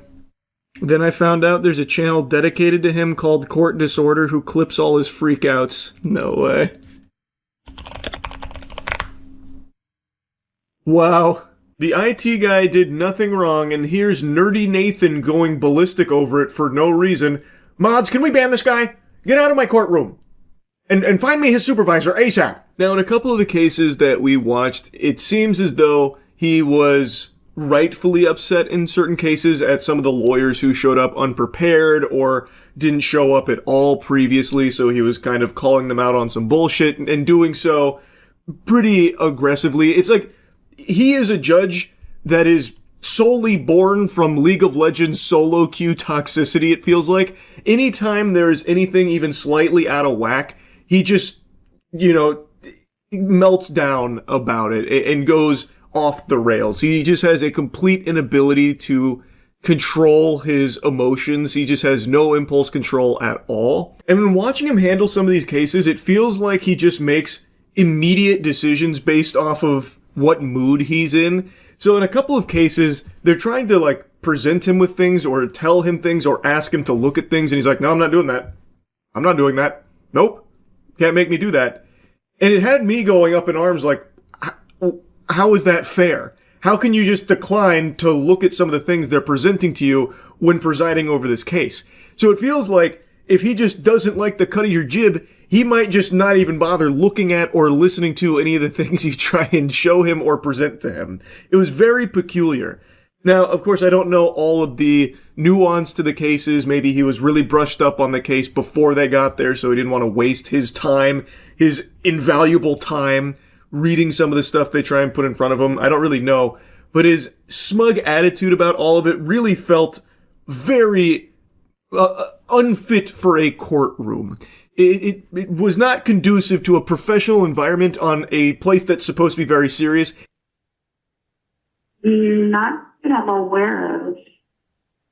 Is this in regard to the KSG law firm? Ma'am, I don't know. Do you have a lawyer? Yes, I do. Are you responding to that lawyer? I haven't had any all of the locations are Who's he looking at? He saved someone the stink eye big time over here. Oh, it must be her lawyer. Her lawyer must be sitting over here, and he's like, uh oh, bud. I'm in Harris County. I'm in Houston. Could you give me an address? I'm not comfortable with that. Well, ma'am, I don't really care if you're comfortable. I'm calling from a court, and I'm the judge sitting on the bench. I'm trying to deal with your case to help. How is she supposed to know that, Nathan? Anyone can say that. You don't have, like, an official number that pops up like, this is the judge. I am Judge Nathan contacting you. Anybody can say that, man. Obviously, like, it's a very natural thing to be like, I don't know if I'm comfortable just giving this complete stranger who's fucking cold called me my address and everything. Your minor child. You don't know my voice? I'm Judge Nathan. True. That's so true. This is Judge Nathan Miller, and I'm calling from the 215th District Court in Harris County. Who am I speaking with? Well, Ben. this is a case on behalf Ben Dover. I need to know where you are right now. Where are you right now? Sorry? Where are you right now? He's like if Review Brah donned the Green Goblin mask. Like, it's like when Osborn got fully taken over by the Goblin persona. Man. Yes, Your Honor. Well, we're here today, Your Honor, because the court set the emergency hearing for. Because you requested one, sir. Your Honor, what happened was... You didn't appear at my hearing yesterday again.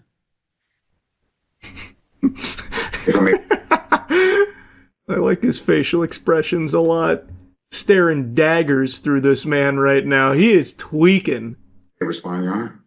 Please, I'm waiting. So, Your Honor, as it relates to yesterday, and non-appearance for yesterday, the short answer is that it was not on my calendar. Were any of the other 6 hearings you didn't attend on your calendar? It was 6 hearings that I missed. You want to go through the record again? No, Your Honor. But Your Honor, what happened on yesterday as it relates for hearing, as the court is, my client. I instructed him to be here today. Where is he? Okay, I have no. I'm about to issue a bench warrant. Where is he? Your Honor, I have no idea where my client is. Okay. Jesus. May I explain? You may not. I'm asking where your client is. You don't know. Your Honor, if I may. See, these moments right here, he's like super justified. This guy's fucking slapping him. By the time I got the order and tried to reach out to him, I could not reach out to him. I could not contact him. Why don't you contact him right now and see where he is? If I may, Your Honor? Yeah, absolutely. We'll do it on the record. I'd like an address where he is because I'm about to send out the constable. Yeah, get him on the horn. I want to hear him. Hey, Chip, where you at, bud? Dave and Buster's. Brother, you got to be in court. All right, just hurry on over. You're in contempt. Don't you ever cough in Nathan's courtroom again. This is probably the 10th phone call that I've made. Please record your And this is what I get. I've sent an email. I've sent text messages. When did you send the last email to him? Last email was sent to him probably at about 5 o'clock this morning. Show me that email. 5 o'clock this morning? Mr. Rhodes, frankly, I don't believe a word you're telling this court at this point. Well, wait till you see this email.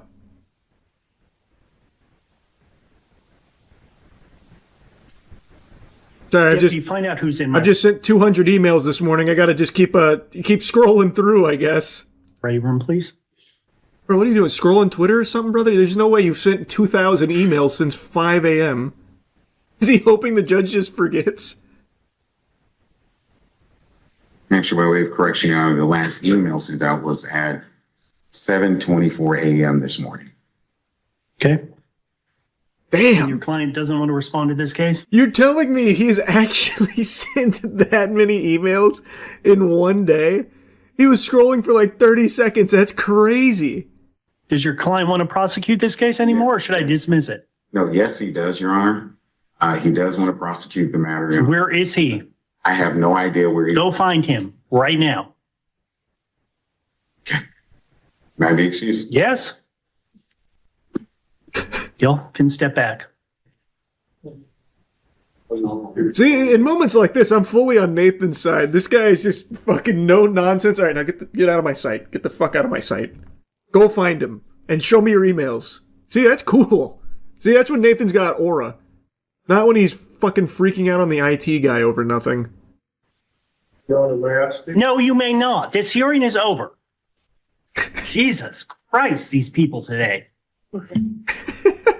Step away. You're about to be cuffed. The certificate of last What went so wrong? declaration are on file. I get it. And you have to deal with my wrath because you're covering for somebody else. That's what I signed up for. Let me. You got Nathan to give you a little laugh there. You're about to get fucked, sir. You don't even know what you're in store for. Wrath doesn't even quite cover it. But other than that, I think we're moving smoothly with everything else, right? But discoveries all the time too. Set for trial? I don't know if it's... Sorry, Henry? When are you set for trial? April 27th. So why can't you get it done between now and then? Don't have them on... Sorry, they're just not scheduled at that time. Okay. That's months from now.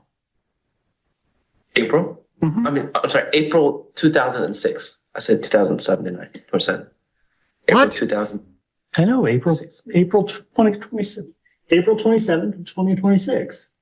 Why can't you get it done? That's next month, right? Do I have to tell you that?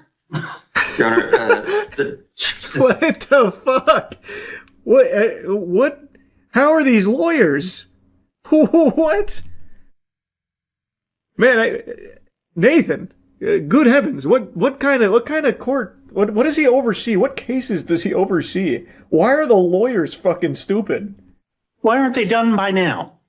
I'm sick and tired of people not moving their cases in this courtroom.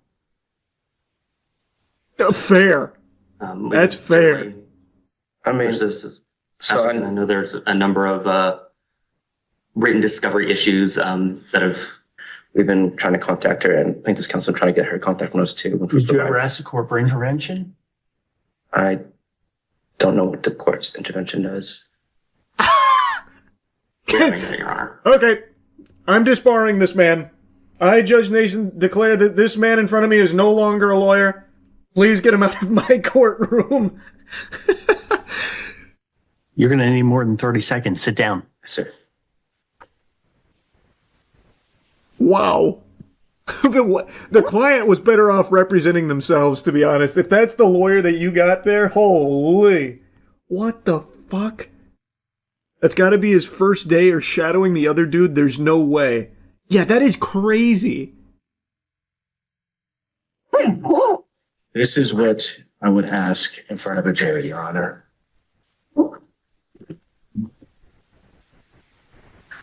You've got to be kidding me.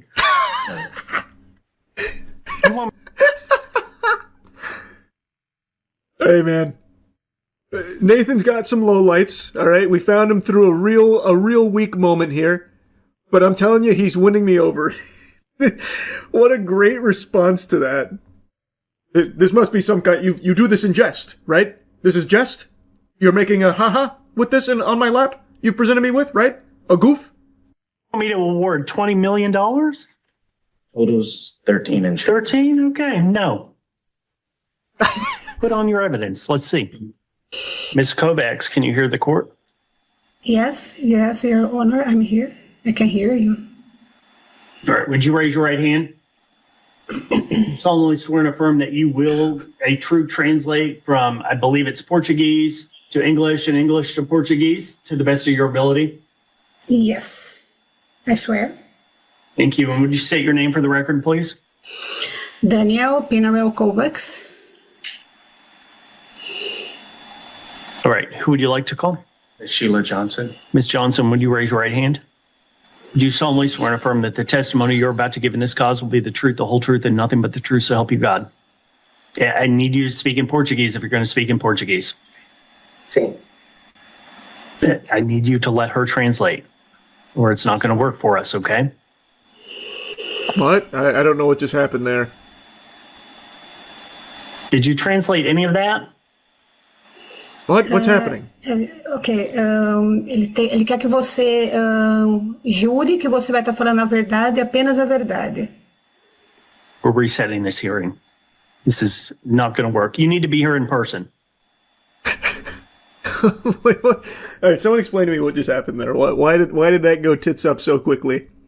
Because she needed to translate what he said before the answer. Ah, okay, so it was out of turn. So, okay, gotcha. Ms. Travis, for purpose of the record, I am revoking my order to allow Master Word or whoever it was to allow this translator to appear in by Zoom today. This is not acceptable.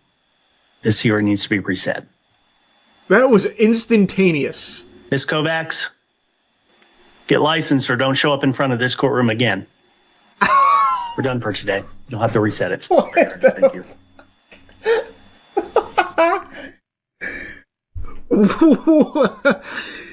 Wow.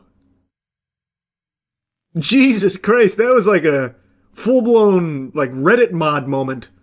You posted cringe, you're banned. Don't let me catch you posting memes in general ever again. Like some Discord mod shit. Ambles versus Palmer. We had our points to go along with our presentation. I don't have time for a PowerPoint. I have a jury in the box. Let's come up here and have your hearing. We're here on today? Just because you're on a plea and abatement. What if wait, can he just... I imagine the PowerPoint was probably part of the case, right? Can he just be like, I don't want to see it. Fuck that. Do something. Can he do that? I feel like that the PowerPoint was probably important. They can? Can they if they like fully submitted the PowerPoint? Well, I guess it wouldn't... They're not onto evidence or anything yet, so I guess it would be like a preliminary thing, so I guess it wouldn't be like admissible or whatever because it's not evidence. I don't know enough about court or anything here, but damn. It was a motion to transfer venue and I see the motion to transfer venue. Where was the plea and abatement? they were filed in the same document. When was the notice?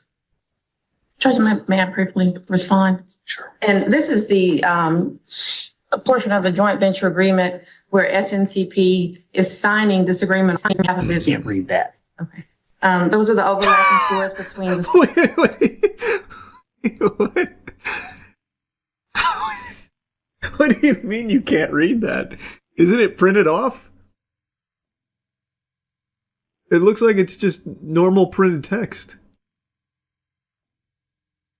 Well, this one's confounding. Here, so if you'll take a look at this, here's some evidence in front of you. Can't read. Next. Also, if you... He didn't even put his glasses on to try and read it. You've submitted me blurry paperwork. Upgrade your printer, as he's holding his glasses. Agreement on behalf of its. Can't read that. Okay. Those are the overlapping stores between the stores outlined. You're wasting my time this morning. No, Judge. I mean, we have an overlapping issue in these two cases. They don't seem to be that overlapping to me. Well, we have the same. I mean, okay, brother, to be fair, you didn't even read the thing she put in front of you. Of course it's not going to look like it's overlapping. You haven't looked at it. So how the fuck would you know? He legit sounded like Tobey Maguire there. Yeah, true, he does sound a little Tobey Maguire-esque. You want to go to Jefferson County because you want Jefferson County jury. Oh, I mean, Judge, we're the defendants in the case. No. We're they're the plaintiffs. We haven't filed either one of these cases. They filed this case Plea and first. abatement is denied. Thank you, Your Honor. We filed a proposed order, but I have one here if you want to. Take it. Judge, can you briefly respond You about? may not. Well, This hearing is done. she's asking for a sanction. Deputy, remove her from my bench now. Wow, that short fuse. Your Honor, may I speak? No, you may not. This hearing is over. Jesus Christ, these people today. Step away. You're about to be cuffed. Yeah, I don't get that one, Nathan. It's hard to root for you in that one there, buddy. He not only didn't look at anything that was submitted, he didn't even know that those were the defendants in the case. Huh. Yep, that one seems like a big old Nathan blunder there. Have we made any progress? Uh-oh. Oh, God. on why we need the continuous discharge. So this is the dram shop in that case, and were you not supposed to mediate this case by December 29th? We wanted to, but we did. No, you were ordered to. Oh, fuck. What do you mean, oh? You were ordered to. I think we had a conflict with the severance issue and the other party. You're going to jail. You've made me mad. You're going to jail. The motion for continuance is denied. I'll see you in April. Yes, Your Honor. Thank you so much. Yes. Next time, ask before you leave the bench. My apologies, sir. That one was a fucking journey. Oh yeah, and here's the IT. I just noticed they have it up on members, the one we watched earlier. What a weird rabbit hole. What if I told you Santa Claus was on his way to your house, old Saint Nick wiggling down your chimney to deliver to you the thing you've always wanted? But en route, on his way to your residence, he was gunned down, murdered in cold blood, and your dream gift stolen. That's exactly what I'm telling you. It literally happened. A Bloodborne remake was taken from us. In early 2025, it's reported that Bluepoint pitched a Bloodborne remake. They were pregnant with Bloodborne, and then they were punched in the stomach, killing it before it ever even had a chance. This news just broke in light of Bluepoint's closure. It's been announced that Bluepoint is shutting down, which is an absolute fucking shame because I thought they were making bangers. They most notably made the Demon's Souls remake, which I thought was incredible. I recently replayed it, and I think it's an amazing game. And they also made the Shadow of the Colossus remake. And now they have been put in the dirt. The reason for their shutdown is because Sony seemingly lost faith in them. They thought they couldn't make their own game, didn't have the gall for it, and they just couldn't find a partnership that made sense. Which I think is a fascinating take, considering this is the same company that was more than willing to queef out hundreds of millions of dollars shoveled into Concord, of all things. So you're telling me they believed more in Concord, the live service hero farter, than Bluepoint, with a proven track record of making good remakes, and having the facilities to make good games? Super confusing, especially when you consider Bluepoint was one of the few studios that was actually able to put out a high-quality game exclusive to the PlayStation 5 that made it enticing for people to even want to purchase the console in the first place. For me, Demon's Souls Remake was a system seller, and there are very few games that PlayStation 5 even really had throughout its run here. PlayStation 5 is going to finish this console generation with less games on it than the fucking Shrek 2 DVD had in its main menu. So, one of the few studios that proved that it was able to actually make a good game, now no longer exists. In all fairness, I will admit that the title Bluepoint was cooking for the last X amount of years sounded fucking abominable. It sounds like such a bad joke. It was a live service God of War spin-off adventure. Oh, God. So that was a really bad project for Bluepoint to be undertaking. It was canceled by PlayStation in January of 2025, which is then right after when Bluepoint pitched the Bloodborne remake. And I will say that a live service God of War game sounds like a Sony decision that they tasked Bluepoint with. It sounds like something that they took and said, Bluepoint, you're doing this. I don't think that was Bluepoint's main goal. I don't think they were salivating to create a live service God of War experience. I can't imagine Bluepoint was crawling on hands and knees, groveling and kissing the feet of Sony, begging them to allow them to make a live service God of War spin-off game.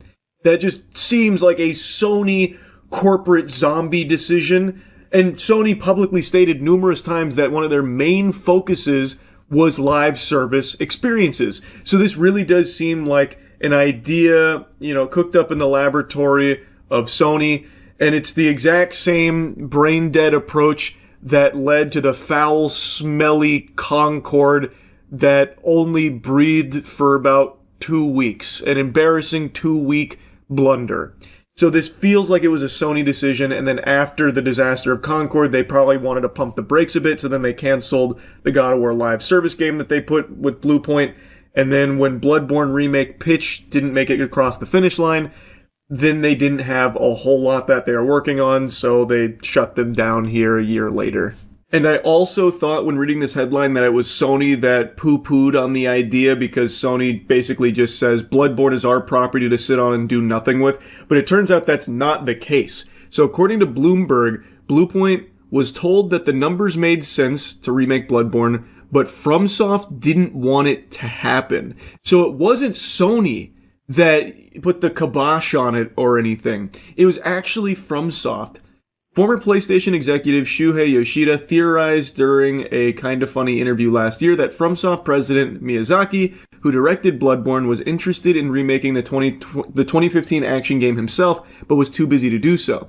Yoshida said he doesn't want anyone else to touch it. And if that's true, he believes PlayStation will respect Miyazaki's wishes, even though PlayStation owns the IP. Now, I understand, and I think most people have understood, that Bloodborne is a very special title for Miyazaki and FromSoft, but I think most people have also heard about how much they've wanted to do with Bloodborne, and multiple times in the past they've reiterated that that's not their decision to make. So the impression was, for the last decade, Sony was the one predominantly making the decision to keep Bloodborne in the toy box under lock and key, letting the dust gather. And that they were just squatting on it, either because they didn't believe that it was, a powerhouse of an IP that they actually want to do something with, or whatever. But it seems like there also is the case of FromSoft just not wanting anyone else to work on it, but they themselves are too busy to do so. Which is understandable, but they did allow Bluepoint to remake Demon's Souls. So then I got wondering, well, were they just disappointed with how they handled that remake? Like, maybe they thought that shit was poop and they didn't enjoy it, they weren't a fan, so they didn't want Bluepoint to touch Bloodborne, which is an extremely special title to them. So I went looking for some old interviews, and the most I can find is this. It's an Edge magazine interview with Miyazaki talking about Demon's Souls remake, and one of the things that was a big topic was how impressive visually Demon's Souls remake looked, talking about the graphical fidelity, and Miyazaki even said that actually added pressure to them with Elden Ring, because Bluepoint's Demon's Souls remake looked so good. And when talking about the remake, it's mostly positive. Now, of course, obviously he's not going to come out and be like, oh man, that's the worst thing I've ever played in my life or anything. But what I read here sounds like someone that actually does appreciate the work that went into it. So he was asked about, what's it like to experience the re-release of a game you originally worked on over a decade ago but had no direct involvement in. And he said, point blank, I haven't played it, but it's because I don't enjoy playing games I've made in the past, brings up a lot of old emotions, memories, and gets a little bit overwhelming. So he hasn't played it, but then he says that he's very glad to see it get this fresh look, these brand new current gen graphics. He then goes on to praise some of the decisions they made, even outside of the visuals, with their mechanics. He goes on to give a lot of flowers to how Bluepoint handled Demon's Souls remake. So it seems like he and FromSoft were pleased with how they approached that one, though there are also rumors out there that behind the scenes they were really disappointed. Trust me, bro, they were fucking fuming at the FromSoft headquarters with Bluepoint's Demon's Souls remake. It was insulting. They were actually about to march over there with sledgehammers and beat him to death because of how much they hated it. But I can't find any official sources that confirm that. That's all just rumors and speculation. What I can find, however, is them just openly saying yeah, it was actually really impressive what they did. It doesn't seem like there's any animosity. It doesn't seem like they hated that or anything. But when Bluepoint pitched the idea for a Bloodborne remake, I guess they weren't interested there because Bloodborne means too much to them, and it's something I guess they directly want to be involved with, which they wouldn't be if Bluepoint took it over, because with Demon's Souls remake, they weren't involved with that. And I guess Bloodborne just means way too much for them to want to do that. So even though they can't work on it themselves right now, that also means that they just don't want anyone to work on a video game for Bloodborne in general, if it's not them. Which, I can understand, it makes sense.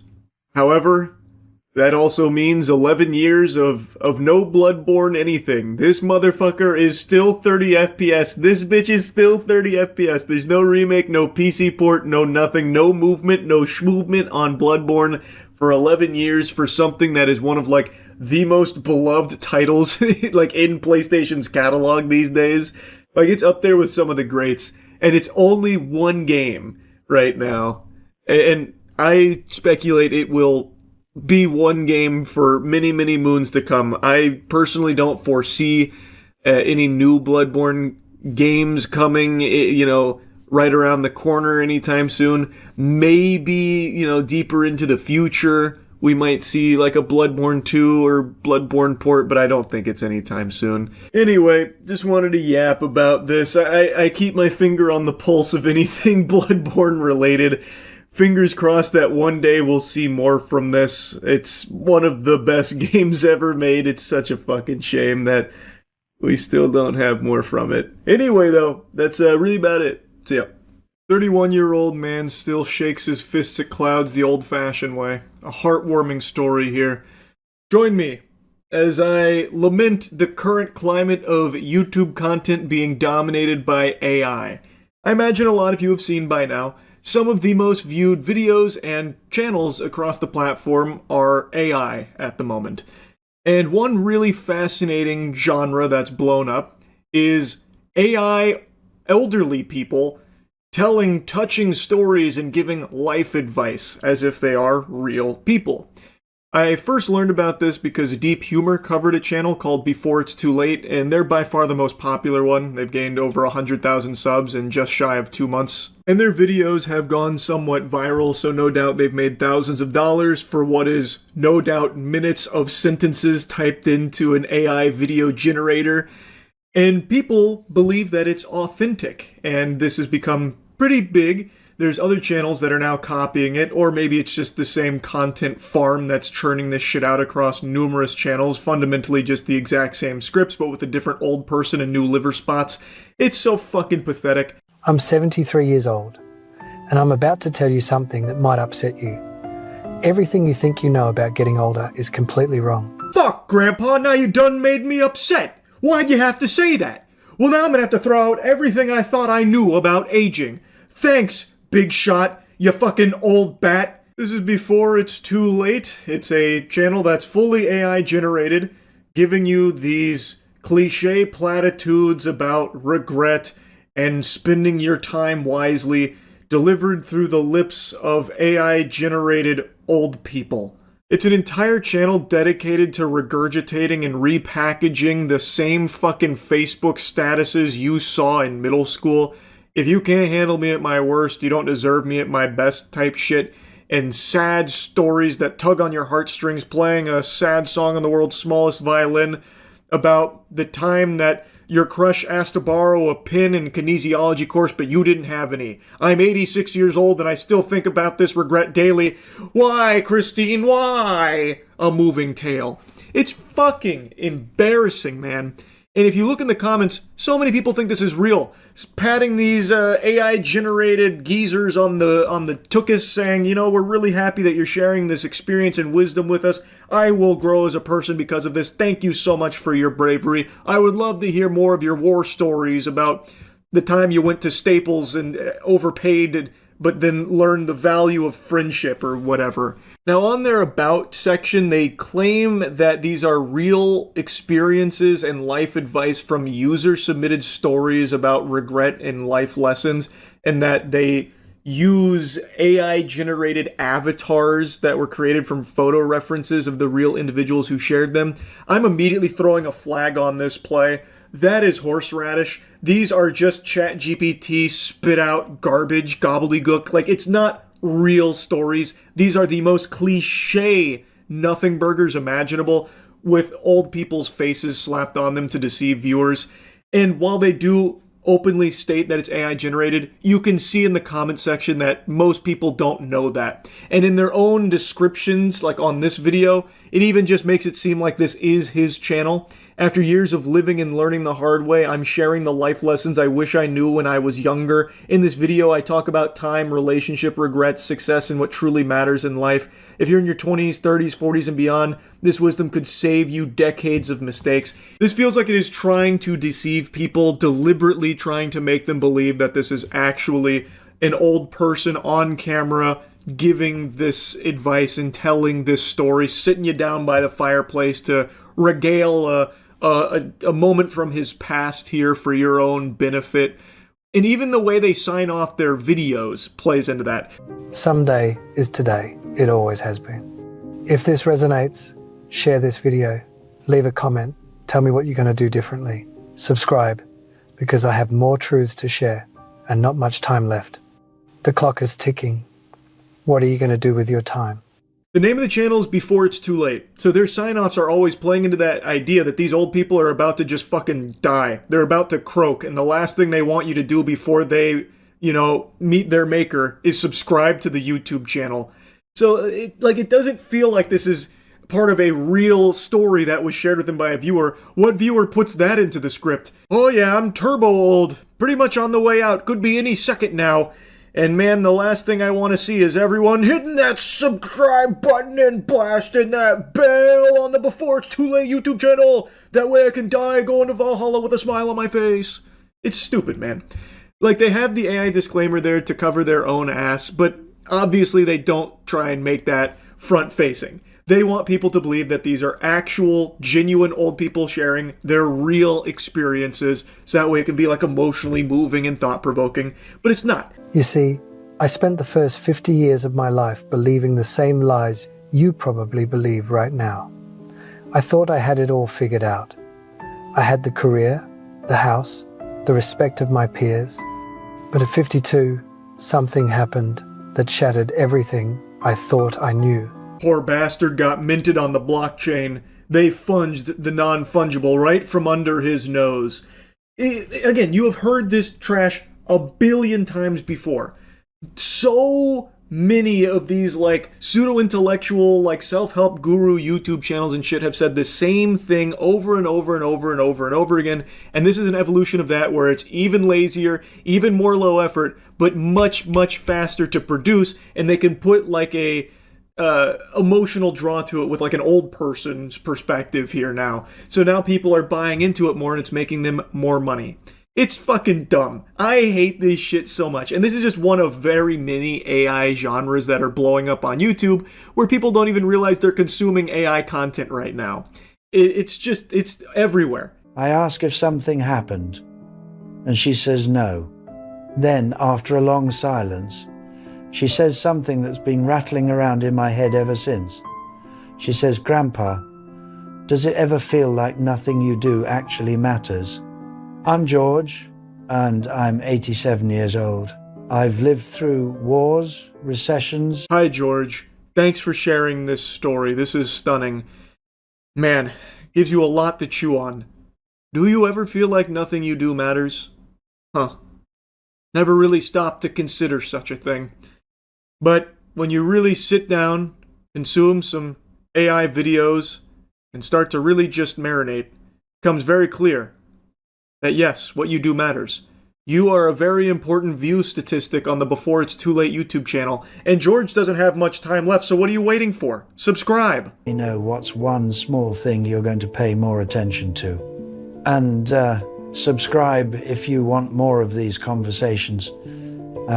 I've got a bit more to say before I'm done, and I'd like to say it to people who actually want to listen. Unfortunately, the day after this was filmed, George's corpse was located in a public park. Authorities believe he suffered a fart overdose and tragically passed away, all of which could have been avoided if you had just listened to his stories on the Before It's Too Late YouTube channel. And now it's too late. George is gone. Anyway, you get the point. This sucks. Tons of channels like this, AI channels, are legitimately dominating the platform right now, and a lot of people don't even realize that what they are watching is AI anymore. It's sad. And it's just going to get worse, especially considering the YouTube CEO seems extremely excited about AI's presence on the platform. Anyway, that's really about it. See ya. Good afternoon, viewer. You're watching the Face Trainer Basic Training Instructional video brought to you by Radiancy and No. It's in the game. I'm your host, Shitter. This device is what you get when beauty and diarrhea amalgamate. Before you begin your abstract expedition through the human psyche using the Face Trainer, you must first learn the basic steps. The first step is learning the surprise puppy dog technique. This move is integral to the Face Trainer. Simply open your mouth as though you'll be bobbing for apples shortly. Then look straight up into the sky. The final product should look as though you've just been hit by a fucking taser. Now that you've mastered the basics, it's time to move on to some advanced training, so strap in, you son of a bitch. Now listen, just because you paid $200 for this poorly designed Power Rangers helmet doesn't mean you're entitled to a good face training. You need to put that work in. If you don't put that work in, the only thing you're training is my patience. I'm not gonna shit here and listen to your piss hit the toilet seat. The under eye, smoother. Once you're wearing the face trainer and are thoroughly embarrassed, you can begin by putting your fingers in this position. Think of it as though you're about to use the solar flare attack from Dragon Ball Z. Then initiate the surprise puppy dog technique. These two working in cahoots are guaranteed to drastically reduce your self-esteem. Isn't that wonderful? Let's have a recap of what the fuck you just witnessed. You saw the surprised puppy dog, fingers in place, head back, bring lower lid up. I believe that's supposed to be lip, must be a typo, whoopsie. And the puppy dog face. The puppy dog face is not to be confused with the surprised puppy dog. As I'm sure you're well aware, those are two entirely different emotions. You can go fuck yourself if you think they're similar. This is a human face without skin. The smile line smoother. Start by going into your surprised puppy dog stance, then put your finger under your nose and in front of your lips. You should look like you're telling a noisy giant to please be quiet while he's in the library because you're trying to read. Then give your finger a little old smooch. This exercise targets both your willpower and your will to live. This is the ultimate form of endurance and should be just what you need to get that perfect facial training. I'm still here. As you watch this gentleman practice the smile line smoothing technique, I'd like to share a few testimonials with you from our happy customers. The first one. This is shit. I like shit. Therefore, I like this. That one's from me. Here's another. If I could only take one article of clothing to a club, I'd take this. Because then I could wander into the women's bathroom, pretend to be a toilet seat, and have a bunch of women sit on my face. That one is also from me, and that's all the testimonials we have. Skinless face again, folks. The chin and neck toner. Now that you realize purchasing the face trainer was probably a mistake, it's time to punish yourself for it. Put your hands in a position that simulates strangling yourself, then look up to the sky and perform a series of complex ululations. If you have managed to survive the chin and neck toning procedure, then congratulations. You have fucking trained your platysma. You gave that bitch a workout. And you've trained your sternocleidomastoids, also known as the neck titties. The eye opener and forehead smoother. This is the most difficult technique because for this you have to read the mind of an alien. This is no easy task, I can assure you of that. Now, as you can see, she was unsuccessful in contacting extraterrestrial beings on that attempt. However, this does not daunt her.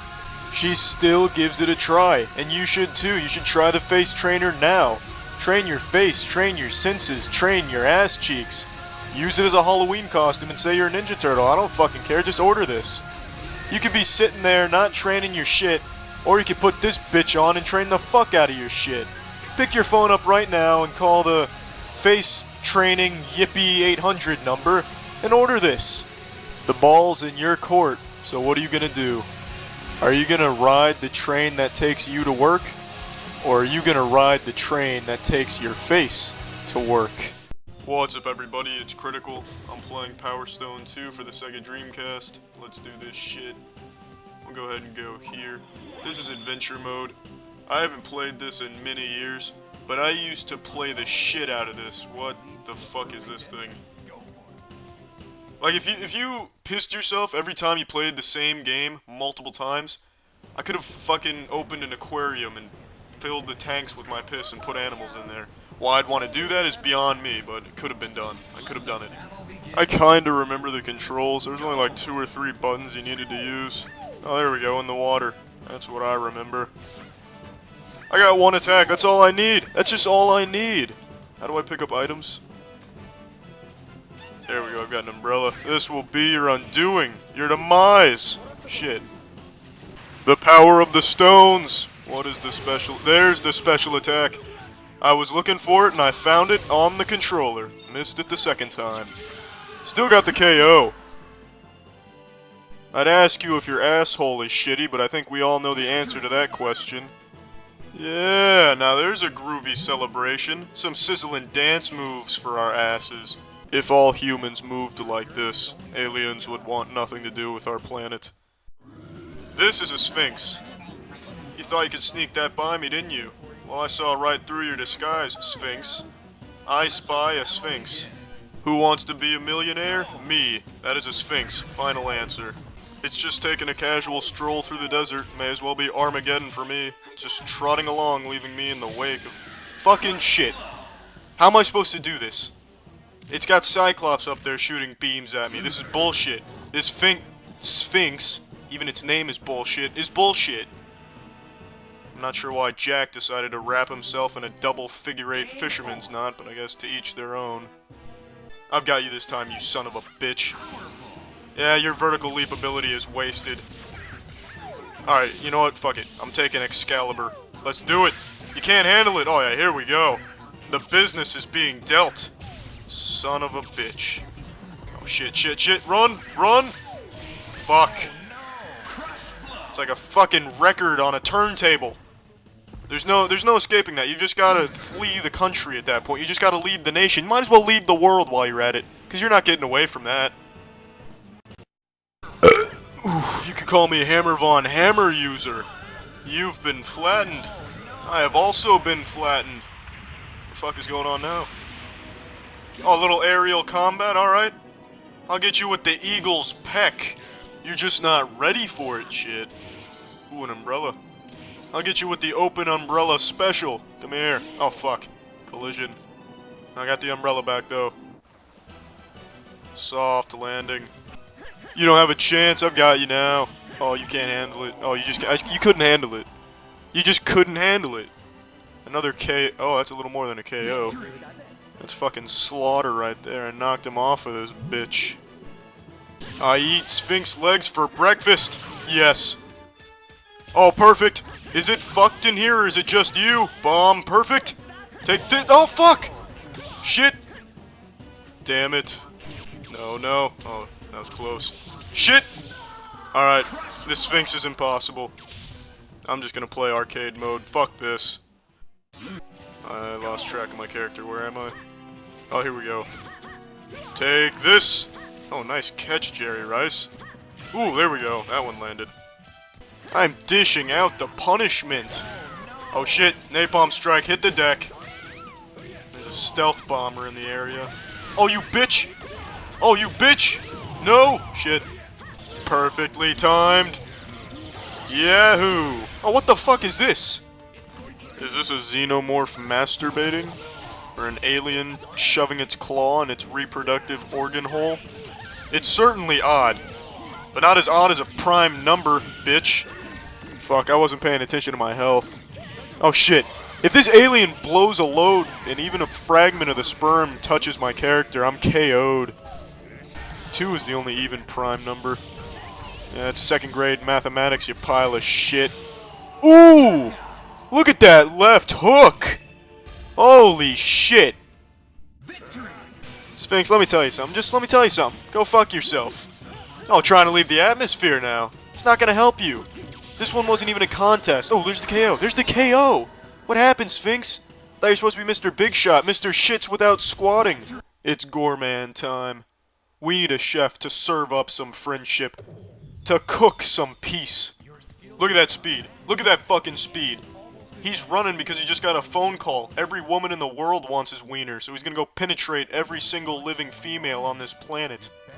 Oh, this isn't even gonna be close. Oh, look at him! He's just warming up the justice!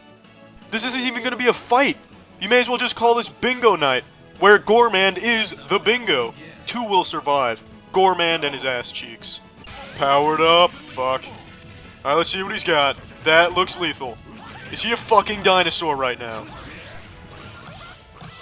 I suppose becoming a dinosaur is the next step for a chef. I shouldn't be surprised. Oh shit. Alright, we gotta run. I've seen Indiana Jones. And he never had a skateboard, excuse me. Rodney Mullen coming through. Pardon me. More damage? Oh fuck. I shouldn't have tried to do more damage. I'm just too fast for you, Boulder. Clear it. Fuck. I've got you. Yes. Take that. Yeah. My special recipe. The KO. Secret ingredient. Defeat for everyone who is not Gormand. He is trying to poke her honkers. Nice work. This is the way it was meant. Gormand with his woman, his wife, Ayame. Just the way it was planned. Oh, here it is. The final boss. We've got it. Gormand. Ready. Ayame. Ready. I've got you covered. Nice work. Oh, what the fuck, Ayame? We're on the same team. Why would you attack me? What the fuck? Ayame, stop! Stop hitting me with the flamethrower. What are you doing? Hit him with the pan. Oh, shit. Ayame, what the fuck? You're working with the enemy. Let's go. Thank you. Oh, shit. Is that Gruntilda's husband? He looks like he's really alert, like he's really aware of his surroundings. Oh, he's eating dinner. You see that dinner you're eating? Gormand made it for you. Gormand gave you that food. Gormand gives you the food and Gormand gives you the shit. Oh, here we go. Yes. Take that shit. Oh my goodness. You want bread? There's your bread. You want frying pan? Frying pan it is. Titty teapot? That's for you. Yikes. He vomited. Oh, that's the bubble gun. Take the bubbles. Oh shit. I'm sorry, Ayame. But we got bubbles on his ass. I've got you now. This is the dish of dizziness. It'll make you dizzy. Yes. Let's go. Move out. Ayame, what are you doing? What the fuck, Ayame? Shit. How do you even shit, Ayame? You don't have an anus. She's the final boss, not this giant ogre.